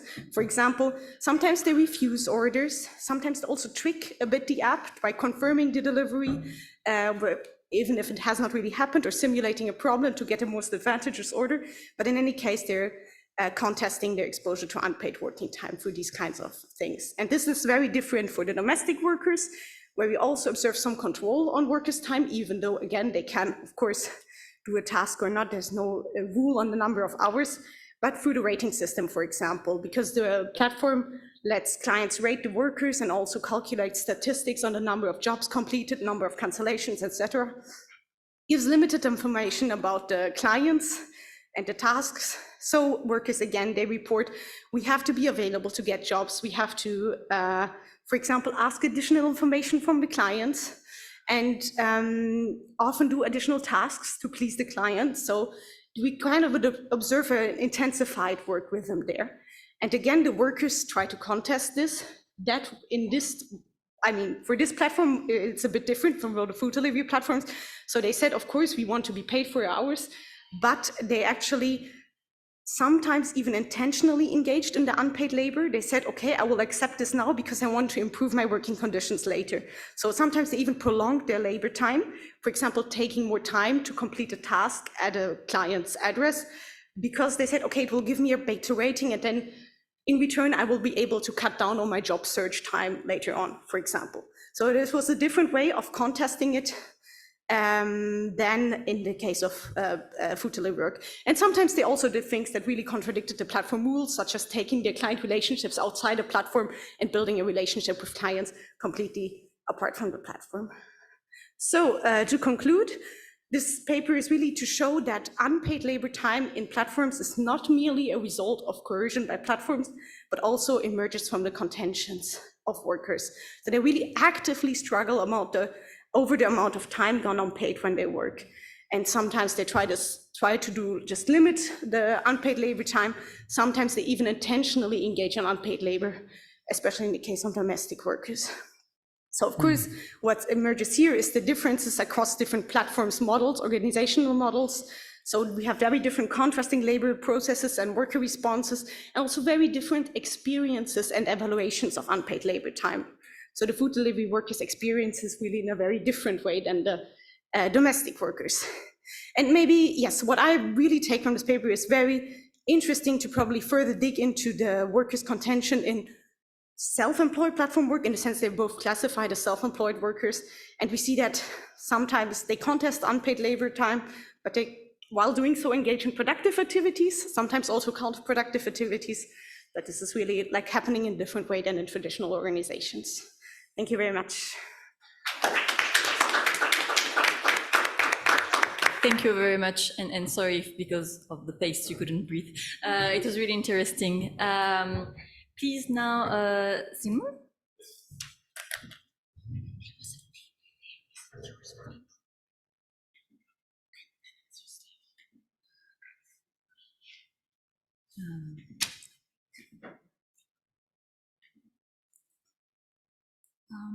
Which presentation? This one. This one. Okay. Yeah. Okay.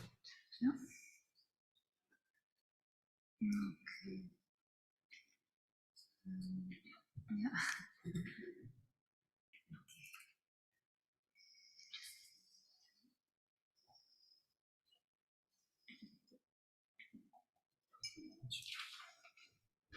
Hello, everyone. It's good to meet you here, and thanks for having me here. So I'm a sociologist by training, as Aude have already said. We're researching a slightly different topic, but maybe even not, because we're dealing with the coping strategies and job quality in education and BPO industry. In the case of Poland, it's part of the broader research project that combines the researching the working conditions in the context of the ongoing crisis, the job quality, the outsourcing kind of issues. But today, I would like to introduce our initial findings on those coping strategies. So what has happened during this past 3 years? We had this kind of, so to speak,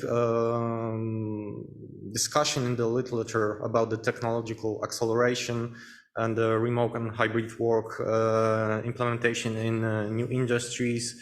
On the other hand, there is a micro perspective in which we are dealing in those projects. And we are focusing more on the consequences for individual life projects and the course of biography, especially during the pandemic crisis. The second thing that is of very interest of us is the mutual conditioning and the dependency between the job quality change and individual strategies. So it's more in a broad context of agency and structure argument. So today we're trying to reconstruct the coping strategies during the remote work among the IT specialists and among the teachers. So we are basing our assumptions on original data gathered in those projects. So it's basically qualitative and quantitative data, because we're doing a large-scale CATI research, but the job quality is more like a contextual issue, And we're basing our assumption on those analysis of 7 subjective and objective job quality dimensions, on which I'll elaborate later on. Just briefly introduce you a literature review about the remote work. It's research under study, as I said before, so we can, so to speak, carve out those resources. There are 5 of them. As you can see, there are individual resources, team, organizational resources, personal experiences, relational factors, infrastructure, technology resources, and so on. So these are main factors that underlie the adjustment to remote work. This is our very preliminary, so to speak, model of remote working experiences in ICT and BPO in the industry and education. So basically, we're trying to, so to speak, integrate those 3 categories so that the job quality is the context, the resources are very substantial in terms of those coping strategies that are general ways of organizing action to solve different kinds of problem. So the coping strategies are also the practices in the form of resources which workers have already at hand. Those resources are biographical one, digital and technological, and of course the capital, so the economic, cultural, and social capital. About the job quality, we are relating to employment and work quality. Of course, we have carved out our own, so to speak, job quality indicators basing on EWCS, so European Working Conditions Survey. As for the methodology, we have gathered so far 43 biographical narrative interviews in the tradition of Schütz's school. So the 32 is with the IT professionals, 11 is with the primary school teachers, but the work is in progress, as I have said. A part of it, we have gathered 3 expert interviews. One is with the president of the Polish Teachers Union, and 2 with the representatives of the headmasters of primary schools in Poland. 4 focus group interviews with school teachers. So we are analyzing in the tradition of, we are analyzing data in the tradition of grounded theory methodology.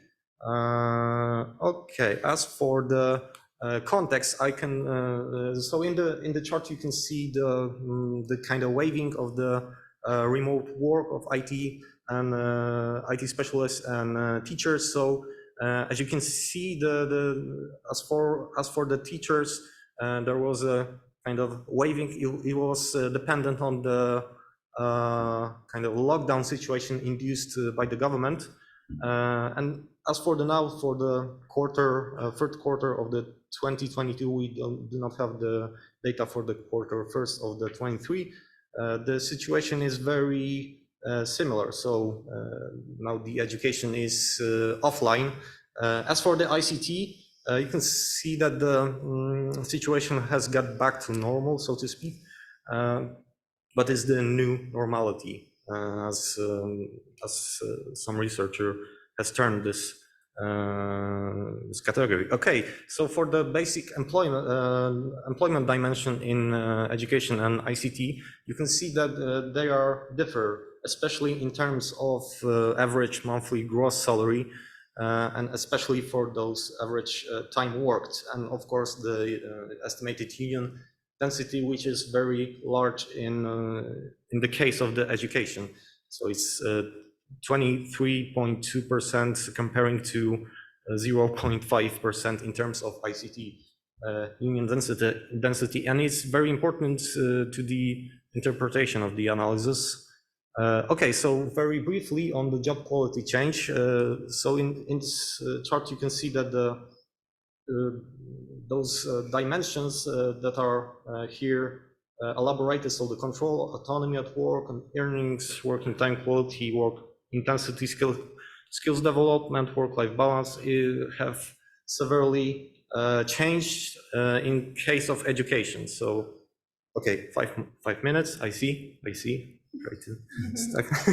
Okay, so as you can see, in the case of education, it has significantly changed in terms of the working time, intensity, work-life balance as well. So the preliminary analytical model of coping strategies you can see here on the chart. So there is solidaristic, individualistic, and collaborative kind of model, which we are trying to saturate, so to speak. And there are two dimensions basically. So there is a change and there is a continuity of those strategies. And as I said, it depends on those resources and also the job quality change. We haven't elaborated on any hypothesis, but we assume that the more job quality changes, the more it deteriorates, the more we can see a solidaristic kind of approach, solidaristic strategy. Okay, so I will just briefly go through this very preliminary kind of assumptions of ours. So there are four dimensions of those strategies. There are biographical resources or previous remote link working experience. So in this type of individualistic strategies, you can see that IT specialists are very predominant because they have been exposed to this kind of work earlier. There are also organizational procedures. So as well in the case of IT specialists, they were kind of adjusted to those kind of organization of work before. Infrastructure of work, at work, of course, IT specialists are more, so to speak, advanced in terms of using computers and accessing tools. There are, of course, some kind of resisting strategies to remote work as a privileged refusal term coined by Julia Ticona. Against normative control. It's mostly in case of the IT specialists with the minimal level of family obligations. Okay, so the next one is the collaborative. It's more related to teachers, but not only, because there are also the cases of IT specialists. So as you can see, the biographical resources are very relevant, so no previous remote work experience in case of teachers. The second one is organizational procedures that are not clear or not existent at all. So the social relations are kind of a surrogate of those coping strategies at work. Of course, minimal infrastructure due to the meager material situation in case of education. So in case of teachers, basically the teachers are very low paid in case of Poland. So basically they need to cope with the situation on their own or by accessing some digital, yes. And the last one is the individualistic, so the,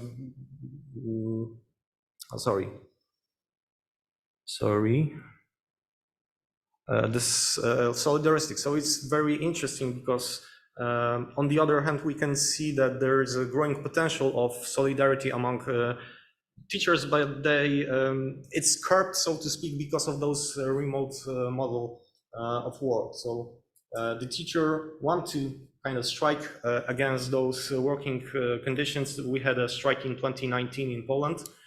So the remote work has kind of, so to speak, deteriorated this solidarity strategy. And on the other hand, there is also a lack of trust among the teachers towards the unions, because we have this kind of situation that unions are very, okay. Can I? Yeah, finish your sentence, yeah. Yeah, because okay. So the unions are not very trusted among teachers, and it creates kind of situation that it doesn't, so to speak, prone to improvement of job quality. And conclusions, just 1 minute. Thank you. So the conclusions, the condition determining the strategies are type of work organization. And the second of all is the more task-oriented, the easier it is to switch to remote work. So IT professionals seems to further normalize this kind of situation of remote work or hybrid work due to the pandemic. And teachers seem to be more relational and sometimes solidaristic, as I say. And the overall evaluation of remote work is very bad in case of teacher. It's a kind of a fallback strategy that didn't institutionalize, so to speak, because of this interaction kind of situation. So thank you all for your attention.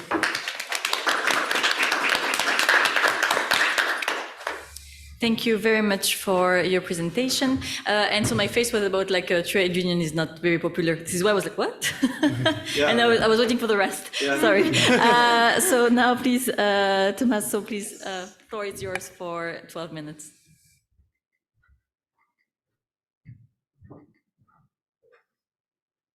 This is yours? Yeah.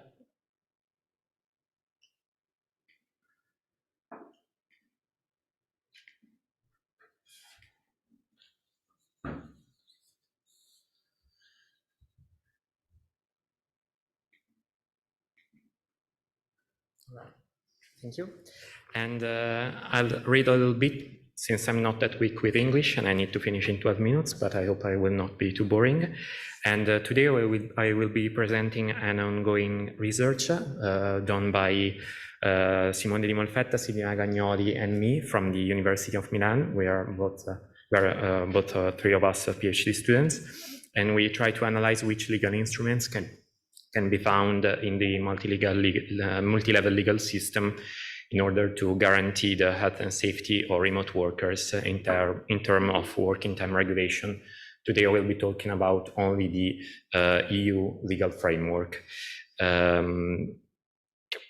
The organizational models emerging within the 4.0 capitalism paradigm, in fact, seem to take the fragmentation of work performance to extremes, excluding the relevance of any time, except that it's strictly functional to the completion of the assigned task.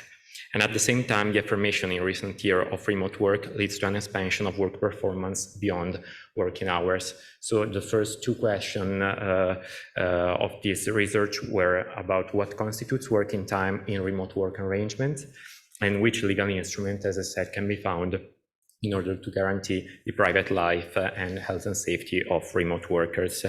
As emerges within a recent research that I will not be talking about, an empirical research done by a research group at the University of Milan, it is possible to ascertain two different trends in the management of remote work, and these two trends is what I will be talking about with regard to their juridical dimension. The first trend we observed, which we have called make every minute count, refers to the taking into account for the purpose of hourly calculation for health and safety and for pay purposes of only the time spent actively, in constant involvement with IT work tools, so clicking, touching the mouse, touching the keypad, and so on.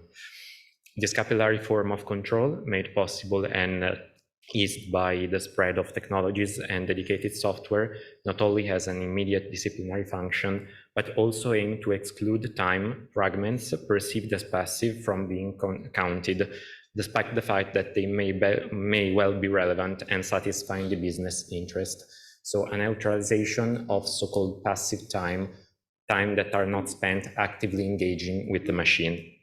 The second trend then sees an attempt to replace the relevance of time in the organization of work through the valorization of tasks and workloads, which, however, would seem in practice to lead to an increase in the hours worked. In addition, the use of technological tools for work, as shown by the research conducted in the field, determines an expansion of work activity beyond working hours, reducing free time available to the worker. So as a result of these different trends, this mode of organizing also affects the conception of time spent at work. And for this reason, our reflection focused on the question of what is relevant working time in remote work arrangements. As a preliminary remark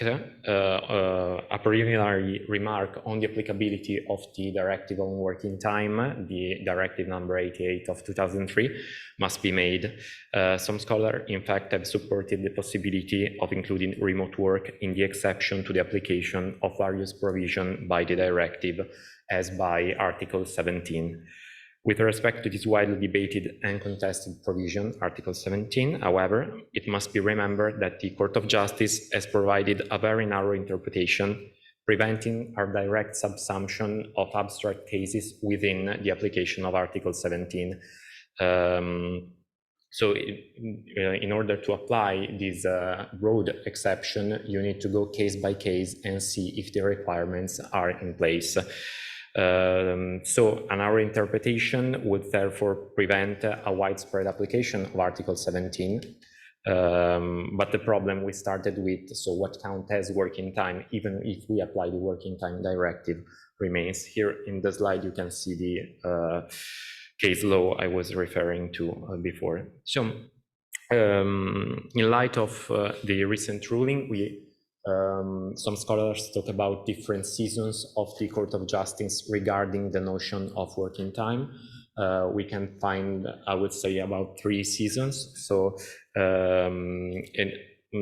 at last, with the Mazda case law and the 2 judgments of the 21st of March 2019, the European notion of working times appeared to be disengaged from the element of physical presence, which was central in the first case law, Simap and Jäger, in favor of an assessment related to the compression of time experienced by the worker. In fact, in the cited Mazda case, the court gives relevance to the constraint, such as objectively limit the opportunities which a worker in Mr. Mazda's circumstances has to devote himself to his personal and social interests.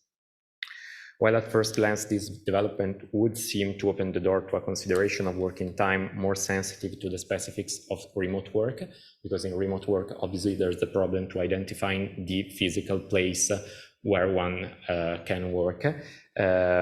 Meanwhile, considering only the time constraint or the constraint to private life would seem to render this notion more applicable to remote work. It remains complex to determine the hypothesis in which such limitation, so the limitation to her own private life, occurs, as well as to ensure that even in remote work, all time spent working is actually taken into account. So there's a lot of gray areas in remote work.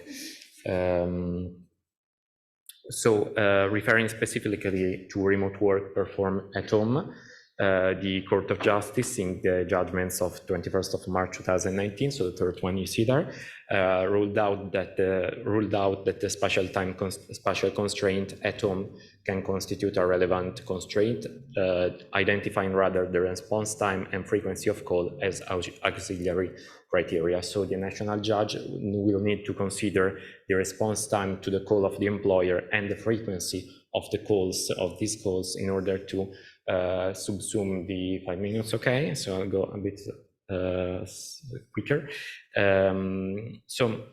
From a legal point of view, therefore, a curb to the first of the trends we analyzed above can be found in this case law, because in light of it, the segmentation and neutralization of time fragments by the employer would not appear to be possible, insofar as these remain in any case connected to the performance and closely influenced by it. So obviously the machine, the software developed the click and the screenshot of the screen opt out sometimes that are time spent reading or writing on paper, which can't be counted, but should be counted as working time because it's time actually spent working. And even the time that is spent passively from one task to another, if it's too little to give the worker the chance to rest and to do something else, should be counted as working time, obviously because of this case law and because humans are not machines, so they need to have some time. They can't work continuously from one task to another. It's a different problem raises with some connection time, so the time that it's not spent active and it's longer than just a few minutes from one task to another. So the time where the employee can be called, can receive messages and emails and so on from the employer, even though he or she is not obliged to respond, but they can feel compelled to respond because obviously of the inequality inherent to the employment relationship. Because of the binary approach adopted by the Court of Justice, if these times are not that much constrained by the employer, and probably they are not by a juridical point of view because the employee is not obliged to respond, so they are not constrained. They are just factually obliged to do that. But they probably can't be counted as working time by the Working Time Directive. And this would mean that this time should be counted as rest time. So time that a worker is connected to the work tools, can be contacted by the employer, the clients, the colleagues, and so on, is rest time. Probably should be counted as rest time by the European notion of working time. Which remedies then can be found to this expansion of forms of working time that cannot be counted as working time by the European notion? A first one is the instrument of measurement of work activity. So that is not directly provided by in the directive, but is still the Court of Justice, using the principle of effective compliance, was able to bring it to life through an interpretative way, hermeneutic way. So the employer is obliged to count every time that is actually spent working by the employee.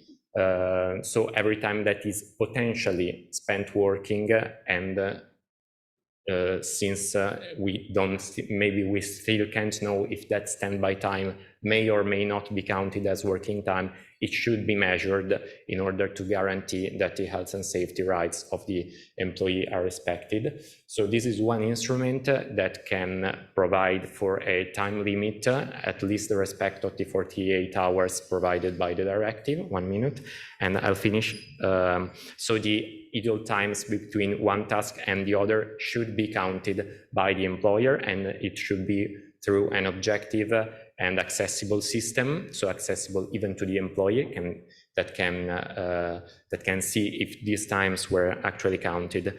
About the problem raised by the connection, which probably can't be considered as working time, we have got a European Parliament resolution on the 21st of January 2021, which aims at introducing a right to disconnect at the European level.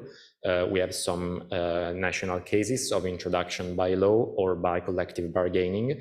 About the right to disconnect, and this is where I'll finish, probably two different sides of the right to disconnect can be considered, and they seem to emerge also in the European Parliament resolution. The first one is a technological disconnection. So for this, we see some case of this kind of disconnection in some form of collective bargaining, for instance, in Germany or in France. So like servers shutdowns at a certain time, or a certain temporal frame where the worker cannot be contacted, or where the email doesn't, or the work email doesn't work, and so on. So this is a technical form, but still it can prevent being contacted by the employer. It does not prevent the worker to work by him or herself if the workload is too huge and they can't finish it during working hours. So on the other hand, an organizational disconnection should be considered. So a form of disconnection that obviously needs some form of active collective bargaining at the enterprise level, that can guarantee that the workload assigned to the different remote workers is a workload that can be taken for the time limit. So for the okay, I finished. My time limit is gone. Okay, thank you very much. Thank you very much. But I'm sure we are going to go back in the Q&A and actually, like, how do we address that maybe with collective bargaining and your conclusive remark. I'm very sorry that I had to cut short. So I'm sure that it's fair amount for everyone, and we have time for questions and debates. So I have questions for each of you. But first of all, I will open the floor. Do we have any questions in the audience, or I let you gather your thoughts first? We have one question. Yeah, it's here. We stole it.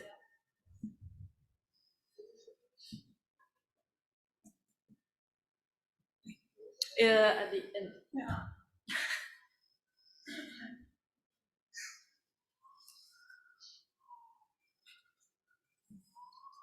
Thanks. So my question was for the first research about the kind of three categories, the toe-tipper, freelancer, and professional. I was just wondering, like, are you seeing platforms actually like try and encourage workers to kind of work for them for longer, or is that like completely not like part of the model of platforms? Because I feel like in most companies, you know, that kind of initial 6 months of learning on the job, you're not actually a very useful employee. So like companies, there's actually an incentivization to like keep their employees around for longer. But I'm just interested, like in platforms, is it kind of completely the opposite, that actually, yeah, there's no incentivization to keep workers on board, because it doesn't actually, like, the longer you work on the platform, it doesn't make you like a more productive and better worker. Thank you. We have another question here, please. Sorry, he's a bit like the jog in this humongous room. Yeah, thanks so much, all of you, for your presentations. I also had a question to Christian, actually, because you said at the end of your presentations that these segments should be taken into account when we try to understand worker mobilization, or I think also creating policy, I would guess. I was wondering if you could elaborate a little bit on that, because I think it's really interesting. And can I ask a second question? Yes, of course. Because I think you also said that you got your data from the platform. And I was wondering, maybe this is also a question to the others. I don't know exactly where your data came from. It's like, how did you get this data? How was that cooperation with the platform? And do you know, like, was it selective, the data that you got, or could you kind of organize with them that you got the data, the variables that you actually wanted, and how did that work out? I'm like quite interested in how you like navigated that, and maybe also the others if they work together with platforms. Thank you. I still look at the audience if anyone has questions. No, not for now. Do you have questions for each other before I fire my questions to each of your presentations? Do you have questions, or no, not at the moment? Or well, I have a few questions.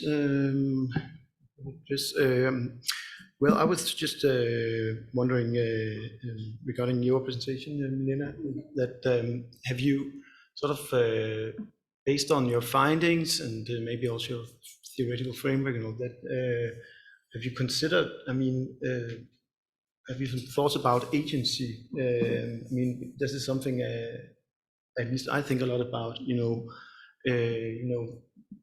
what kind of, agency do we consider the platform workers to have? And, I mean, because this has been described in many ways, I mean, that the platform workers are just undergoing a process of subordination to the platform, the platform's algorithm and platform design, or is it like, coping, or is it like, how active is this agency? How much does, what is the dynamics between the platform workers and the platform?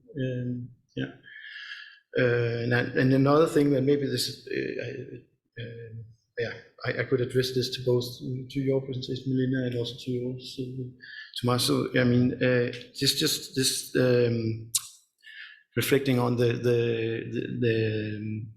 point Marani made in the beginning of her talk, that these precarious working conditions also existed prior to, before the platform economy was invented and all that. So, I mean, I think, and that is always something I, ask myself about critically, how is this, different from what happened, earlier? I mean, unpaid working time was also a phenomena before the platform economy. So what is actually, I mean, have you made some thoughts about what is actually different here in this context? I mean, what is the main difference? Because freelancers have worked in this way for, this way for many years, I guess, and also taxi drivers or whatever, doing extra assignments related to the job, which maybe they weren't actually paid for. Thank you. Yes, do you have a question for? Yeah. Maybe I have a follow-up question to Milena, but maybe for Tomas also, about the agency issue that you have mentioned before. And I was just wondering, because we are also researching in the frame of this project that I mentioned before at the beginning of my presentation. So basically, I was wondering whether there are some kind of formal or informal resistance or mobilization, also strategy, like grassroots mobilization among the couriers when it comes to the working time, but maybe not only the working time. But are there any strategies, or is there some kind of help from the trade unions to organize the workers in Belgium? Because I'm not very familiar with the case of Belgium. In the case of Poland, we have this recently discussion about organizing and mobilizing the workers among the delivery platform, but also the Amazon workers, the shop floor workers. So I was just wondering, how does the situation looks in Belgium in this regard? So this case of this agency and the strategies towards the improvement of the working conditions, the job quality, and the general.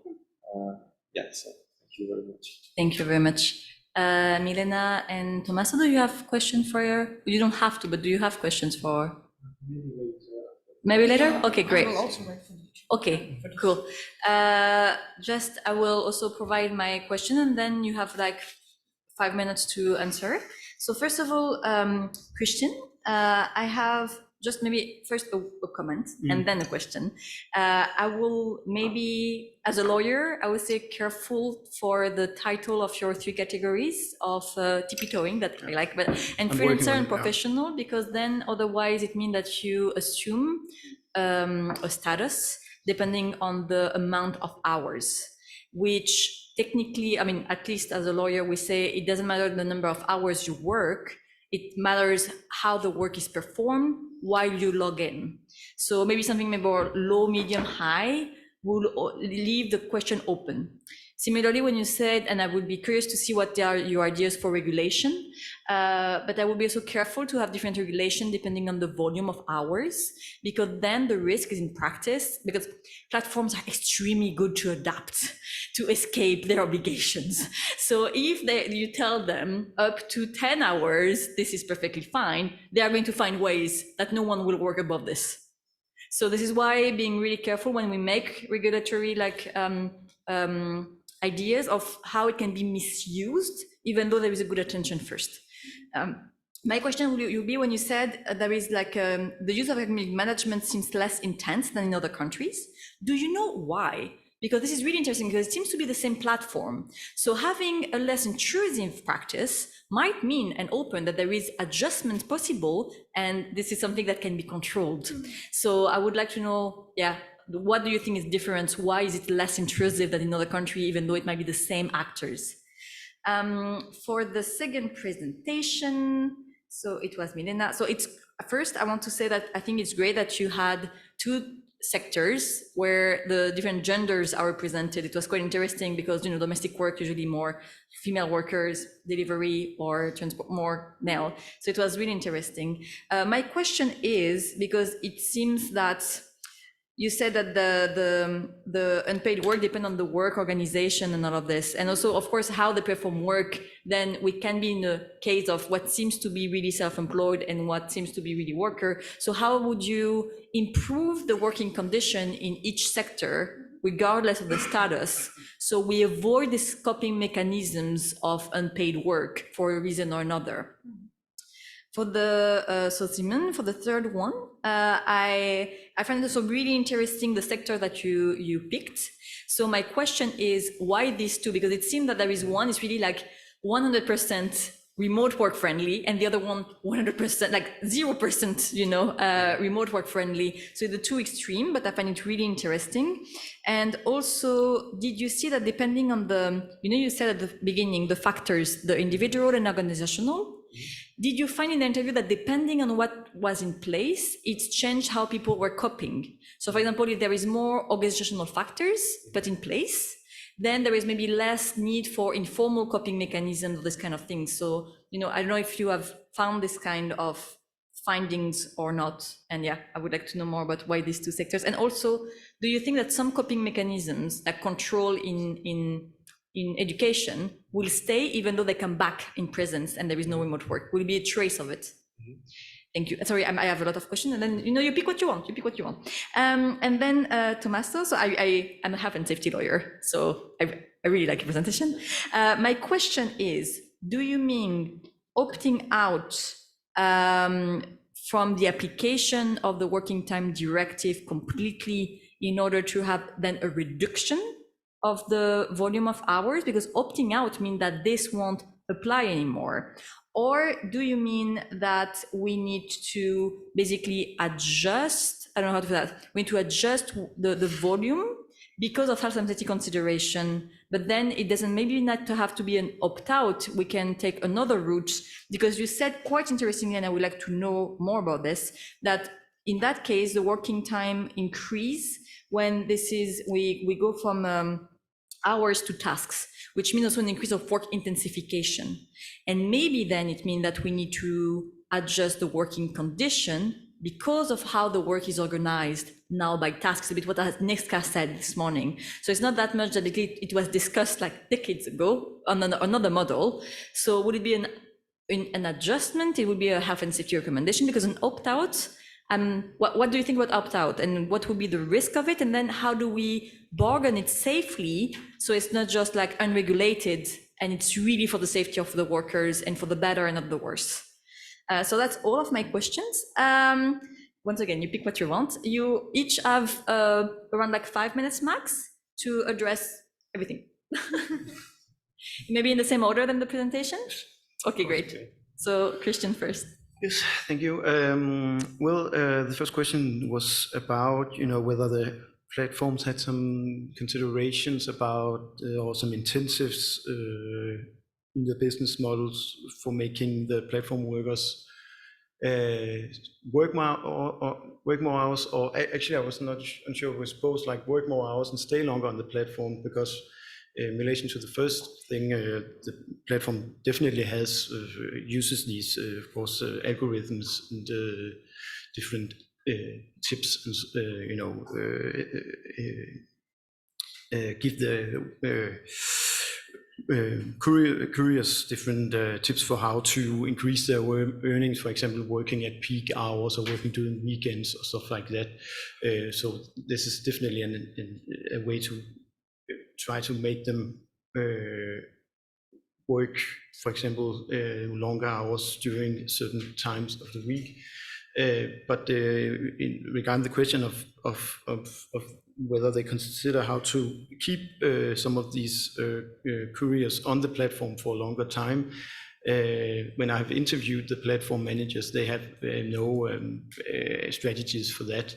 And I could, if I should give them some recommendations based on these findings, that would maybe be related to that, that you would maybe have to consider that you have different groups here if you want to keep some of these couriers for longer time on the platform, because they can leave whenever they want, and the platform has retention. Platforms in general have retention issues. And some platforms definitely struggle more with that than others, and the food delivery platforms have had such high growth rates that it maybe hasn't been a problem for them, it hasn't been an issue for them to address yet. But maybe on the longer run, they will have to consider also things about management responsibilities, health and safety, working environments that might make it more interesting for platform workers to stay longer on the platform. And then the question about how to approach regulation based on these findings. I mean, it's not that I'm not suggesting that the unions or the platform, this EU directive on platform work should be should address these three specific groups, not necessarily. My point is just that apparently we have some groups here who are using the platform very differently. So the question is, and I think this is an important question to ask oneself, both for unions and for the EU and policymakers and all that. I mean, what interests are being represented when we try to develop regulatory frameworks for platform work, because at least from some of the findings in Denmark, not all couriers are interested in becoming employed at the platform. Some prefer being freelancers. And for example, it's a possibility to at the Just Eat platform in Denmark, they have a collective agreement with the couriers where you get pensions and payment when you're sick, and where you get a fixed hourly rate and stuff like that. But apparently, many couriers prefer being at this platform, which I haven't mentioned the name of, but because they think they can maybe earn more for a shorter period of time. And so again, what interests are being represented if you're just using the platform for 6 months to get some quick earnings? And then move on to something else? Do you want the rights as an employee, or do you just want to be an independent contractor? And how much time do I have? You have 20 seconds left. Okay, so I can address everything. These categories are under consideration, and it's always interesting to get some inputs about them. They are not rock solid at all, and people get different associations with these categories, so it's important to definitely consider that. Just a little bit about, maybe if I just can have 30 minutes, how we got the data from the platform. I mean, we have been in a continuous dialogue with this platform about getting data from them, and so we have built up some sort of trust relationship. I mean, maybe also because, I don't know, maybe we have at the research center I am, we have some very good dialogue with companies. That might be a thing. We have good reputation and stuff like that. But So they showed interest in giving us the data, and when they agreed to give us the data, we made a non-disclosure agreement, because we know about these Uber papers that has been made where data has been manipulated and stuff like that. So we made a non-disclosure agreement where we had the legal department of University of Copenhagen considering different things. So many things were specified based prior to the data exchange. And especially also that that the platform can sort of go in and say, this is, you shouldn't do this, you shouldn't do that. We have the freedom to publish whatever we want. And but maybe the platform is also interested in getting, the discourse in the media is very negative. So if researchers can go in and come with different perspectives, not being showing just one side of it, trying to show different dilemmas. It might also be interesting for them to, I'm very sorry. I hope you can keep discussing during the drinks, but and if just maybe one comment, I abuse my situation as chair, but being a worker or a self-employed is not a choice. It's about how work is organized. And I know I'm not popular by saying this, but it doesn't matter if it's for 1 hour, 1 week, 1 month. It's about how the work is organized. And if you have control and subordination, even if it's not enjoyable as a person and you don't want this, you still treat it that way and rules should apply. So just saying, advocacy here. Please, Milena, you have a minute. Yes. So first about the question about agency that came a bit for both of you.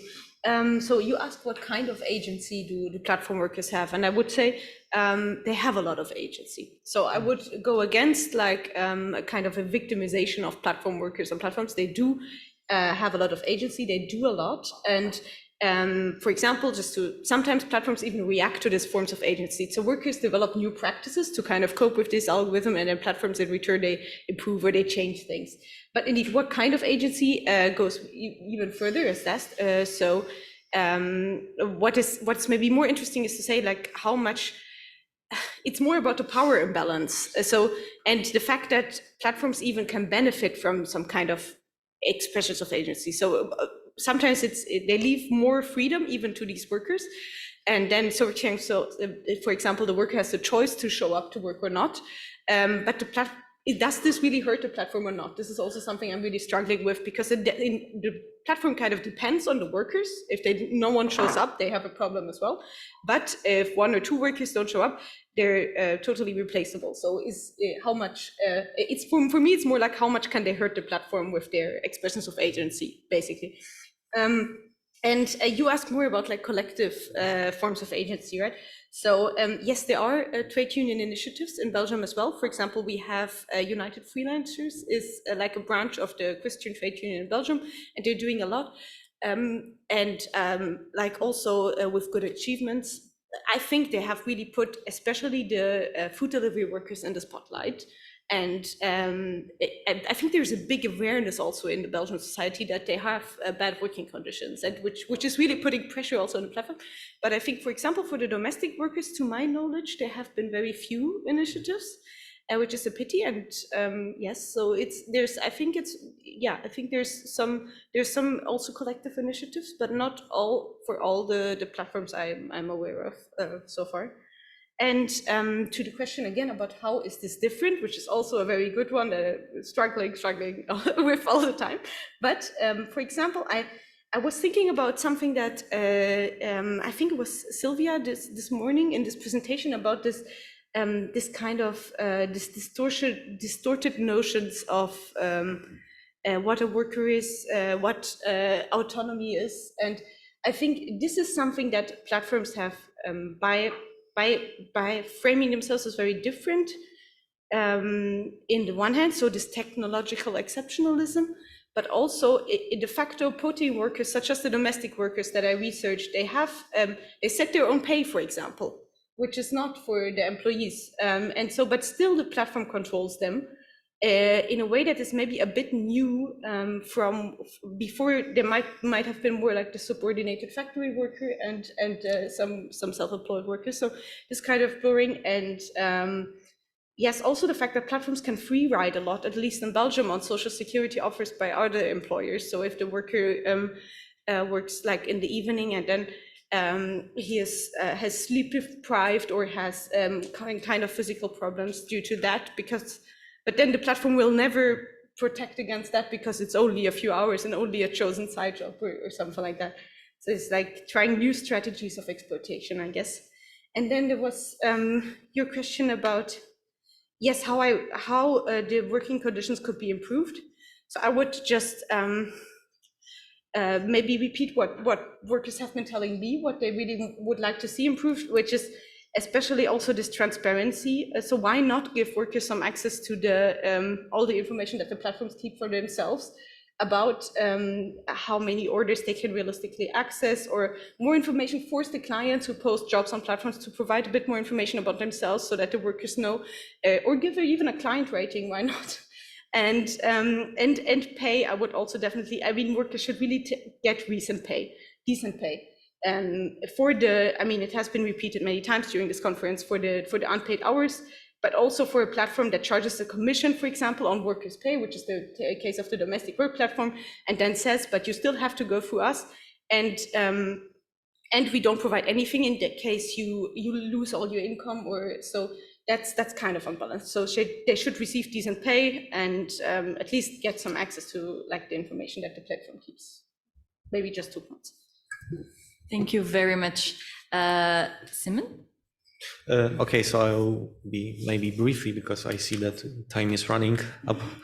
And yeah, so the question about why these two sectors, why these two industries, I guess that I have elaborated a little bit on it earlier, but I think that it was very interesting and very relevant to show that the essential workers that are teachers, right, are very under-financed, so to speak, in terms of the working conditions, job quality in Poland, both before, during, and after the pandemic. So it was one of the reasons why we have chosen those two groups, those essential workers and those privileged, structurally privileged, so to speak, IT professionals that have kind of El Dorado, right, in Poland, especially because in Poland is like a destination to outsourcing, right? So we have this a lot of infrastructure, good working conditions, good benefits, good pays, good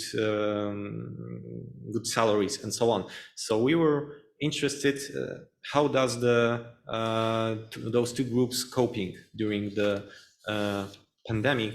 So it was basically those underpinnings that we are interested in those two groups. So I would say that the IT professionals, they resort to kind of a marketplace bargaining power because they are very privileged in terms of, you know, those scarce skills that they possess because of the also because of the expertise and so on. So we try to kind of emphasize the situation of teachers. And as I said before, maybe I put it in the wrong term that the teachers do not trust or do not like the trade unions. I meant that it's a very complex issue because we have this solidarity movement that supposedly are collaborating with the government, with the populistic government. And on the basis of narratives, as you can see, the teachers were telling that they do not trust the union leaders of the Polish trade union. They once they were trade unionists, but they are not anymore because of the all of the political stuff. And it shouldn't be political. It should be above the politics. And I guess that that's it. And that's the two main factors, I would say, why we have chosen those sectors. And maybe I'll skip the question about those resources because I'm not that skilled in literature review about the remote work because my colleague is dealing with this. And about those control mechanisms in education, and will they come back, as you asked before?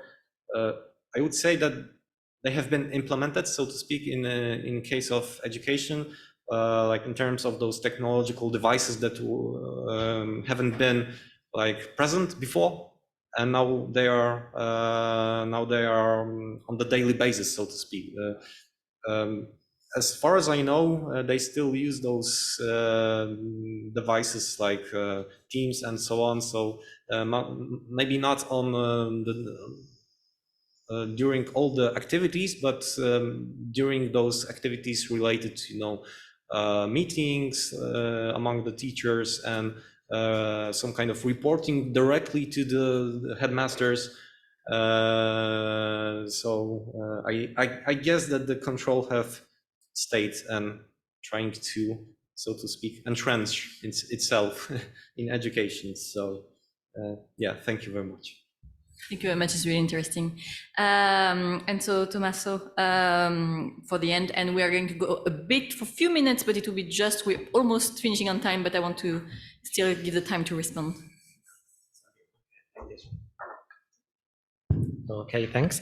And I'll be quick. So about the first question, so what's the difference between now and then? I think, at least from a legal point of view, we've been having forms of remote work. In Italy, there's a law on home working from 1973, so it's really old, obviously. And I think the main difference, and also in this kind of homework arrangements, the work organization was mainly through tasks. So there's obviously a parallel between now and then. I think the main difference was experimented at the end of the last century through the implementation of new technologies with teleworking and so on, because that not only gave the chance to outsource worker outside of an enterprise and say they were home workers or autonomous worker or both, but also through the use of technologies, there was an incremented exercise of directive power and forms of control and sanctioning.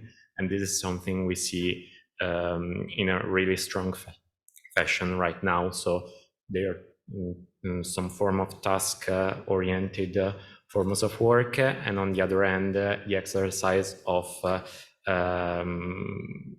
some strong forms of directive power. And this is, I think, some peculiar mix that justifies a novel consideration of the role of working time in remote work, because of the fact that these two things come together, while when there weren't these forms of technological enhanced control, it was a bit more difficult to exercise the employer's prerogatives. And I think also connecting with what was said in the roundtable, this is something that permits to have the forms of contractual distancing that they were talking about, because that way you can outsource the core of your enterprise but at the same time have some form of strong control over them, which is something that probably wasn't that possible, or at least that widespread in the past. On the other hand, about the opt-out, I'm not favorable. I don't like the opt-out from the directive. It's just something that it's been heavily discussed, at least in Italy. There have been some proposal from some law proposal that tried to put all the remote work inside Article 17, which is something Court of Justice says is not possible, but is still tried anyway. So this is something that needs to be confronted with, at least for us Italian lawyers. On the other hand, I think also that and with this I finished, the work time directive, given the fact that it's limited only to the health and safety of workers, and so it only gives a maximum limit of 48 hours, can have some problem tackling, because it's not its role, with tackling a form of result-based and task-based forms of work. And I think this can be a role at least partially given to the proposal directive on disconnection, because on that part you can have that double technical and organizational disconnection, which is not only about giving a time limit, but also influencing the organization of work performance. Thanks. Thank you very much. And on this, first, a big round of applause for our speakers who did an amazing job for the presentation and answering the questions. So thank you to all of you. And now I think we have all deserved after this intense day of thinking and, speaking and paying attention, some drinks, and I hope we are going to keep exchanging on this brilliant ideas. Thank you very much again for being here today, and I wish you a good night. Thank you. Another option that you can try.